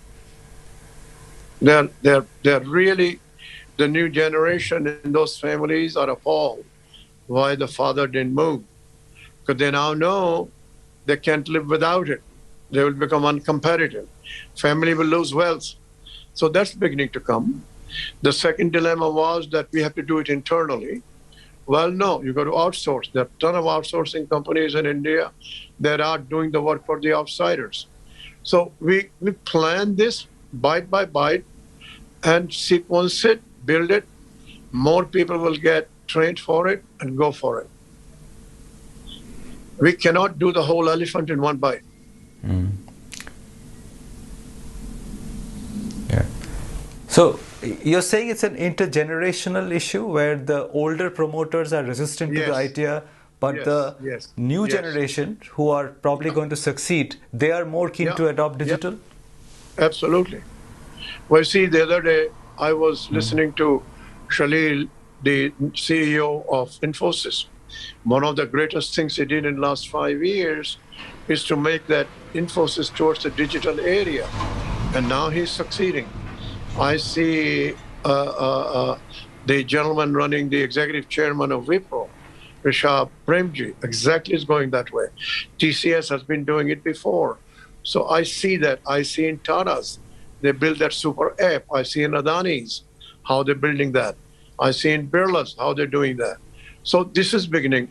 My joy is the companies in India that are $200 million in sales, and they are family owned, and somehow they are able to make a good living, building forward. They can't wait to get some help, low cost loans, and they're willing and they want to scale up. For them, technology isn't a problem. They know how to get joint ventures and licenses. They have land, the low cost loans, and marketing talent they need.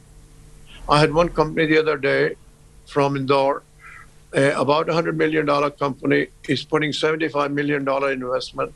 Government helping the whole sector in the garment business, and is putting the money in and is going to expand it. It was great to see that how these people are moving to scale up. Just think about 100 million in sales is putting 75 million in a new plant. Dollars. So there's a lot of a spirit here. Now, sure. No, what I was going to ask you is, these are companies which are large. Many of them are actually established, profitable companies who are trying to make a digital transformation to stay competitive. But there's a very large number of companies who you are probably talking to, who are new companies, who have no profits today to speak about, who are raising billions of dollars of private equity money, but they will probably come to you to ask, what is the route to profitability? What do you tell them? So the profitability, the key point here is that those who are using AI, first they got to realize that AI is getting commoditized. Second, we have now companies, Indian-based, Trivandrum, Bangalore, Gurgaon, Pune. These are small companies that are doing digitization at very low cost.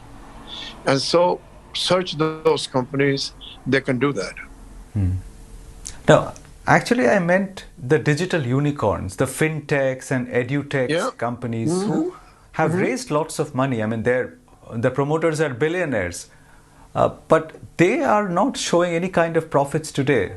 What do you think of their ability to churn out profits in the next 3, 4, 5 years? That's a very good point, Uday.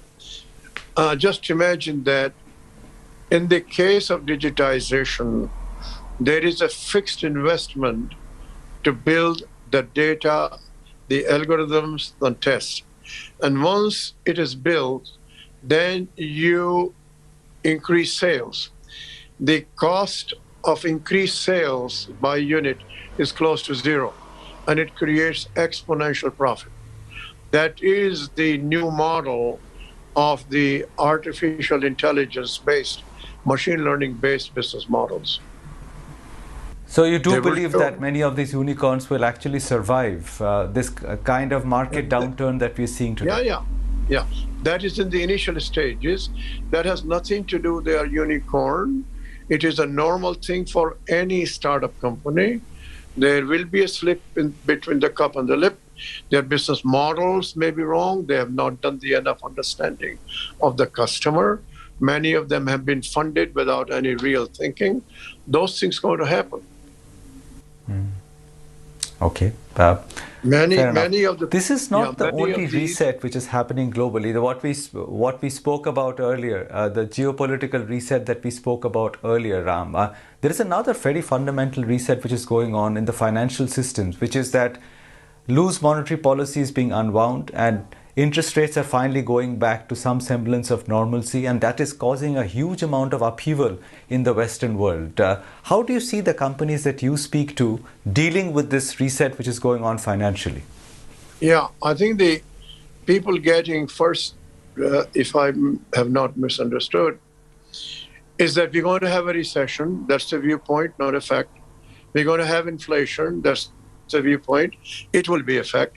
We could go into hyperinflation. So there is a very simple rule that you do not carry much debt. You must have a dry powder. You're going to manage by the cash, not by EPS. And you're going to trim the unnecessary things you're going to have. And you're going to go through those 3, 4, 5 years. And you will see the economy, the structure would have changed to see the new opportunities going forward. We had very good time for several years pre-COVID. And now we funded so much that we're creating inflation. To curb inflation, we're going to create recession. So we're going to go through that cycle. And the financial markets are going to react as they have.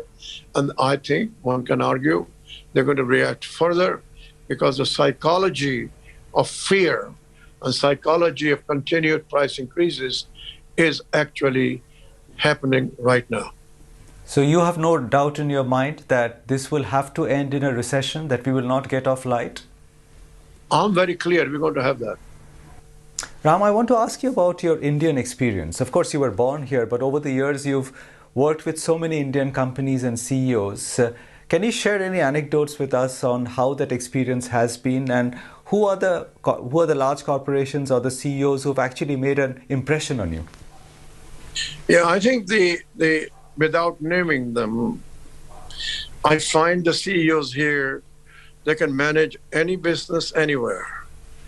They are the best business acumen people you find, separate from strategy.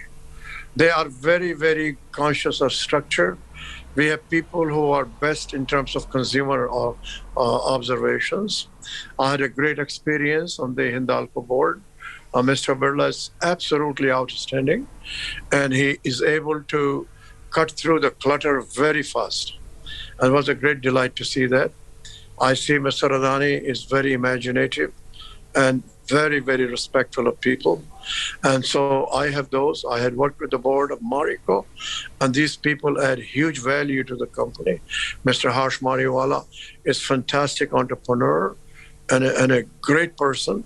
I've known him for 30 years. So these are some of the great, but I have also the small companies where these people are unsung heroes, and they're building India going forward.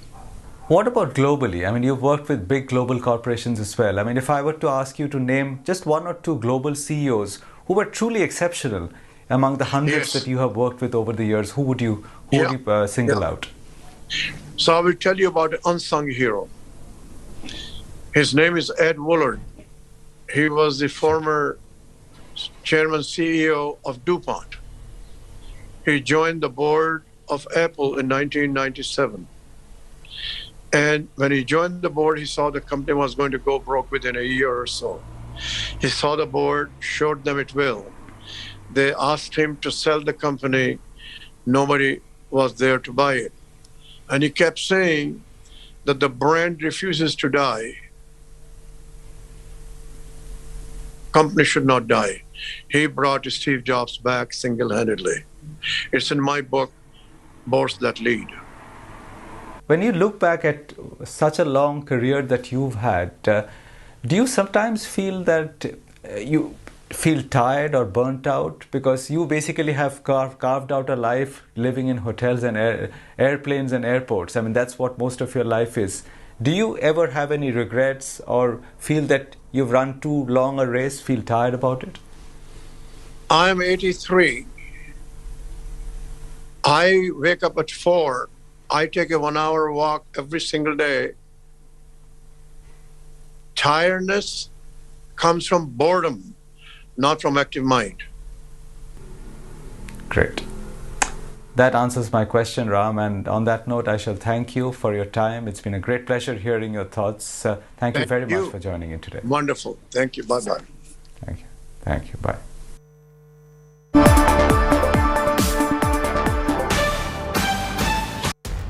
इस समय पूरी दुनिया में लोग confused हैं। वो समझ नहीं पा रहे हैं क्या सही है, क्या गलत है, क्या सच है, क्या झूठ है। और ये स्पष्टता हम आपको अपने इस नए शो में देंगे। सब कुछ ब्लैक एंड व्हाइट में बताएंगे। इस शो में मेरे बालों के अलावा कुछ ग्रे नहीं होगा। हर खबर ब्लैक एंड व्हाइट की तरह बिल्कुल स्पष्ट होगी।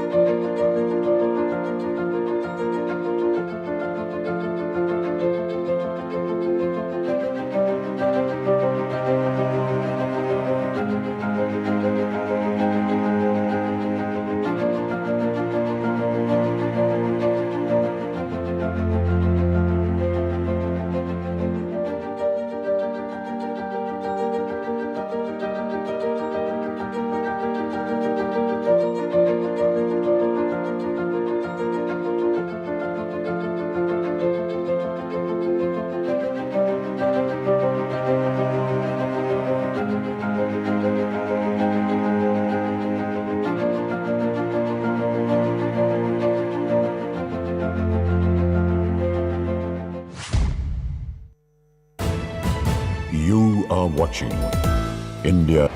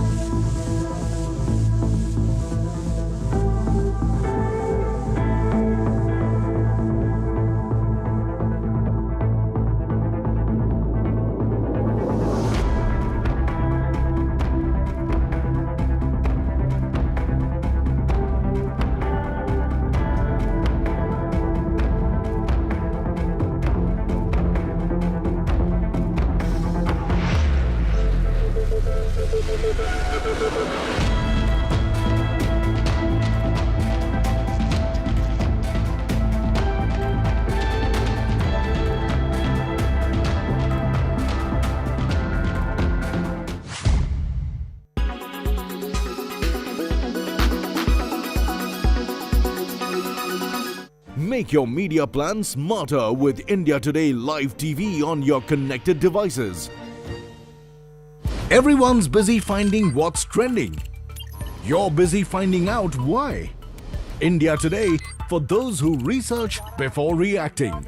Download the India Today app now.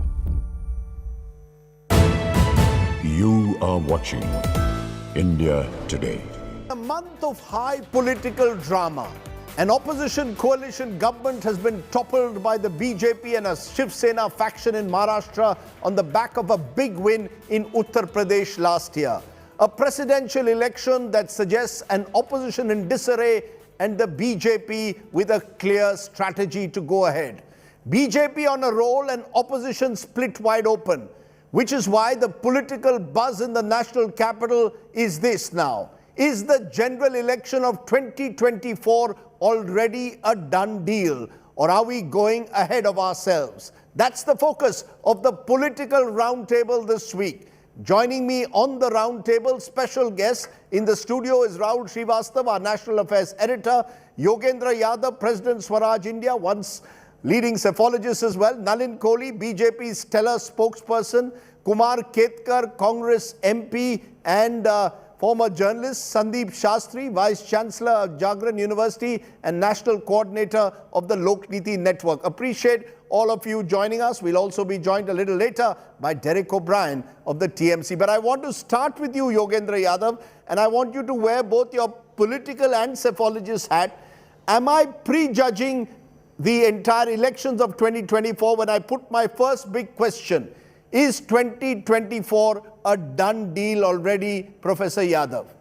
This is exactly the question BJP would like everyone to ask and begin to answer. It's in a psychological warfare, getting people to ask this question is very important, and that's BJP's advantage. But if you look at it realistically, does the BJP enjoy psychological advantage today? Yes. In the last 1 month or so, has the BJP scored tactical political gains? Yes. Does it enjoy an advantage in the electoral battle, which will be fought by people, where people vote, not MLAs and MPs? Perhaps no. Is it a done deal? Not at all, Rajdeep. Look at the economy, look at national security. The BJP faces a real uphill task. For a government in its second term, which has had such tough situation, largely of its own making in the question on the front of economy, a very difficult situation on the national security front. And we still have almost 2 years to go where both of these are likely to get worse than they are. It would really be uphill task for BJP to do it, provided the opposition does not give in to this psychological warfare, because the name of the game is to get the opposition to concede defeat before the match begins. I sincerely hope the opposition doesn't do so for the sake of this country. Interesting that you're saying it's psychological warfare to suggest even that 2024 is a done deal. But Kumar Ketkar, the fact is state after state, the BJP we saw even at the start of the year win a big victory in Uttar Pradesh, win Uttarakhand, win Goa, and it appeared that the BJP therefore is virtually electorally, at least at the moment, looking invincible. Maharashtra, the second largest state, has also fallen, your home state. Is the opposition really therefore, like it or not, today is feeling more and more demoralized?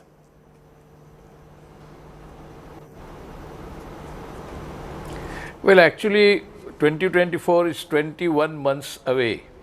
And Rajdeep, you are a cricket commentator as well as cricket player, and you know almost till the last over, neither the cricket results nor elections can be actually predicted. How many times the cephalogists, the press pundits and the hopefuls in the commentator lobby have been proved wrong? I think the recent reference was Mamata, where everybody had concluded almost that Amit Shah will win, Amit Shah's strategy will win. Mamata won by landslide. But forget that.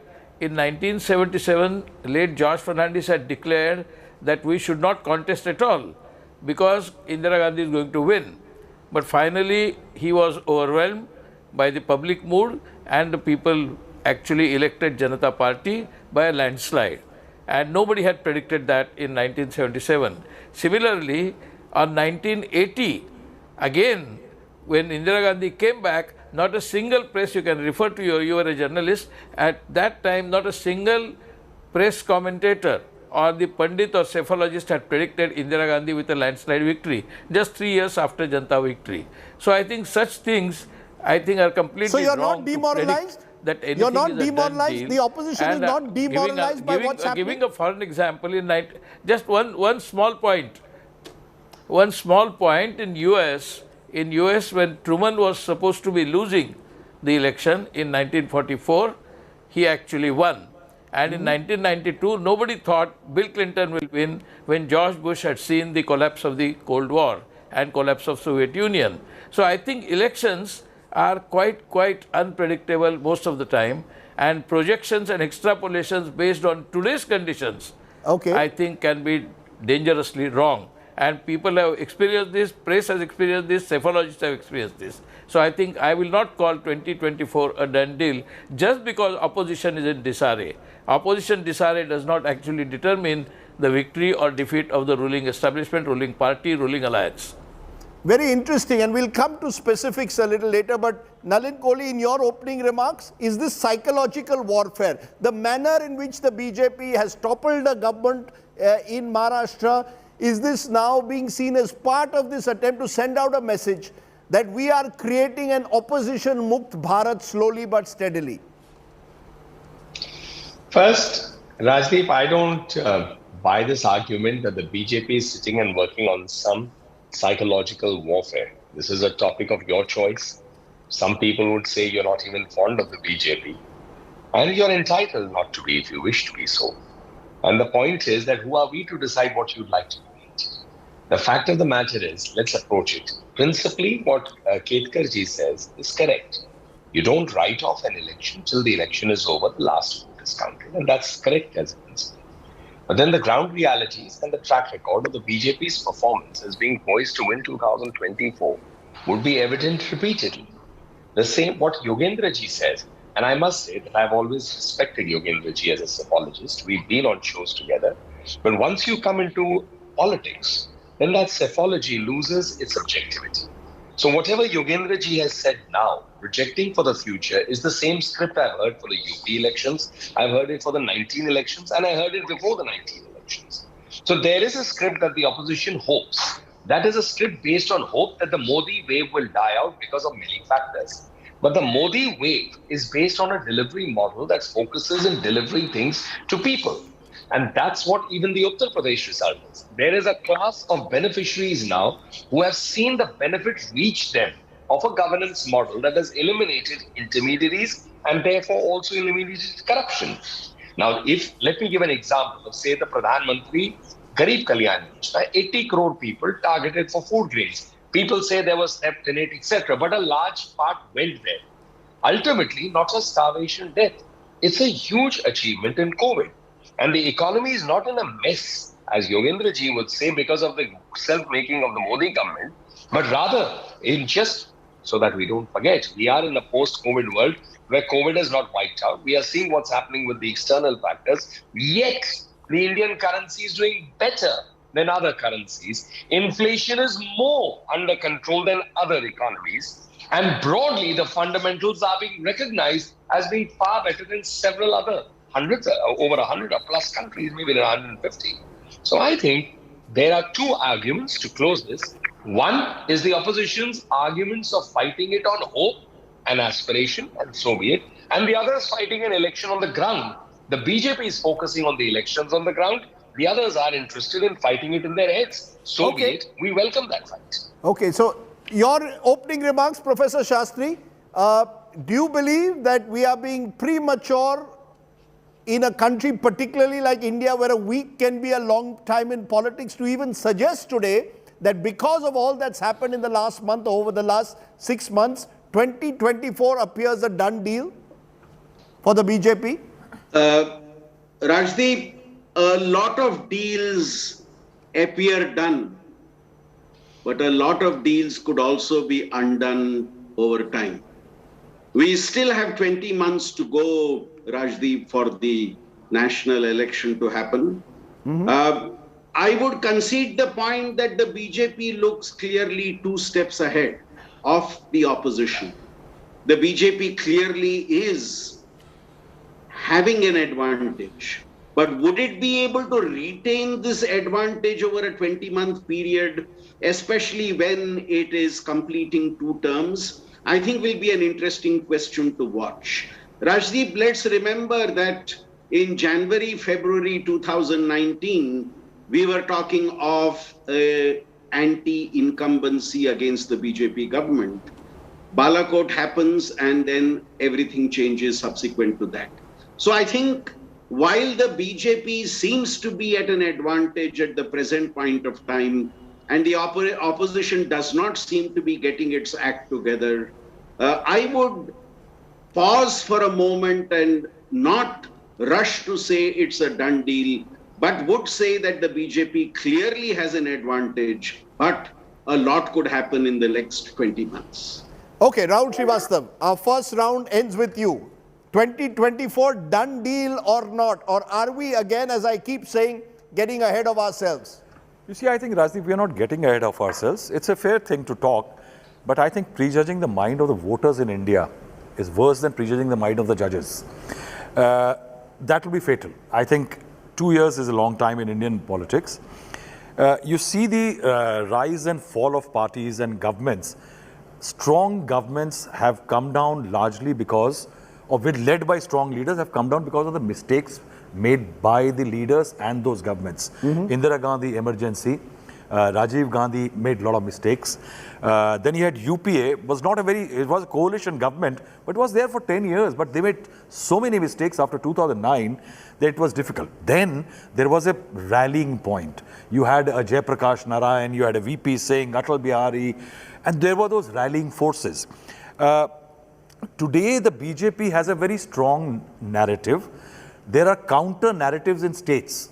Mamata Banerjee, a successful political narrative against the BJP, TRS in Telangana, YSRCP in Andhra.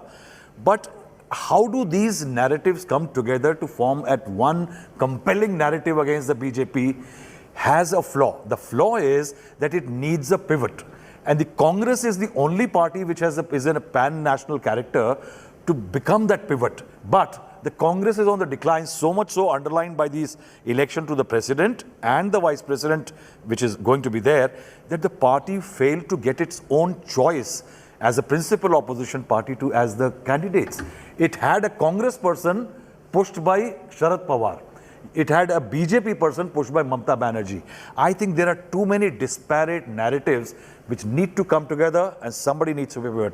So two issues. One is that the BJP needs to make a big mistake. Yes. In a sense, to be pushed back. And number two, you need a pivot to bring the opposition together. Which brings me to our second question. Kaun banega challenger? We often ask the question, Kaun banega Pradhan Mantri? Should we be asking the question, Kaun banega challenger? Along with that, pegged to what Rahul said, is Congress the weak link in opposition? But let's turn to the first one. Kaun banega challenger? I'm joined by Derek O'Brien, the Trinamool Congress's leader in the Rajya Sabha. And Derek O'Brien, the fact is that, as Rahul Srivastava again pointed out, both for the president and vice president election, the impression we got is of the opposition in disarray. Vice president election, Trinamool Congress has decided to abstain. You won't even support Margaret Alva, chosen by the likes of Sharad Pawar, backed by the Congress. And this suggests that the real battle is to occupy the opposition leadership space. Mamata, Kejriwal, Pawar, Sonia Rahul Gandhi, all of you are at odds with each other.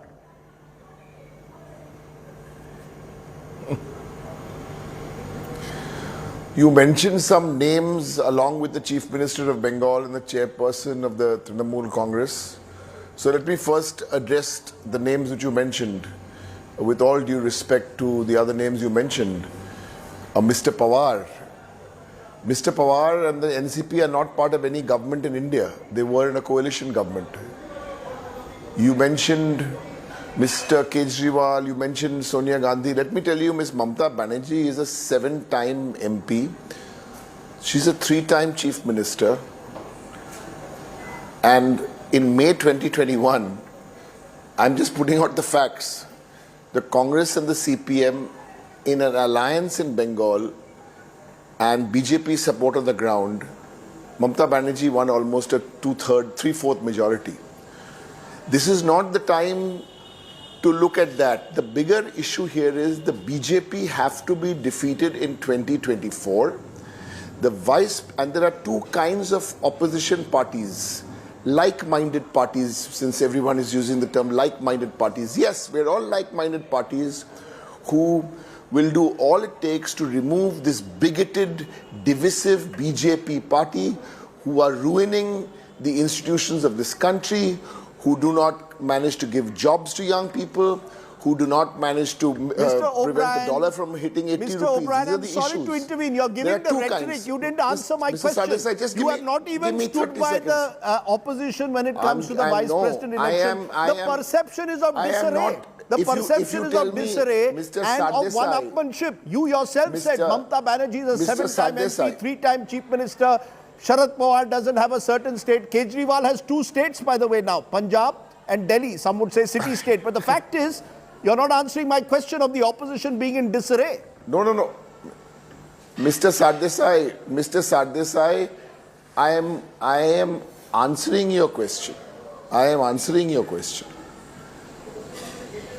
There are 2 kinds of parties in the opposition. Like-minded parties. Yes, we are all like-minded parties who need to remove the BJP. You're telling me I'm giving you rhetoric. Employment is rhetoric. 80 rupees to the dollar is rhetoric. No, it's not rhetoric. It's the reality. And opposition will raise this. Now, there are 2 kinds of like-minded parties. Like-minded, yes, we're all like-minded. But there's a difference. On one side, you have parties like the NCP, like the Shiv Sena, like the RJD, like the DMK, who are allies or work with the Congress. They are electoral allies or run governments with the Congress. The TMC is not. And this is where we want to make a distinction. So when the Congress party announces a vice president candidate, some parties all the parties who are allied with it will line up and support it. We have to make our point, and in this case we made our point that, listen, you can't give us a 10-minute notice because the secretary of the CPIM and Congress will get together, they'll announce a candidate and we'll all line up. No. So what did we say? You can't give us 10 minutes notice.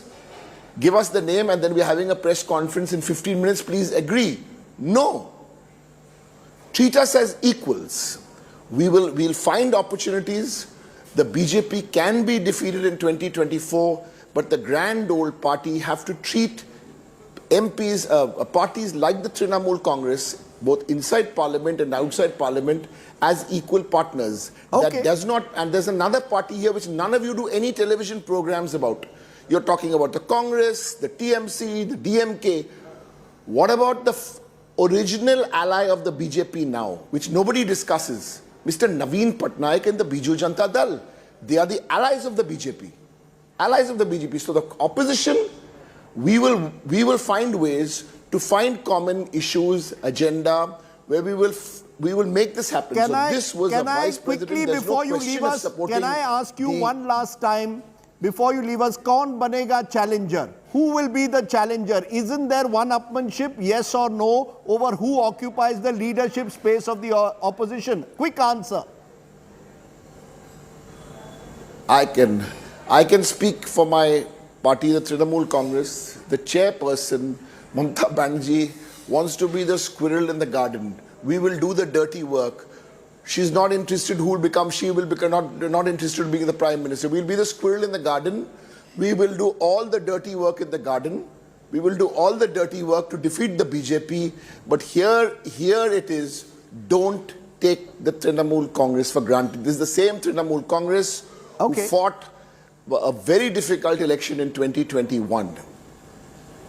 Let me leave it there. Mr. O'Brien joining us saying, don't take us for granted. Good point on which to turn to you, Yogendra Yadav. Is that part of the problem? Listening to a Derek O'Brien, that there is this one-upmanship. There is no sense of common purpose beyond anti-Modism. The one thing that I gather in the opposition narrative is anti-Modism. Modi ko hatana hai. But within the opposition, there's this battle, Kejriwal, Mamta, the Congress, for leading that opposition space. Nor is there a Jaiprakash Narayan-like figure to hold it all together. There is a clear problem, Rajdeep. There is a lack of unity of purpose in opposition, and that is clearly a setback. That is a problem that the opposition has to sort out before 2024.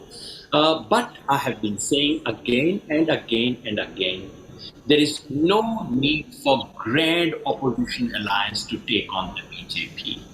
Thinking of challenges, let's think of the country in terms of three geographies, Rajdeep. Let us stop looking for the one challenger to the BJP. There is a geography of the country, about 200 seats. If you start traveling from West Bengal down to Kerala and a few more states, a little less than 200 seats, where BJP is not the dominant party. In fact, BJP is the challenger here. In 2019, out of these 193 seats, BJP managed to win 38, thanks to a very good performance in Bengal. This time, they would be lucky if they pick up 25 in these. So out of 193, BJP would get something around 25, 30 in this first geography. The second geography are places where opposition unity is necessary, maybe needed. These are places like Karnataka, Maharashtra, Jharkhand, Bihar, and so on. These are about 150 seats. BJP got 110. Yes, you need some opposition unity. I suspect that would be somehow cobbled together. Opposition needs to restrict BJP below 100, ideally to 75. The real game, Rajdeep, is in the third geography, which is the Hindi heartland plus minus Bihar plus Gujarat. This is exactly 200 seats. In these 200 seats, BJP has been winning about 175, 180 seats in the last two elections. This is where the real challenge for the opposition is. The question is, in these places, in Uttar Pradesh Samajwadi Party now, and in the rest of the seat, Congress is the principal challenger. Will we see these challengers challenging each other? Would we see Congress diminish from the existing status of a challenger? Do we see Congress getting up and taking on this battle seriously?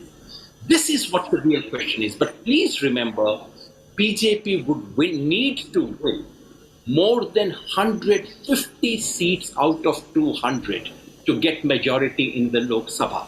Now, this is a very high ask, which they have done in the last two elections. But please remember, if you were BJP, you would be worried. This is a very, very high ask for any political party of the world in any election. With inflation, with unemployment, with your currency down, and incidentally, our economy did not start going down after COVID. Our economy was already going down for several quarters before the pandemic hit our country. So with this state of economy, this is going to be a very, very tough election for the BJP unless the opposition gives up the battle before it begins. Remember, of course, even in 2019, the numbers were down, and yet the BJP had this huge strike rate in North India. But it brings me to the key question. Is the Congress the weak link? Kumar Ketkar, you may have heard Derek O'Brien saying the Congress cannot take us for granted when you put a vice president candidate or a presidential candidate, particularly the vice presidential candidate. But importantly, taking off from what Yogendra Yadav said, in the key geography of the country, where elections are decided, it seems that where the battle is BJP versus Congress, we saw both in 2014 and 19, the BJP demolished the Congress. The BJP finds it much more difficult to take on the regional parties than the Congress. In about 190 seats of one-on-one battles, the Congress barely won a dozen. Do you therefore concede that the Congress is the Kamzor Kadi or the weak link in the opposition, and unless the Congress revives itself, it will remain advantage Bharatiya Janata Party leading up to 2024? I think you are presuming that last 8 years experience, electoral experience, is all that we have. We have experience of elections even before that. And putting a question on challenger, and again the number of Congress seats that they are losing, you think that in 1996, where was the challenger? Nobody knew Devegowda's name in most of the country, and Devegowda won. Devegowda won means Devegowda was chosen. At that time, the question was not who is the challenger. Similarly, in 1998 also there was no question of who is the challenger. So 1996 election or 1998 elections were fought without any challenger. And in 2004, nobody thought Sonia Gandhi was a challenger to Vajpayee. On the one hand, there was this towering leadership of Vajpayee, and on the other hand, a person who doesn't understand Hindi or India. And yet, Sonia Gandhi built a coalition which won. So I don't think this challenger business. And another point, responding to Yogendra Yadav, let us not forget that even in 1977, under the great leadership of Jayaprakash, South did not vote for Janata Party. Out of something like 130 seats, only 6 seats went to Janata Party, 124 or some such seats went to their respective parties. They did not go, majority of them went to Congress, they did not go to Janata Party. So to say that Jayaprakash magic, Jayaprakash unifying leadership, that helped, that did not help in South, that helped only in the North. So to compare only northern victories, that is northern and partly western victories, Gujarat and UP and Himachal Pradesh and Rajasthan and Madhya Pradesh, to say that they are invincible, I think is converting Indian politics only to northern Indian politics. And secondly, the state parties, whether they unite but you're or still not answering the central question. BJP, Is the Congress, no, but Mr. Ketkar, the Congress being the weak link. They can defeat BJP in their respective parties. Congress is not a calculating factor at all in Tamil Nadu. But BJP did not win. So in Congress need not necessarily be the weaving partner. Congress can lose, Congress can defeat, Congress cannot be and need not be necessarily a kind of a component that unites everybody. Congress will do that. Congress will try to do that, but that election in 2024 is not dependent only on Congress, Sonia, Rahul. Only not. You know how Madhya Pradesh was won.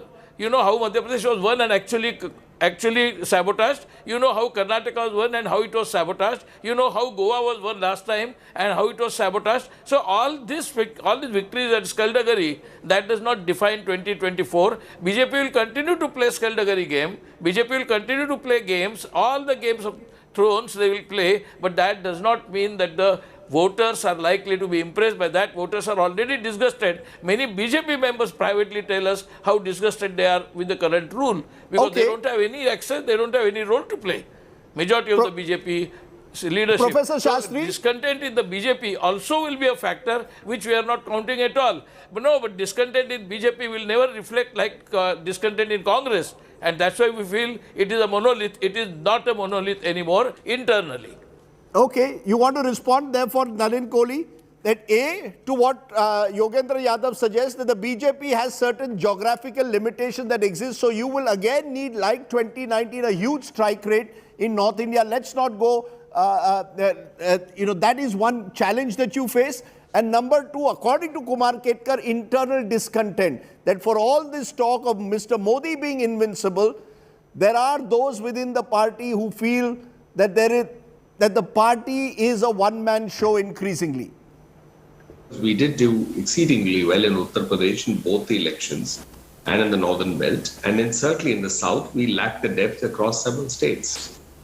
Now, however, I'm going to go back to an anecdotal story which involved us, that is you and me, in 2014 election. We were in Varanasi, and I recall that you had specifically asked Amit Bhai, when he was heading the entire election there, after the election, in a group of journalists, what is the next plan? Ab kya Amit Bhai? And he had said, 2019 ki tayari. And a lot of journalists laughed, thinking, you've just won the election, where's 2019? But that, I think, sums up the Modi-Shah kind of an approach and the new BJP. It is that there is no resting on the laurels. It's a relentless work. And that's why when he said, as Prime Minister, "Main Pradhan Sevak 24 ghante hu," in the sense, it wasn't lightly said.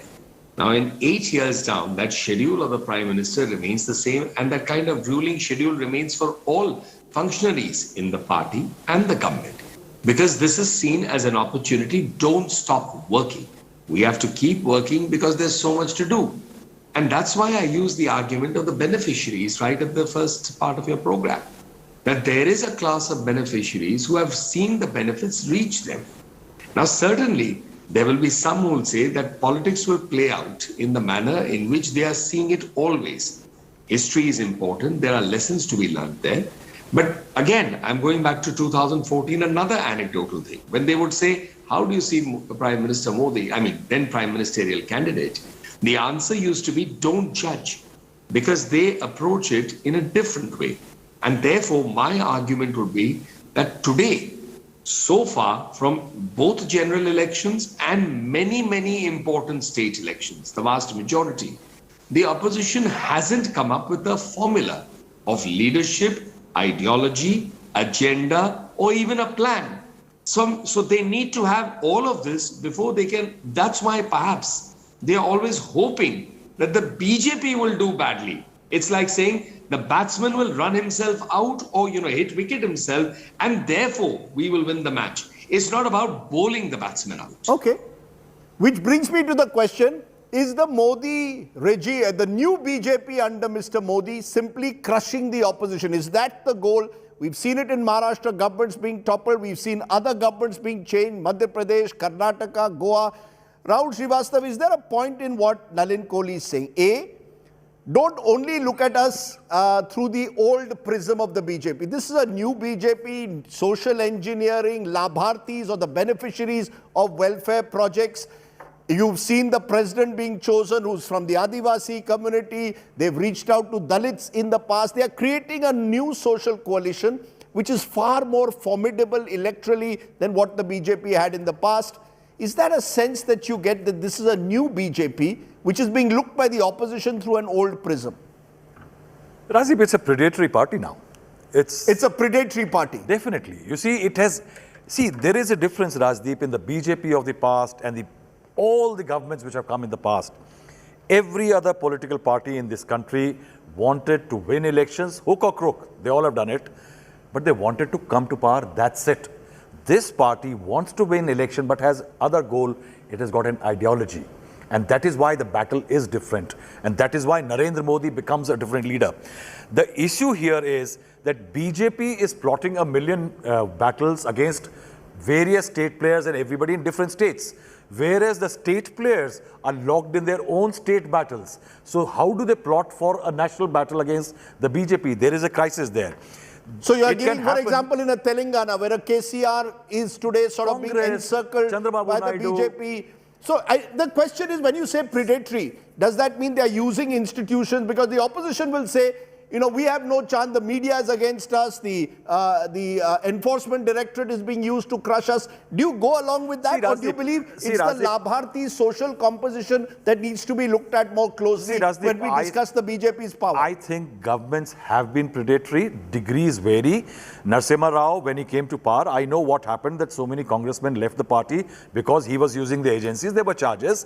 I think that's not the issue. The issue here is that this idea of like-minded, the problem what Mr. Ketkar was saying, that when was against Vajpayee, what happened? The problem is Vajpayee made mistakes. Vajpayee government made mistakes. People voted against Vajpayee.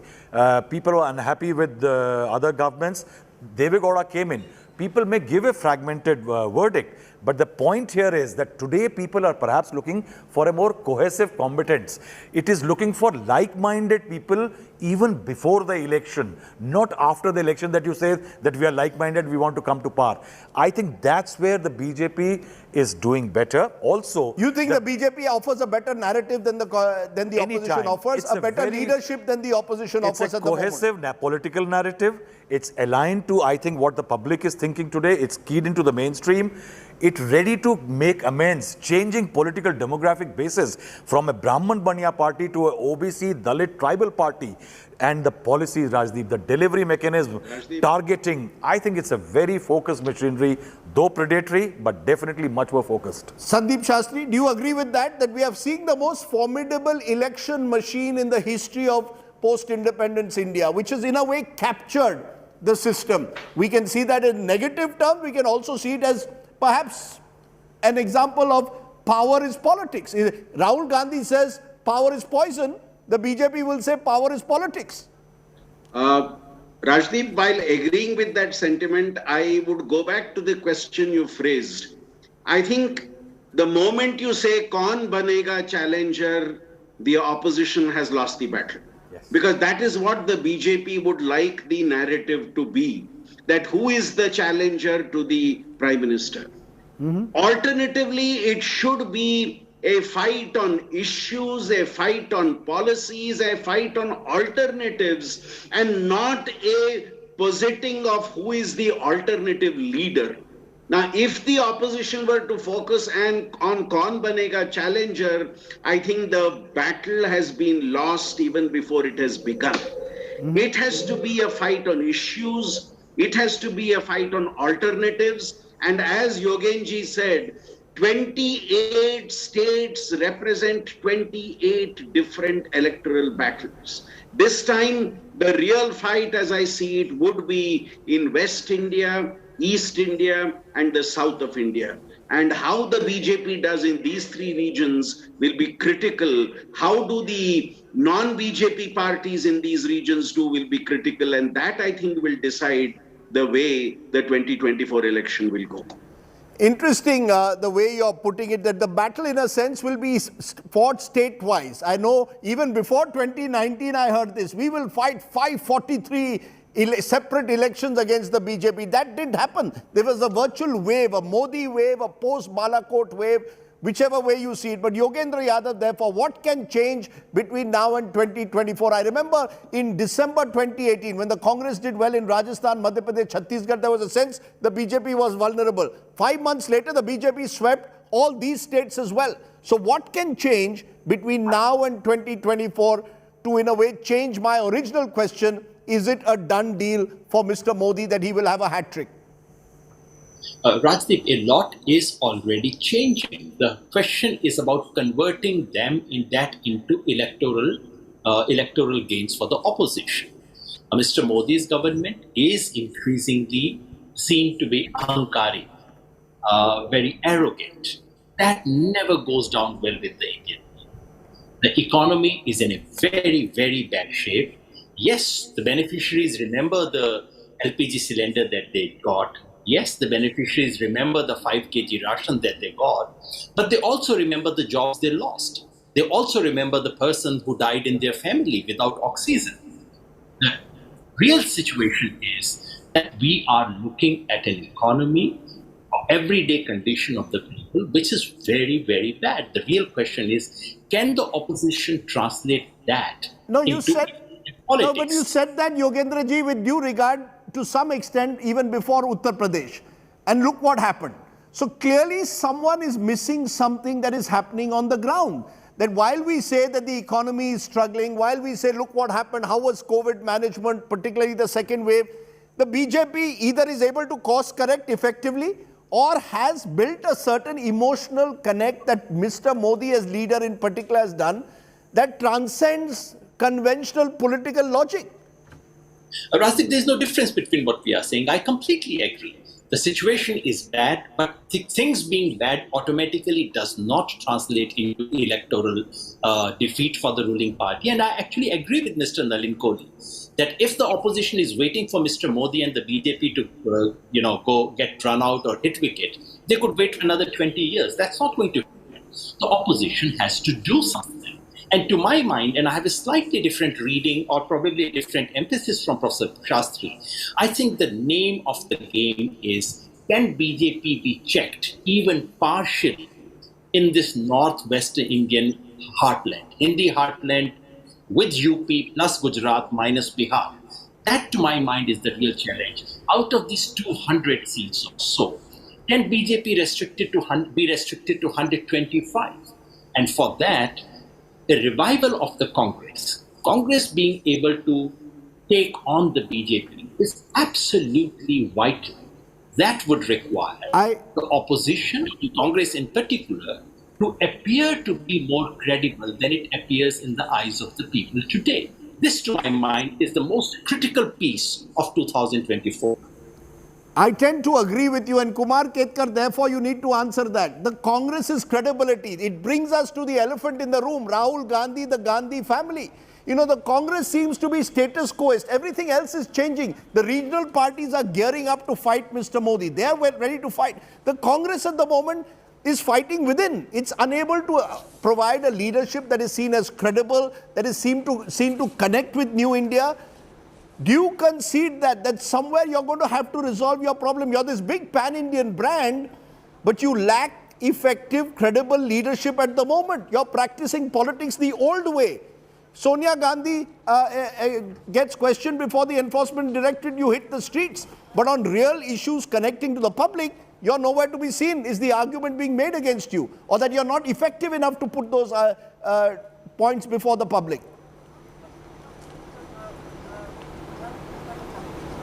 I think faults, shortcomings and weaknesses of the Congress are publicly known and publicly discussed. But you cannot choose history selectively. In 2015, when Modi was at his supreme best, he lost Delhi just 1 year after 2014. 67 seats out of 70, AAP won. AAP was a completely new not player. Congress. Mr. Ketkar, it was Aam Aadmi Party because Arvind Kejriwal came out as a credible leader. I am not talking about. Why are you emphasizing only Congress? I am talking about defeating Modi, and you are talking about Congress emerging. Why are you talking only Congress emerging? Congress will emerge. Congress can emerge, and Congress will emerge. That is not the question. Question is defeating Modi, and Modi has been defeated in Kerala, in Tamil Nadu, even in Delhi. And therefore, to say, and in that situation of complete manthan, then the Congress can emerge. Don't forget that Modi at his peak in 2014 got only 31% vote, and with NDA in 2019 he got only 37% What is the role of the Gandhi family in this, sir? Low number of sir, seats. What is with the role low number of seats, Congress. Why are you constantly obsessed with Sonia and Rahul? When Congress won lowest vote, that was 41%, Congress won 282 seats. So I don't think, 69% of the people have voted against Modi in 2014 and 63% people have voted. Now how to bring those 63% or 69% people together under one banner? That is not possible. Things have changed completely in last, and the Hindu-Muslim question, which Congress could not understand because Congress can never divide or polarize society like Modi does. So Hindu-Muslim question did create a frenzy across the country, and that frenzied vote you are taking as a major reference statistical point. Frenzied vote should never be considered as a statistical reference for victories and defeats. You agree with that, Professor Shastri, that there is a frenzied Hindutva vote? Okay, there is a frenzied Hindutva vote. We saw it in 2014 to some extent, along with this vote for change then, this Achhe Din vote, which was anti-incumbency. In 2019, we saw it post-Balakot. Is there that frenzied Hindu vote, which is very difficult to dismantle at the moment? It's not enough to blame the Congress leadership. Okay, it's not just enough to blame the Congress leadership. You're facing a force that is appealing to... was Hindu vote. Okay. You want to respond, Professor Shastri, to that? It was a Hindu vote. Now, there is no question of doubt that there has been a strong attempt at majority consolidation, but there are limits to that happening. I think the more important point which I would like to re-stress, which I made, and while agreeing with Professor Yadav, I would like to look at where the BJP faces a critical contest or where the BJP faces a likely strong opponent. And it's in that context I was talking of West India, South India and East India. I would believe, even as the present situation stands, that the BJP's competitors in North India, if you look at that, the BJP still seems to be in a stronger position. The potential for that challenge in West, East and South India is much, much stronger. And that's why I emphasize the need to look at these regions when we look at 2024 coming up. Remember, of course, in 2014 in particular, more than 80% of the BJP seats came from North and Western India, but it has slowly expanded. I just want to ask you, therefore, Nalin Kohli, we are running out of time. Is the BJP invincible in your view? I know this is a question that perhaps I could have a predictable answer, but is the BJP invincible? If you were to be a strategist for your opponents, is there a weak point? What is your weakest point? What is it that worries you, Nalin Kohli? Is there a weak point? Honestly, the second part, though, I can't answer, because whatever we've been doing has been going well. In terms of electoral victories, broadly speaking, of course, we don't win all elections, and nobody can win all elections in a democracy. But certainly we are winning again and again under Prime Minister Modi and the BJP. But is there a concern? Is there something that concerns you? What can change between now and 2024? Look, I would hope that there is no change, not because of a party perspective, and I'll be candid about it, Rajdeep, is that in a world where violence is increasing and on a daily basis we see threats and all, I just pray that India doesn't see any of that kind of situation that we've seen in the past. So therefore, with me, what I'll only hope is that an external factor does not try to destabilize things, which is an event, which is, not directly homegrown in that sense. Right. And I look at always terrorism as a risk factor to every election in the country. So therefore, barring that, I think broadly there's nothing I could say that the BJP is not getting right. Is there that black swan event that you see? There could be a black swan event, as we've seen, that can change elections. But Rahul Srivastav, I know that we can never say any party is invincible, but you track the BJP. Do you get a sense from talking to BJP leaders, internally, do they believe that Mr. Modi is poised for a hat-trick? Is there anything they fear that can change between now and 2024? See, Rajiv, I think no political party or a cadre or leadership ever works that it thinks that it is there. I think the entire cadre moves in a direction when it thinks that its leadership is doing things to move there. Is there anything they fear? Is there anything they're worried about? And in that, if you see, changing the base, getting a tribal woman as a president is a foray into a vote which the BJP perhaps was getting weak. Telangana, they have a plan. Now, opposition too. Yes, Mamata Banerjee has a plan. She's giving those signals that I have national aspirations. Kejriwal, for example. Do they fear a Kejriwal? See, yes, I'm 100%. It's not the fear factor. They compute the factor. They factor in that there is a Kejriwal. So today, if there is going to be a Gujarat battle in which Kejriwal is mounting a slight battle against Modi, then they will prop the Congress a bit. There might be ED strikes. All kind of things happen in Indian politics, Rajdeep. What I will say, that to defeat BJP at this moment, it is always said that the strength of the system is the weakness of the system. Narendra Modi is a strong leader that the BJP has. If my heart is a strong part of my body, it keeps me alive. The day it fails, makes a mistake, I'm gone. Similarly, I think it is Narendra Modi who's pulling this engine. And if he makes a mistake, I think that's one thing the BJP has to watch out for. Okay, let's leave it at that point. It's been fascinating to hear articulate voices, no crosstalk. 20 months to go for the 2024 elections. As I keep reiterating, a week is a long time in Indian politics. Who knows what tomorrow brings? Kal kisne dekha hai. But for now, it appears the BJP juggernaut is rolling on. Can the opposition get its act together is going to be the big challenge. We want a competitive fight to enhance democracy. Thank you all very much for joining me on this special roundtable. To all our viewers, thanks for watching. Bye for now. I don't read the news. I read between the lines to tell you the true version of events, the true story of our times. To document grief, the toughest assignment for any journalist to be. From those who matter. Women politicians going to stick up for each other. Of those who should matter. I document the truth. I don't distort the truth. I don't glamorize the truth. I don't gloss over the truth. The ghosts of India's contentious medieval history have come knocking again. I hustle for the truth. On the ground, in the newsroom, in the studio. I don't try to grab eyeballs. I inform you to make you see the point. To the Point with Preeti Chaudhary. At these times, only on India Today.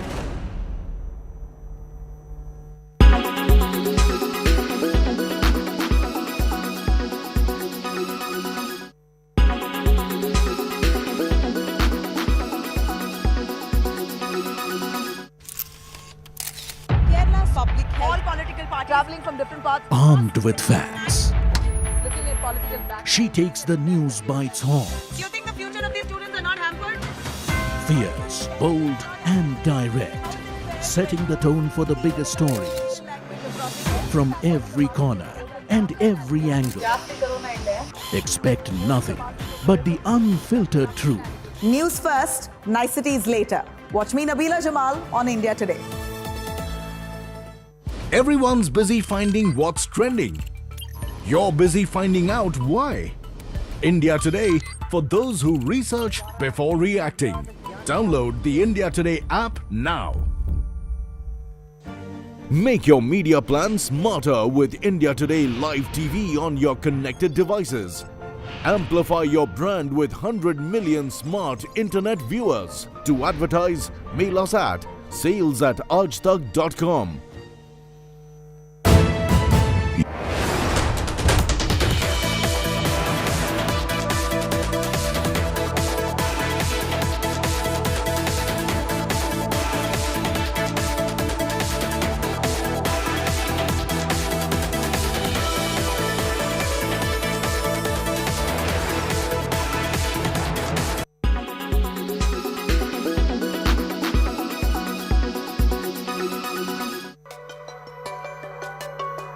Our world is filled with many scenic, interesting, weird and some creepy places, and we'll tell you about 5 weird islands of the world. This island is in Mexico. The island is surrounded with many dolls across it, and the story begins 50 years ago when only one man used to live there. One night he found a dead girl in the lake along with a doll, so he hung a doll on the tree in memory of her. This is where things got out of hand. He started having many nightmares, and so he hung more dolls around the island. He died in 2001, but the island is visited by tourists quite often.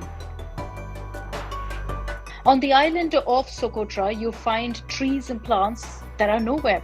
Up to a third of this island is endemic. This island is isolated, and it's also called as the most island-looking place on Earth. In 2008, this was declared as UNESCO's World Heritage Site. It lies in the Arabian Peninsula, but is considered to be a part of Africa. So when do you plan to visit this place? Off the coast of Dubai are 300 man-made islands. This was made to look like the world. It took $13 billion to build these islands. It was constructed using tons of sand from the Persian Sea. People can buy part of the island and name it even. Its construction was started in 2003 and was completed in 2008. But due to the financial crisis of 2008, these islands weren't bought by many. Now it's just abandoned pieces of land. Is this the cutest island or what? The island is filled with rabbits all around. This place is known as Okushima Island. But let's tell you that behind this cuteness, there's also a dark past. During World War II, this island was built to develop poisonous gas to attack China. Due to the poisonous gases, more than 80,000 soldiers of China died. This island was a secret, and Japan even removed it from the map at that time. Now, this island only has a museum here with many of these cute creatures. It's said that these rabbits were left here by a school and then multiplied into a bunch of them. You know, Maldives is a beautiful, fancy island, but beyond that lies a waste island. It was built to get rid of the waste that was covering the island, and every day around 700 tons.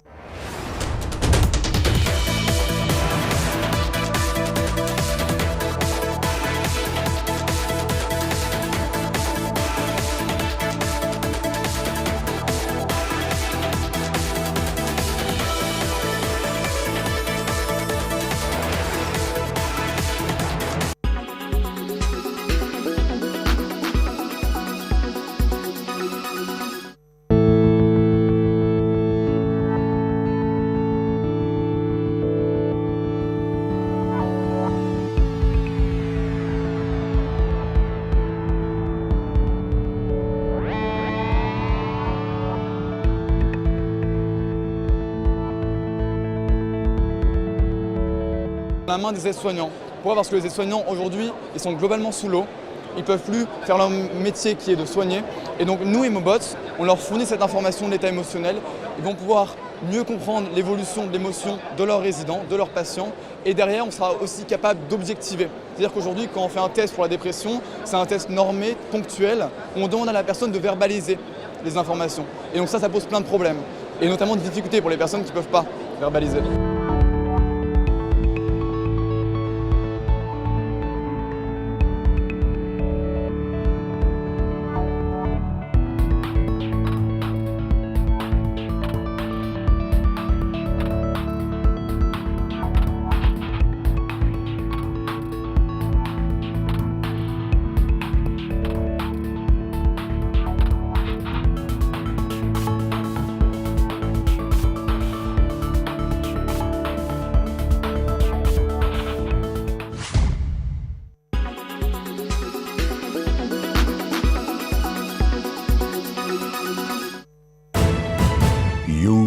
watching India Today.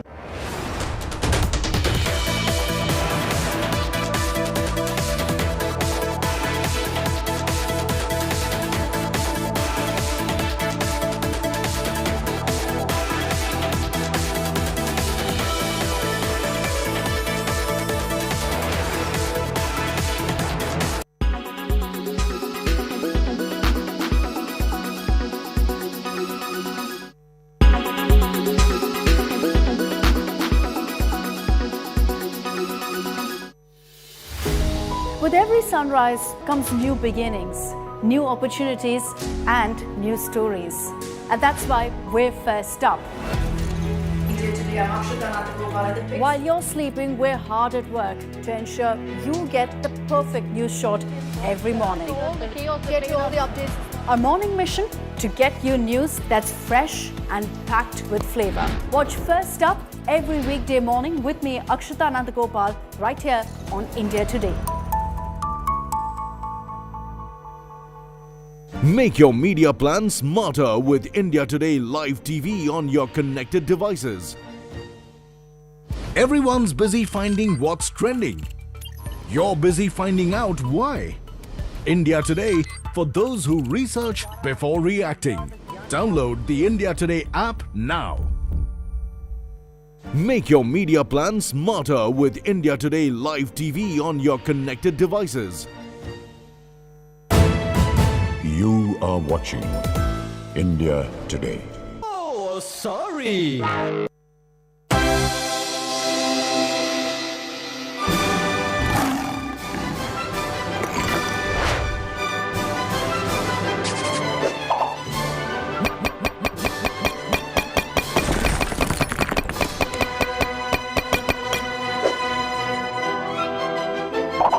Sir cheese, Sir paneer.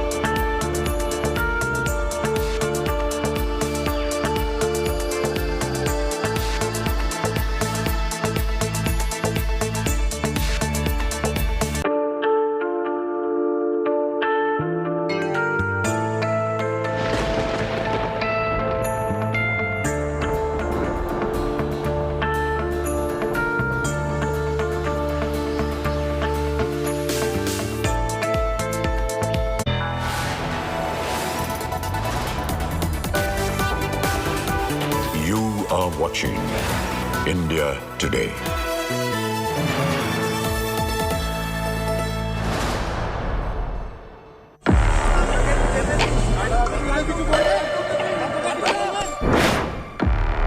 The scam heat is now on Mamata's Mantri. Top ministers arrest quakes Bengal.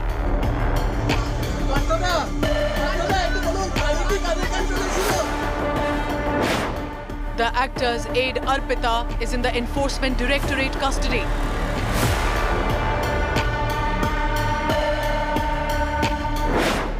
₹21 crore cash mountain was the stunning clincher.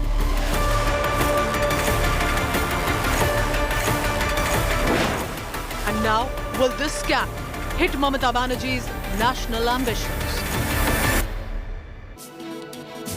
The arrest of the minister in Bengal has now led to a political showdown, specifically with regard to the over 20 crore cash that was found. I have a special discussion coming up on that. Good evening and welcome. I'm Pooja Ashali. Let's begin first with the headlines.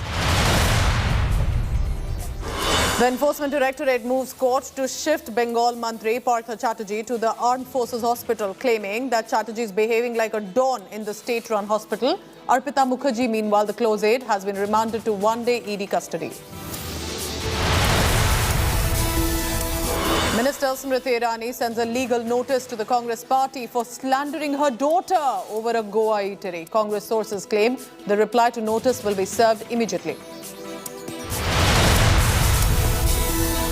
Gangster Goldie Brar, accused of the mastermind of Sidhu Moosewala murder, paying a tribute to the slain shooters in a Facebook post now. Says the shooters called him up before the encounter took place.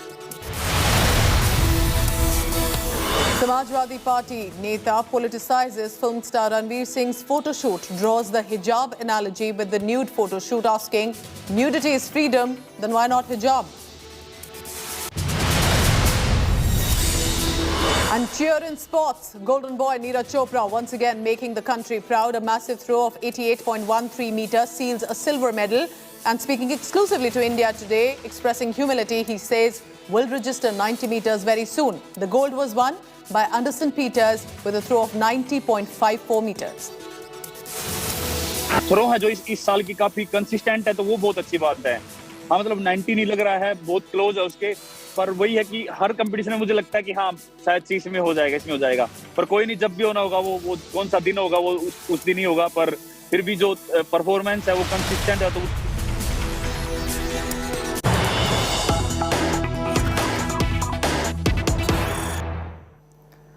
Kolkata High Court has ordered for Partha Chatterjee to be taken to the All India Institute of Medical Sciences. This is big news coming in, and this will be AIIMS-Bhubaneswar, and that will happen likely early morning tomorrow. So that's the big news coming in. The Minister Partha Chatterjee, who's been taken into custody, Kolkata High Court has now ordered for him to be taken to AIIMS-Bhubaneswar early morning tomorrow. Report will be filed by AIIMS before Kolkata High Court by 3 p.m. The hearing before the trial court is scheduled for 4 p.m. tomorrow. Now, Partha Chatterjee will also be produced, that means through a video conferencing. Let's go across quickly to my colleague Nalini Sharma reporting on the latest as the news coming in from the court. Nalini, it's very interesting because the ED had said we want to take him to an armed forces hospital. He's behaving like a goon. What does this really mean being sent to AIIMS and why?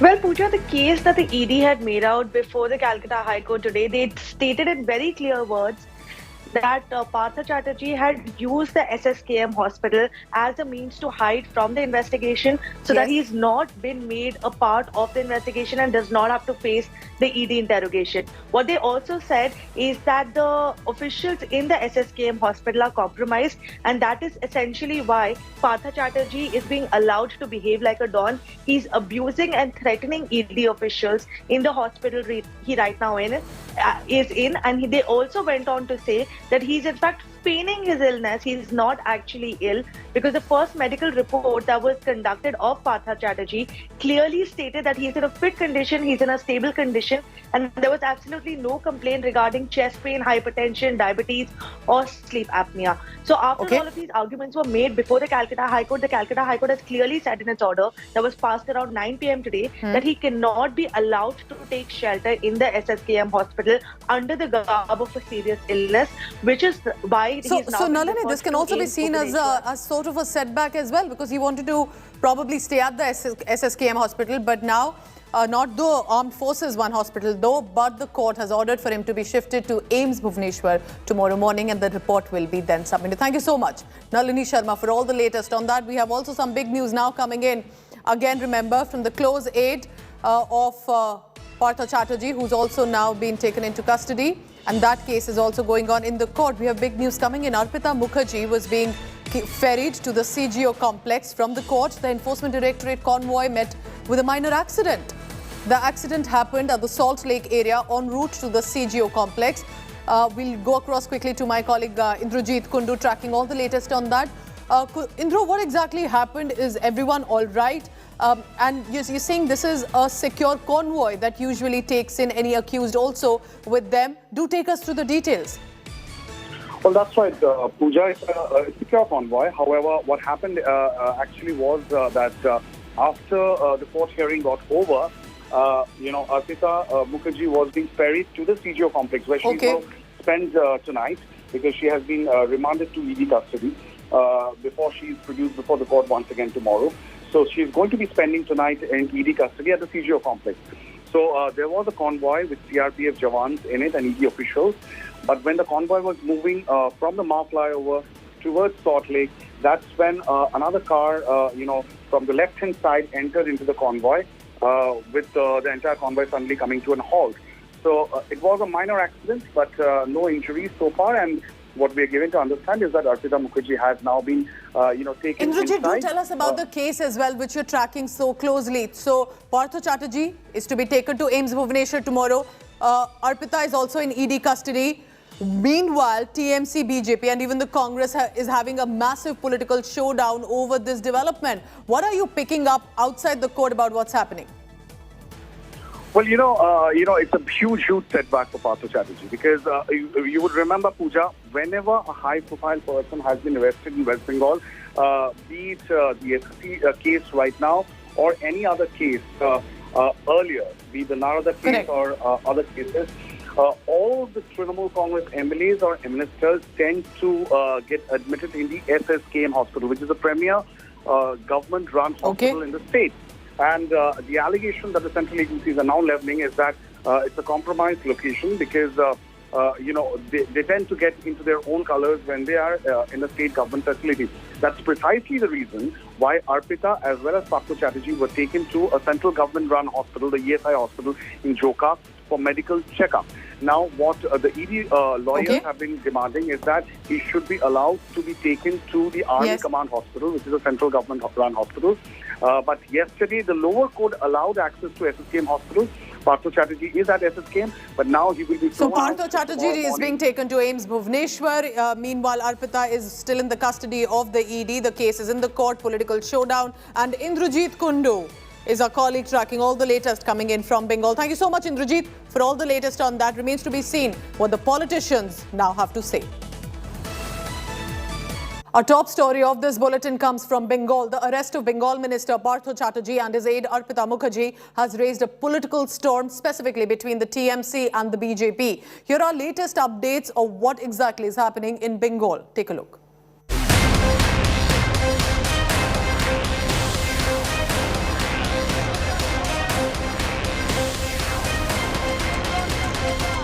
A massive cash haul. Bengal cash for jobs scam exploding. Chief Minister Mamata Banerjee facing heat after her minister Partha Chatterjee getting arrested. Thanks to his close aide Arpita Mukherjee, actor turned Partha aide from whose house cash over rupees 21 crore was seized. Some stashed in envelope marked Education Minister, referring to Partha's portfolio during the scam period. Hours after his arrest, Minister Partha complained of uneasiness and was admitted to a state-run hospital. The ED moved Calcutta High Court seeking to transfer him to an army-run medical institution, claiming that Partha is feigning illness to escape drilling with help from Mamata government. ED sought custody of Arpita after producing her in the court. TMC, which was forced to remove Partha as Education Minister after Calcutta High Court took up in 2021, said it will act if Partha is found guilty, but slammed the centre for not probing Subhendu in Narada scam case. ऐसा कोई proof court में आया और court ने वो मान लिया, उसके बाद तुरंत तृणमूल कांग्रेस एक्शन लेंगे, चाहे जितना भी बड़ा लीडर कोई हो ना हो। The BJP directly attacked Mamta, targeting what it called her complicity in the recruitment scam. Naturally, he's someone who's had a very long and a close association with Mamta Banerjee. Her silence, therefore, raises several questions. While Congress was quick to slam Mamta, Aam Aadmi Party attacked Centre for alleged misuse of central agencies. जैसे व्यापम कांड होते हैं वैसे ही बंगाल में इस तरीके के कांड है, ये सब जानकारी है, इसमें कोई नई बात नहीं, लेकिन ये हरकत में नहीं आ रहे थे। कोर्ट के डांट खाने पर ये जो जांच एजेंसी हरकत में आई है। एक नया ट्रेंड भारतीय जनता पार्टी की केंद्र सरकार ने शुरू किया है।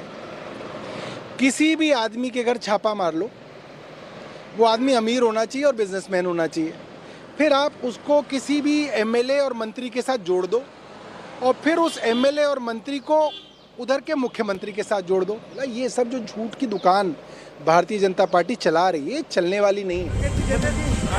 Have the mega cash haul and arrest of the key minister, who was virtual number 2 in TMC till 2021, dented Mamta's national ambitions? With Anupam Mishra in Kolkata, Bureau Report, India Today. So the case in Kolkata has reached the court as well, and of course right now has become a political showdown between the TMC and the BJP. Joining me now in this telecast is representing the Trinamool Congress, Member of Parliament from the Rajya Sabha, Dr. Shantanu Sen, and also from the Bharatiya Janata Party, Tom Vadakan. Thank you so much, both of you, for the latest on that. Let's begin first with Shantanu Sen, because the silence of Mamata Banerjee, Dr. Sen, is quite strange at this point when your own Mantri is now facing these allegations. So how should we see this? Is this caution, for she does not want to likely say anything that could affect her national or party's national prospects as well?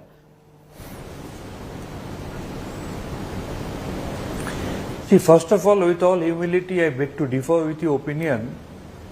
Why don't you consider the tweet, the press conference of All India Trinamool Congress is the statement as the statement given by Madam Mamata Banerjee.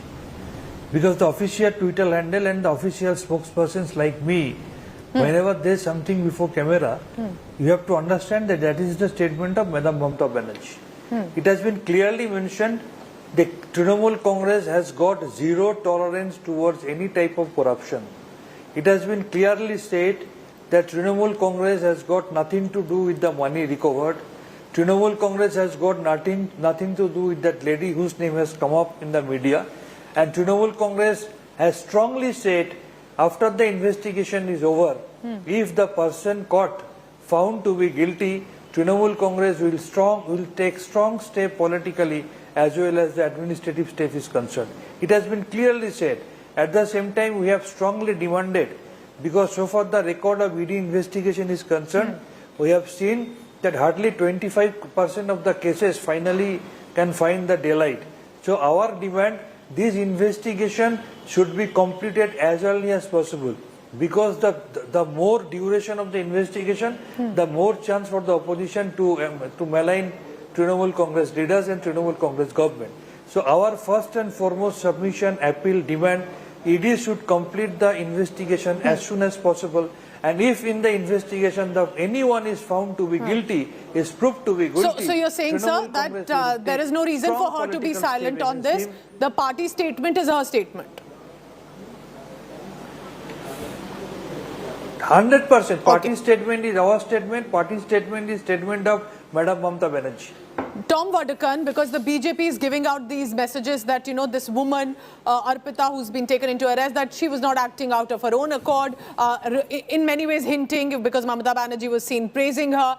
But right now it is just a raid. What do you say to Dr. Sen saying that we have said that, you know, if it is proven, we'll take action? Why should we jump to any sort of action against their Mantri just because there's been an ED raid and which is not even concluded for now?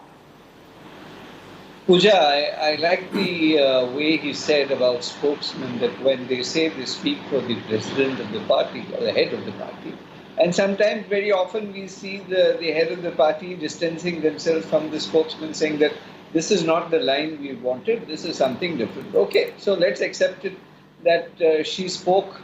And now let me say something else. Our case is not that this is Trinamool's money. This is the people's money collected for jobs, okay? And this had to be channelized to whoever and connected people. Now, the larger issue is she's an aide of Mr. Partha and Partha Chatterjee, and this is, smoking gun evidence. And I must say the Enforcement Directorate has counted the money with due haste and has come to the conclusion that's 21 crores, and this is not small money. And believe me, this is right in public domain. ED is completely on the target and is investigating the case. And this is no non-entity. This is Secretary General of the Trinamool Congress, okay? And this is cash that is discovered from his closest aide.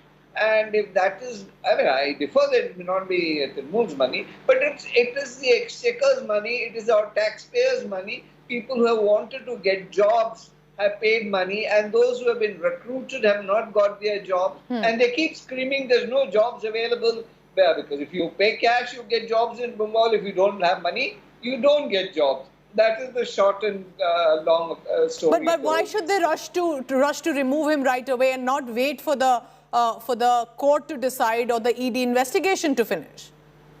See, he's no small individual. He is the Secretary General, and he can manipulate evidences. You have to take due precaution. He's a very powerful individual, Pooja. He's not somebody who was just a representative. He's an important personality, and he can influence judgment, he can influence people, witnesses, and what have you. Okay. So immediate action in this kind of cases have to be Dr. taken. Shantanu saying these are strong words, that he's an influential person. He can actually also influence other witnesses. Is this a catch-22 situation for the Trinamool Congress? Because if you remove, it will look like the ED has had a successful mission. They've managed to raid the correct people, the correct mantri, and also at that point could totally backfire for Mamata Banerjee, because in this case, this man is now facing strong allegations and her prospects could also suffer. You have to see a few chronologies, madam. Before that, I must ask you one question. Why Nupur Sharma is not yet arrested till date? Secondly, if I request you to go through the chronology, on 21st of July, there was an historical rally held by Madam Mamata Banerjee, which has definitely shaken the chair of Narendra Modi and Amit Shah. That's why, on the very next day, early morning, without any notice, ED had started raiding, being surrounded by central forces. They have started raiding at 13 different places. My question, I don't have anything to say so far the investigation process is concerned, because I am Trinamool, I am not BJP. BJP manipulates CBI, ED because they are their allies. I am Trinamool, Trinamool Congress always cooperates investigation. But my question is, if I ask you one very simple question, there is one leader of opposition in our state of West Bengal whose name is very much there in the FIR of CBI.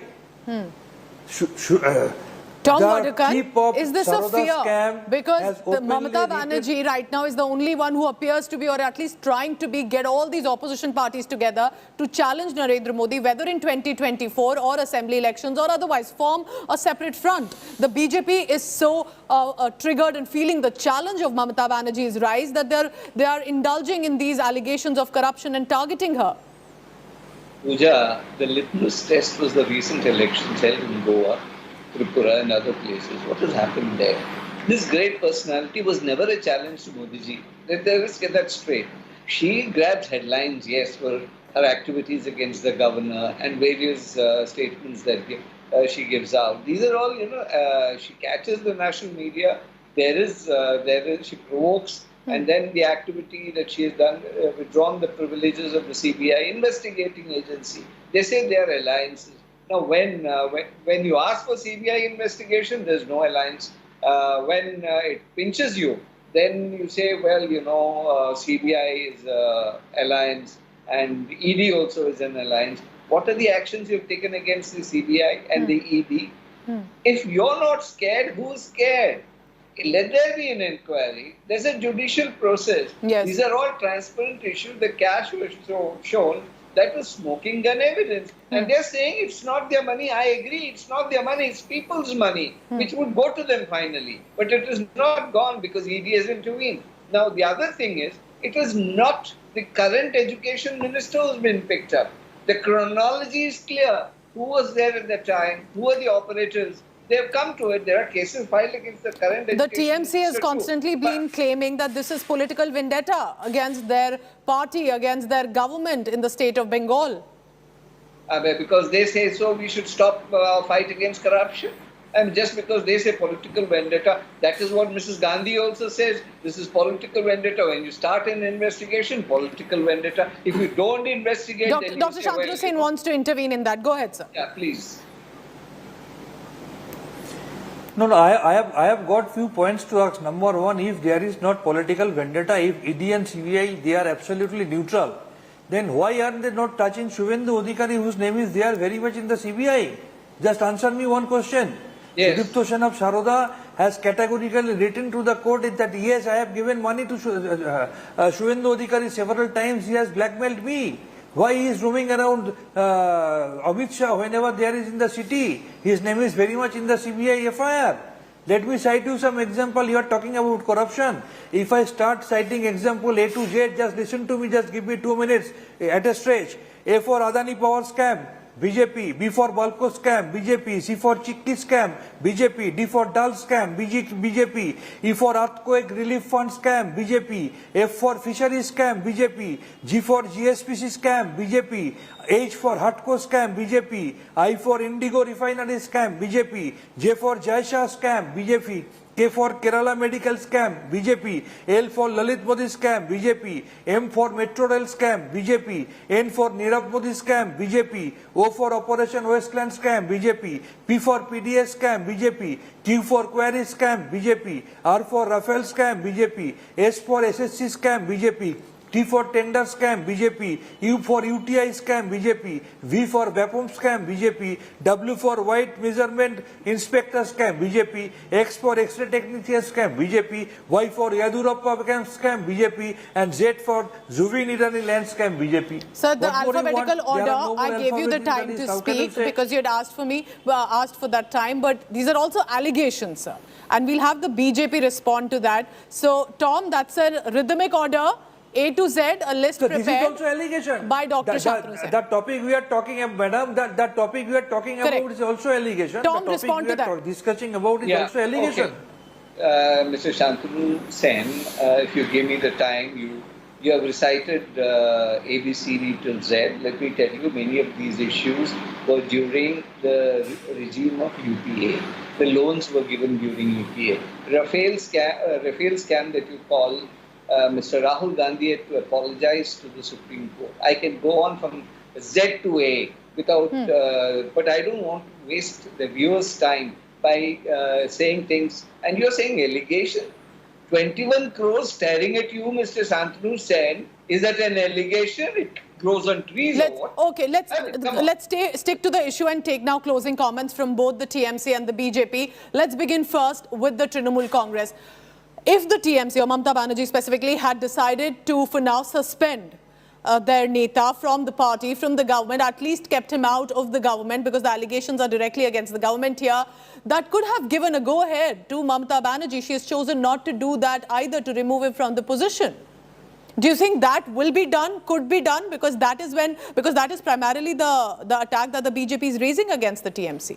Final closing comments, sir. Once again, I repeat, if you have gone through the Twitter of All India Trinamool Congress, or if you have gone through the press conference done yesterday, it has been categorically mentioned, and I harp on the same string.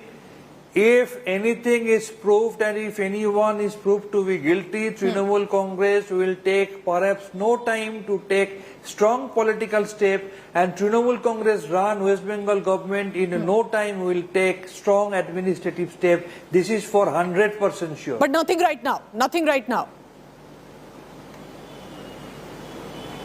Definitely not. Why? Because this is an allegation.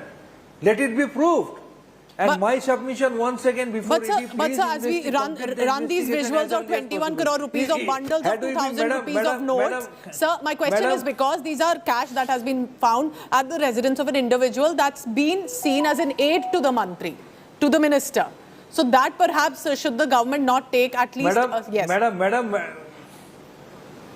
was that Was that money recovered from the house of a minister?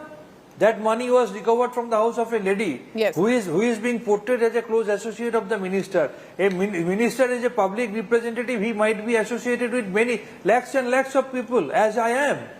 So if anyone is found to be guilty of, if money is recovered from any XYZ who is close to me or whose photograph is with me in a particular frame, does it prove that I am also guilty? Tom Vadakan, what do you say to that? That's actually an interesting point, that this is not like it's found at the Mantri's house. You are gunning for TMC, you're gunning for the minister, you're gunning for Mamata Banerjee. It is a lady outside of the purview of the government, so to say. So, you know, why are you then targeting Mamata Banerjee specifically amid all this? We are not targeting anybody. An investigation is in progress. Now, investigation points, as I said, to the close age of the minister, and the cash was found. They say that's not their money. I accept it. I accept it's not their money. It's people's money. Be what it may. Now, this gentleman says that, well, you know, this lady is not connected. Come on, it's in public domain. I don't want to get into the visual evidences and what have you. But the fact of the matter is, no minister will keep 21 crores under his bed for the ED to come. Normally it will be done, it will be kept at some close aide and confidant, and that is what has happened. Now I'll tell you something more. Mamta ji won't speak about it because she's scared. He knows too much. Where during the course of investigation, if he says something which will lead to Mamta ji, so she can't touch him with a barge pole right now. He's too damn powerful. So the evidence is that he may speak out if there is any indication of, you know, some connect, and that would be very dangerous for her. So naturally, the natural course would be deafening silence and try to send spokesmen who would tell you the alphabet from A to Z and say all scams which are unconnected. All right. So that's a fair point, both from the TMC and the BJP. I want to thank Dr. Shantanu Sen and Tom Vadakan for your views. If it is public money, we will let the public decide. Both the TMC and BJP have put forth their views, while currently the Mantri is under arrest and the ED has also reached out to the court. Thank you so much for watching. Take care of yourself. You can always log on to indiatoday.in for all the latest news. Thank you very much.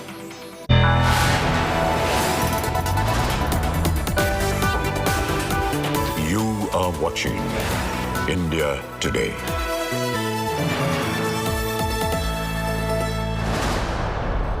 अरे आ गई। कैसा रहा दिन? बहुत अच्छा। कोई video game cover करने गई थी ना? वीडियो गेम नहीं माँ, e-sports। E-sports? माँ, e-sports is just like any other competitive sport.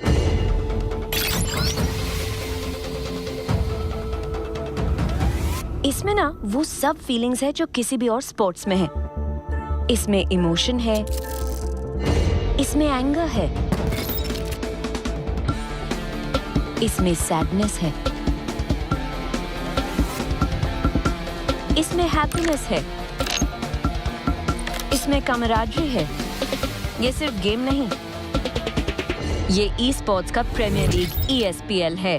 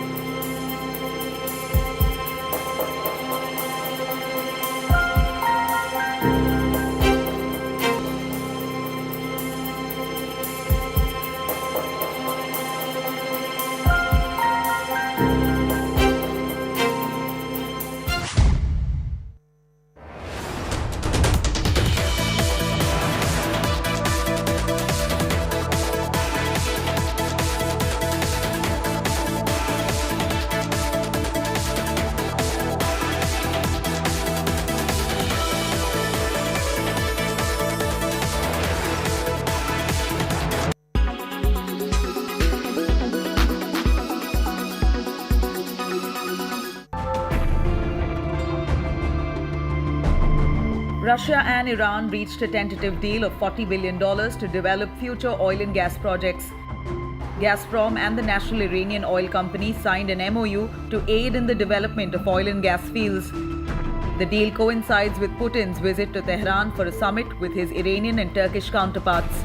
The deal will also include Gazprom in the completion of liquefied natural gas projects and the construction of gas exports pipelines. Iran owns the largest supply of natural gas reserves, followed by Russia. Both of them are subject to US sanctions. The deal also comes at a unique time when the energy market is strained and suffering from a fuel price rise. «Газпром» всегда выполнял, выполняет и намерен выполнять все свои обязательства. Europe is shutting down Russian energy flowing there. Subsequently, Moscow is turning to other countries to send energy supplies. For instance, Russia and China have deepened their energy ties. In the next 2 years, they will run a gas pipeline which will run 2,600 kilometers.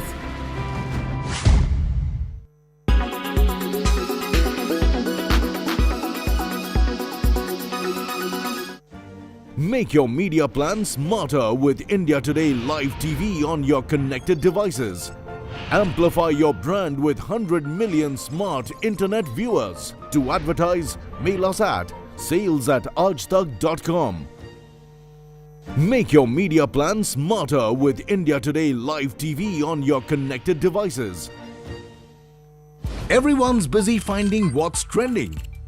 You're busy finding out why. India Today, for those who research before reacting. Download the India Today app now.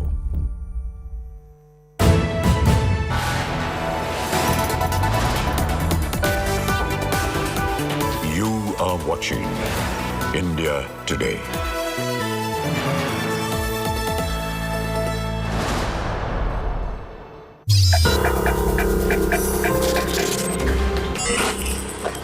A startup from London wants to disrupt the smartphone industry. Much ado about nothing. That's not all. Why are all tech companies around the world in the smart sunglasses race? Is that really a thing? Will they replace your normal eyewear? All that and a lot more. I'm your host Ayush Alavadi and this is Tech Today.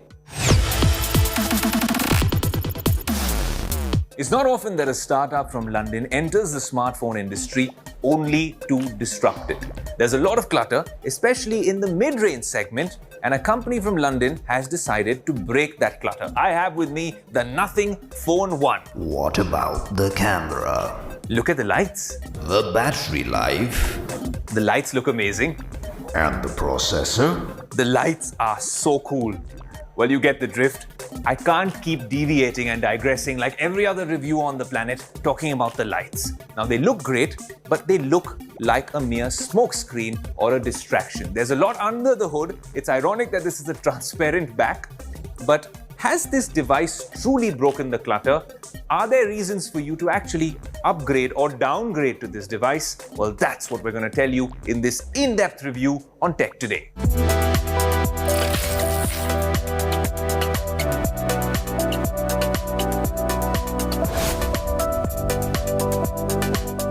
Let's talk about design. So throughout this review, we're going to tell you the reasons you might want to purchase such a device and the reasons you should steer clear of the Nothing Phone 1. Is it much ado about nothing? No more nothing puns from us, but if you have a look at this device, it looks really cool. So we got to give them full marks for design.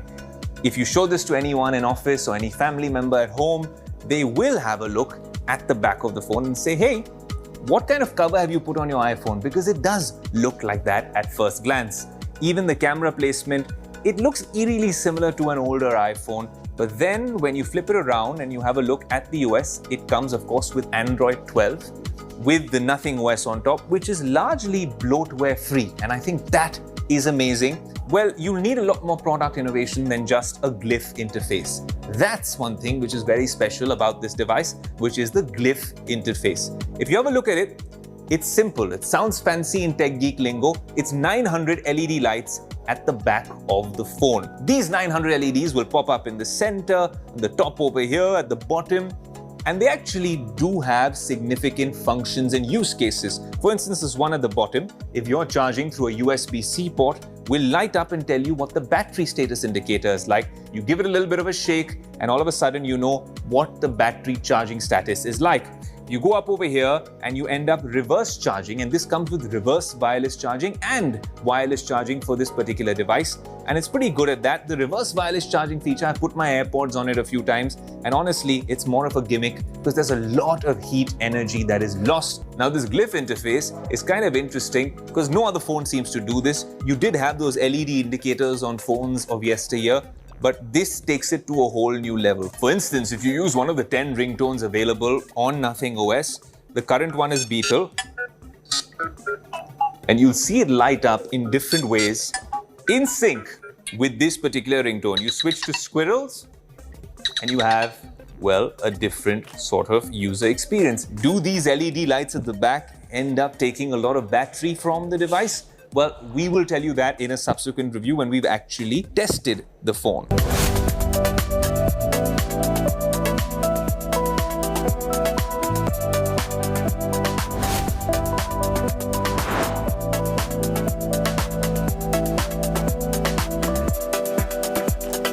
Now let's address the elephant in the room, the Snapdragon 778G. This is clearly not a flagship processor.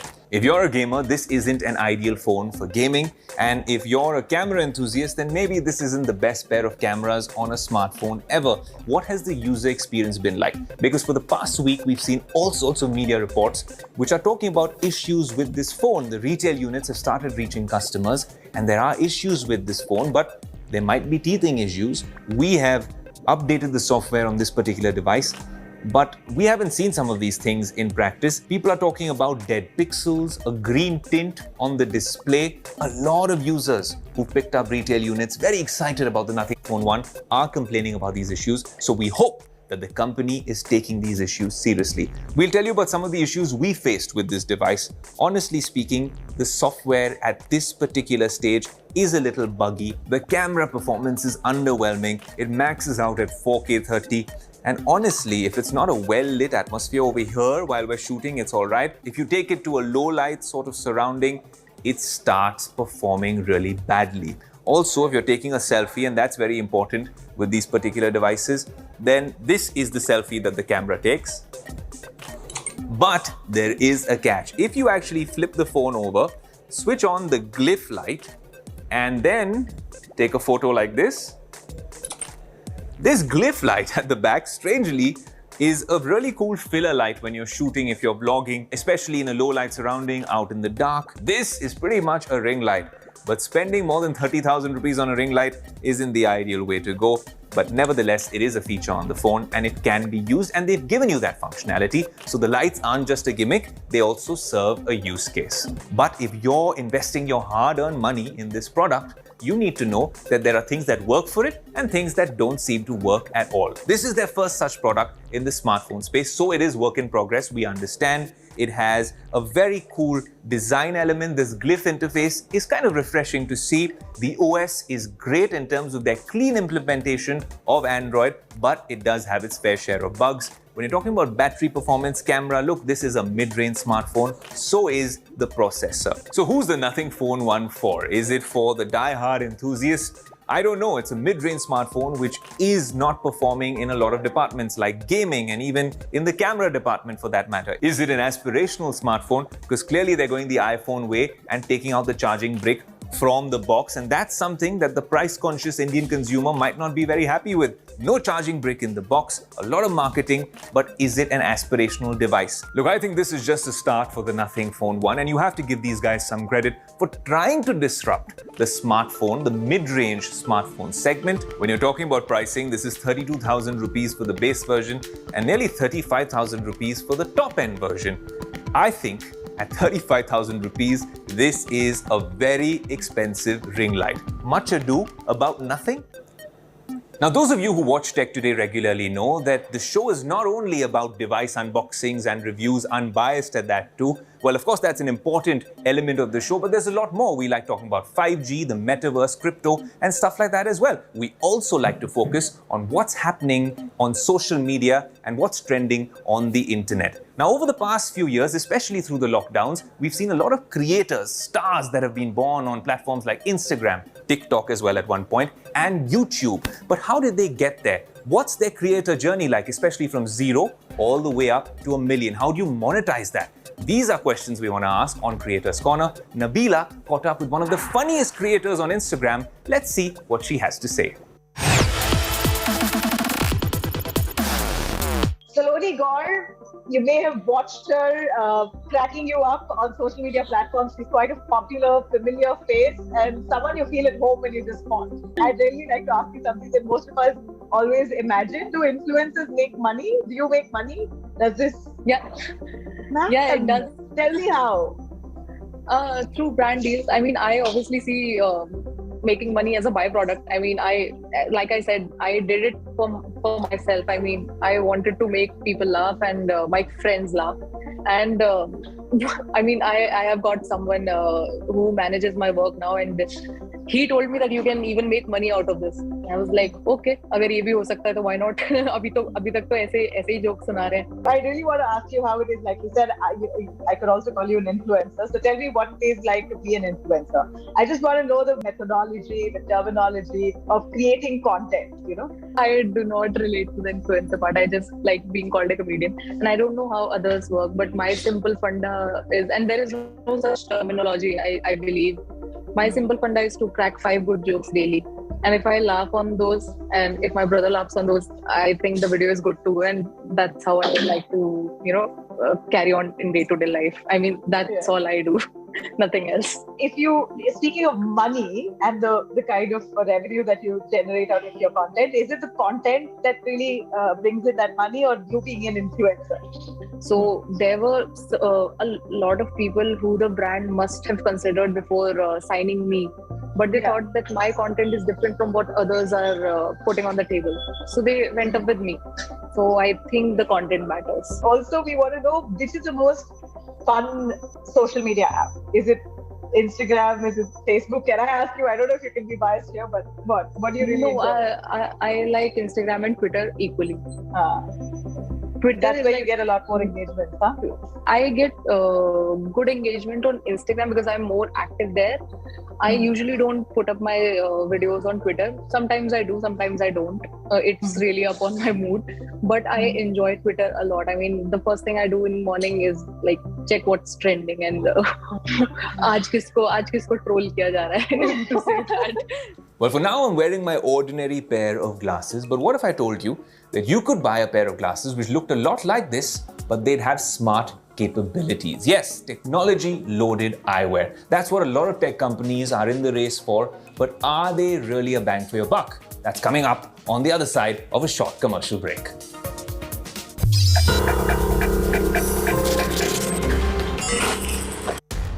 इस समय पूरी दुनिया में लोग confused हैं। वो समझ नहीं पा रहे हैं क्या सही है, क्या गलत है, क्या सच है, क्या झूठ है। और ये स्पष्टता हम आपको अपने इस नए शो में देंगे। सब कुछ ब्लैक एंड व्हाइट में बताएंगे। इस शो में मेरे बालों के अलावा कुछ ग्रे नहीं होगा। हर खबर ब्लैक एंड व्हाइट की तरह बिल्कुल स्पष्ट होगी।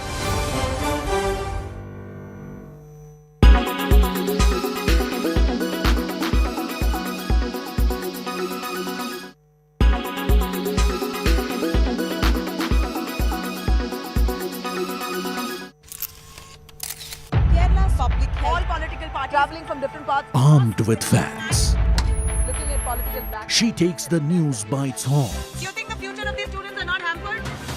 Fierce, bold and direct, setting the tone for the biggest stories. From every corner and every angle. Expect nothing but the unfiltered truth. News first, niceties later. Watch me, Nabila Jamal, on India Today. Everyone's busy finding what's trending. You're busy finding out why. India Today, for those who research before reacting. Download the India Today app now. Make your media plan smarter with India Today Live TV on your connected devices. You are watching India Today.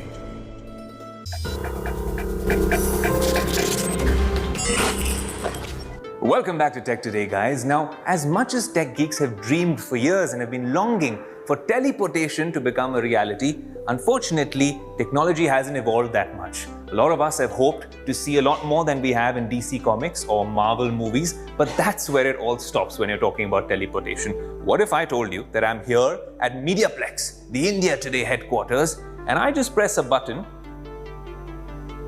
and then I will soon be in the Mumbai studios just like that. I'll see you there.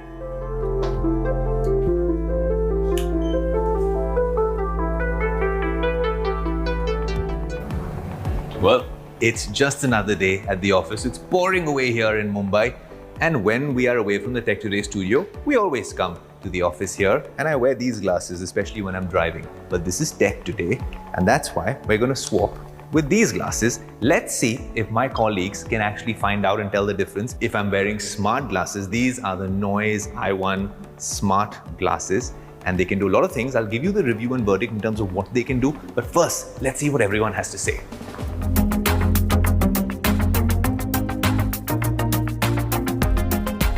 Hey Anuja, what's up? Hi, Ayush. Are you wearing new glasses? There's some difference. They look different? Yeah. Because these are my normal glasses and these are smart glasses. Would you have found out that these were smart glasses? Okay, basically, what is smart glasses? I'm wearing smart watch. I haven't heard about any smart glasses essentially is what we're doing on Tech Today. This is a really cool thing which every brand wants to do. This gives you all the notifications. You can control volume from here. Motion sensing happens here. You can also talk to Alexa or Siri from these glasses. They're splash resistant. Can I try it? Yeah, this is just a gimmick. How's it? There you go. Let us know in the comment section. Now I shall take my glasses and move on to the rest of the office. I'm surely going to buy this. So my colleague, my neighbor right beside me, already accepts these glasses and says that they are cool. Do the others think so as well? Well, let's find out. So the jury is divided on whether these glasses work or the traditional glasses work. Krishna, we've worked together for a while now. That's right. Now tell me, do these suit me or are these acceptable in office? If I wear these to office, will you think it's weird or do you think it's okay? Well, I'll be very curious. These are smart glasses. Yeah, I don't think it's weird. I'll be very curious about. I'll be curious. Yeah? Yeah. Do they look kind of cool or can they pass off as normal glasses? It's a little large, but they probably could. It looks a little retro to me, to be honest. It does look retro. But again, the whole thing of retro and the smart, I think, is a pretty interesting combination. Hit or miss? I would say a hit. Interesting. See, maybe you're going to see me wearing these on Tech Today. So clearly half of my colleagues in office seem to like this. This is the deciding factor. Alok, what do you think about wearable glasses? So this is the first time I'm wearing this kind of device, and when you played the song, it was pretty clear. The calls were amazing in terms of clarity, and it really liberates you from the clutches of those headphones and iPods or whatever. But yeah, this is quite liberating, and it's quite an experience. You feel more empowered and you can do more things. Spot on. See, this is what we like to cover on Tech Today. How does technology make your life a whole lot easier? And you've heard the verdict from the boss man himself. Well, it's kind of interesting what my colleagues at office thought about these smart glasses. As soon as you open them up, they come on. I'll give you an honest, unbiased Tech Today verdict. Obviously, there are all sorts of speakers here at the bottom, which is why they could answer calls and also listen to all sorts of music. You also have microphones, and the company Noise says that there will be an acoustic flow of music and sound that can come to your ears from here, and it does quite a decent job at that as well. You also have motion estimation. You can talk to your personal assistants. There are all sorts of gesture controls to increase the volume, decrease the volume, accept a call, reject a call. These are basic features, but I think this is version 1. And an honest verdict, at 6,000 rupees, this is kind of interesting because if you can replace your normal lenses, prescription lenses with this, or make these a pair of sunglasses, this can do quite a decent job, and that's about how much you would spend on a normal pair of glasses as well. With smart features and magnetic charging, this is good. As version 1, if you're nitpicking, then maybe this whole speaker system could be a little thinner and be made a little less conspicuous. Also, a few more colors would do as well. It is a little clunky and a little, in terms of design, a little heavy to wear for a long period of time. Maybe that's something they can work on. And the future perhaps would be some sort of virtual reality or maybe an augmented reality version of these glasses. But for version 1 at 6,000 rupees, this is quite an interesting proposition. Noise, is making all the right noises, but this is still a work in progress. Now, you could get all these fancy devices, laptops, iPads, stuff like that, but one thing that doesn't change is the innate sense and the question that we all have, which is to ask for Wi-Fi passwords. The minute you enter your relative's house or you enter a new cafe, the first thing you want is to not use your 4G data and perhaps get the Wi-Fi password. But what if you don't seem to remember the Wi-Fi password? It gets a little awkward asking for it each time. And what if your device doesn't remember the password? That's where Shivan comes in with a very innovative tech hack. Shivan, over to you. So these tech hacks on the Tech Today show have been all the rage because we've been getting some amazing feedback from everyone. Today, we're going to tackle a situation with another tech hack, and this is a situation which is very, very commonly faced by a lot of people. You have a laptop and you connect to different Wi-Fis over the course of a number of years. Okay. Now, there is a situation where you've lost all those Wi-Fi passwords and you really don't know how to regain those passwords, or where do you go, how do you look for those passwords. You don't need to go anywhere, because with this tech hack, your own PC, your own laptop will give you all those passwords to any Wi-Fi that you've ever connected to in any point of your PC's life. So to retrieve the passwords of any of these Wi-Fis that you've ever been connected to in the past, what you need to do is simply, first of all, go to the search section and type in CMD. CMD is essentially the command prompt, and after this, you need to run it as administrator. Now, you need to put in a set of commands to be able to retrieve those passwords that you're looking for. The first command is network share, but that's not what you're going to type in. What you'll be typing in is simply NETSH without any space, and press enter. The moment you do that, after that, you need to put in the second command, which is WLAN space show space profile, and press enter again. When you do that, now you'll get a list of Wi-Fi names which you have been connected to, and this can also include hotspots of any smartphones that you have been connected to in the past. Now, here comes the point where you can retrieve the passwords of any of these Wi-Fis that are listed here, and they will be referred as user profiles. Okay, so again, you go and type in WLAN show profile, and after that, put in the name of the Wi-Fi connection that you have been connected to, or the password of which you are looking to find. After that, type key equals clear, and there should be no space in that. Now when you press enter, you will find the password there and then, and that's how you retrieve these passwords simply. You can do that for each one of these connections and you'll find all of them.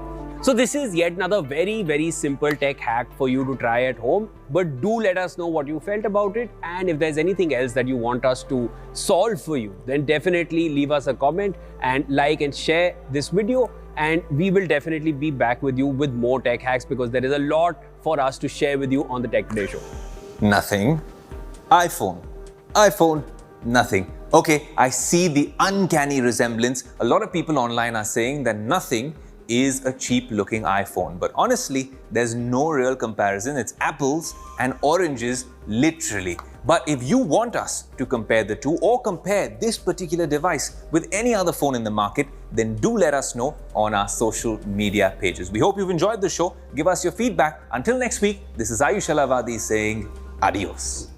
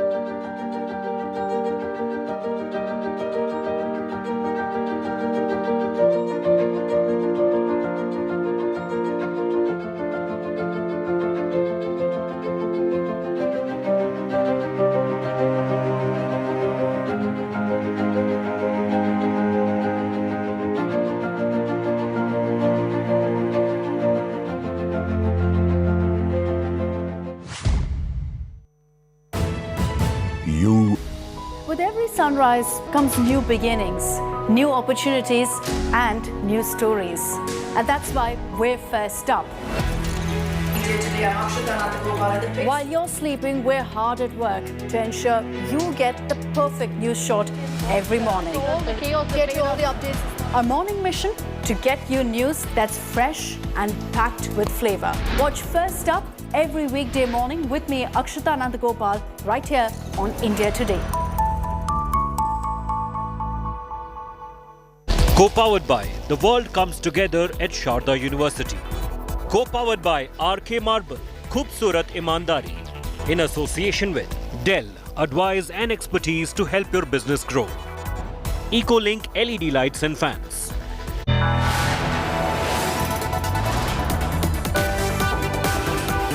You are watching India Today.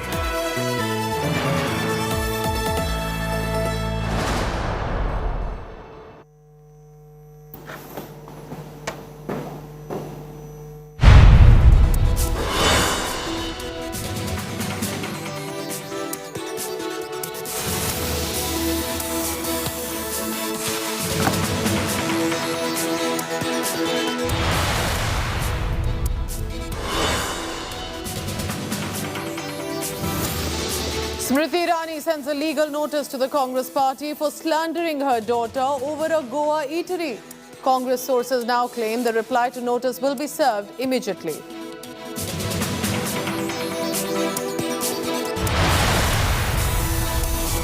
Gangster Goldie Brar pays a tribute to the slain shooters in a Facebook post. Says both the shooters called him up before the encounter.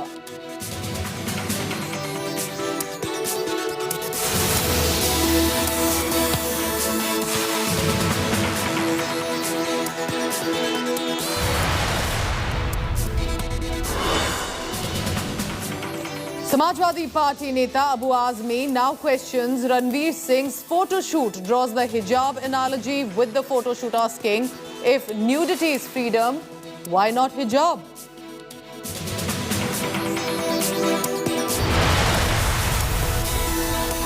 Golden boy Neeraj Chopra once again making the nation proud. It's a massive throw of 88.13 meters, sealing a silver medal for Neeraj. And speaking with all humility to India today, Neeraj Chopra says will register 90 meters also very soon. Anderson Petons winning the gold medal with a throw of 90.54. Throw है जो इस साल की काफी consistent है, तो वो बहुत अच्छी बात है.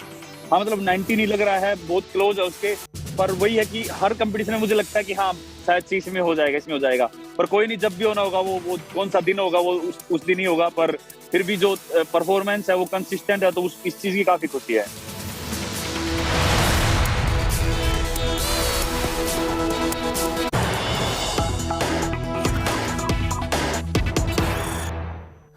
We have some big news coming in. When Arpita Mukherjee was being ferried to the CGO complex from the court, the Enforcement Directorate convoy met with a minor accident. Now, this incident happened at the Salt Lake area en route to the CGO complex. What we are being told is that a vehicle possibly entered into the convoy. And as of now, there are no injuries, but clearly it appears that there could be a possible security breach. Remember, Arpita Mukherjee is now currently under the ED custody and was being ferried to the CGO complex from the court. The same person, the same woman, in whose residence over 20 crore rupees of cash was found.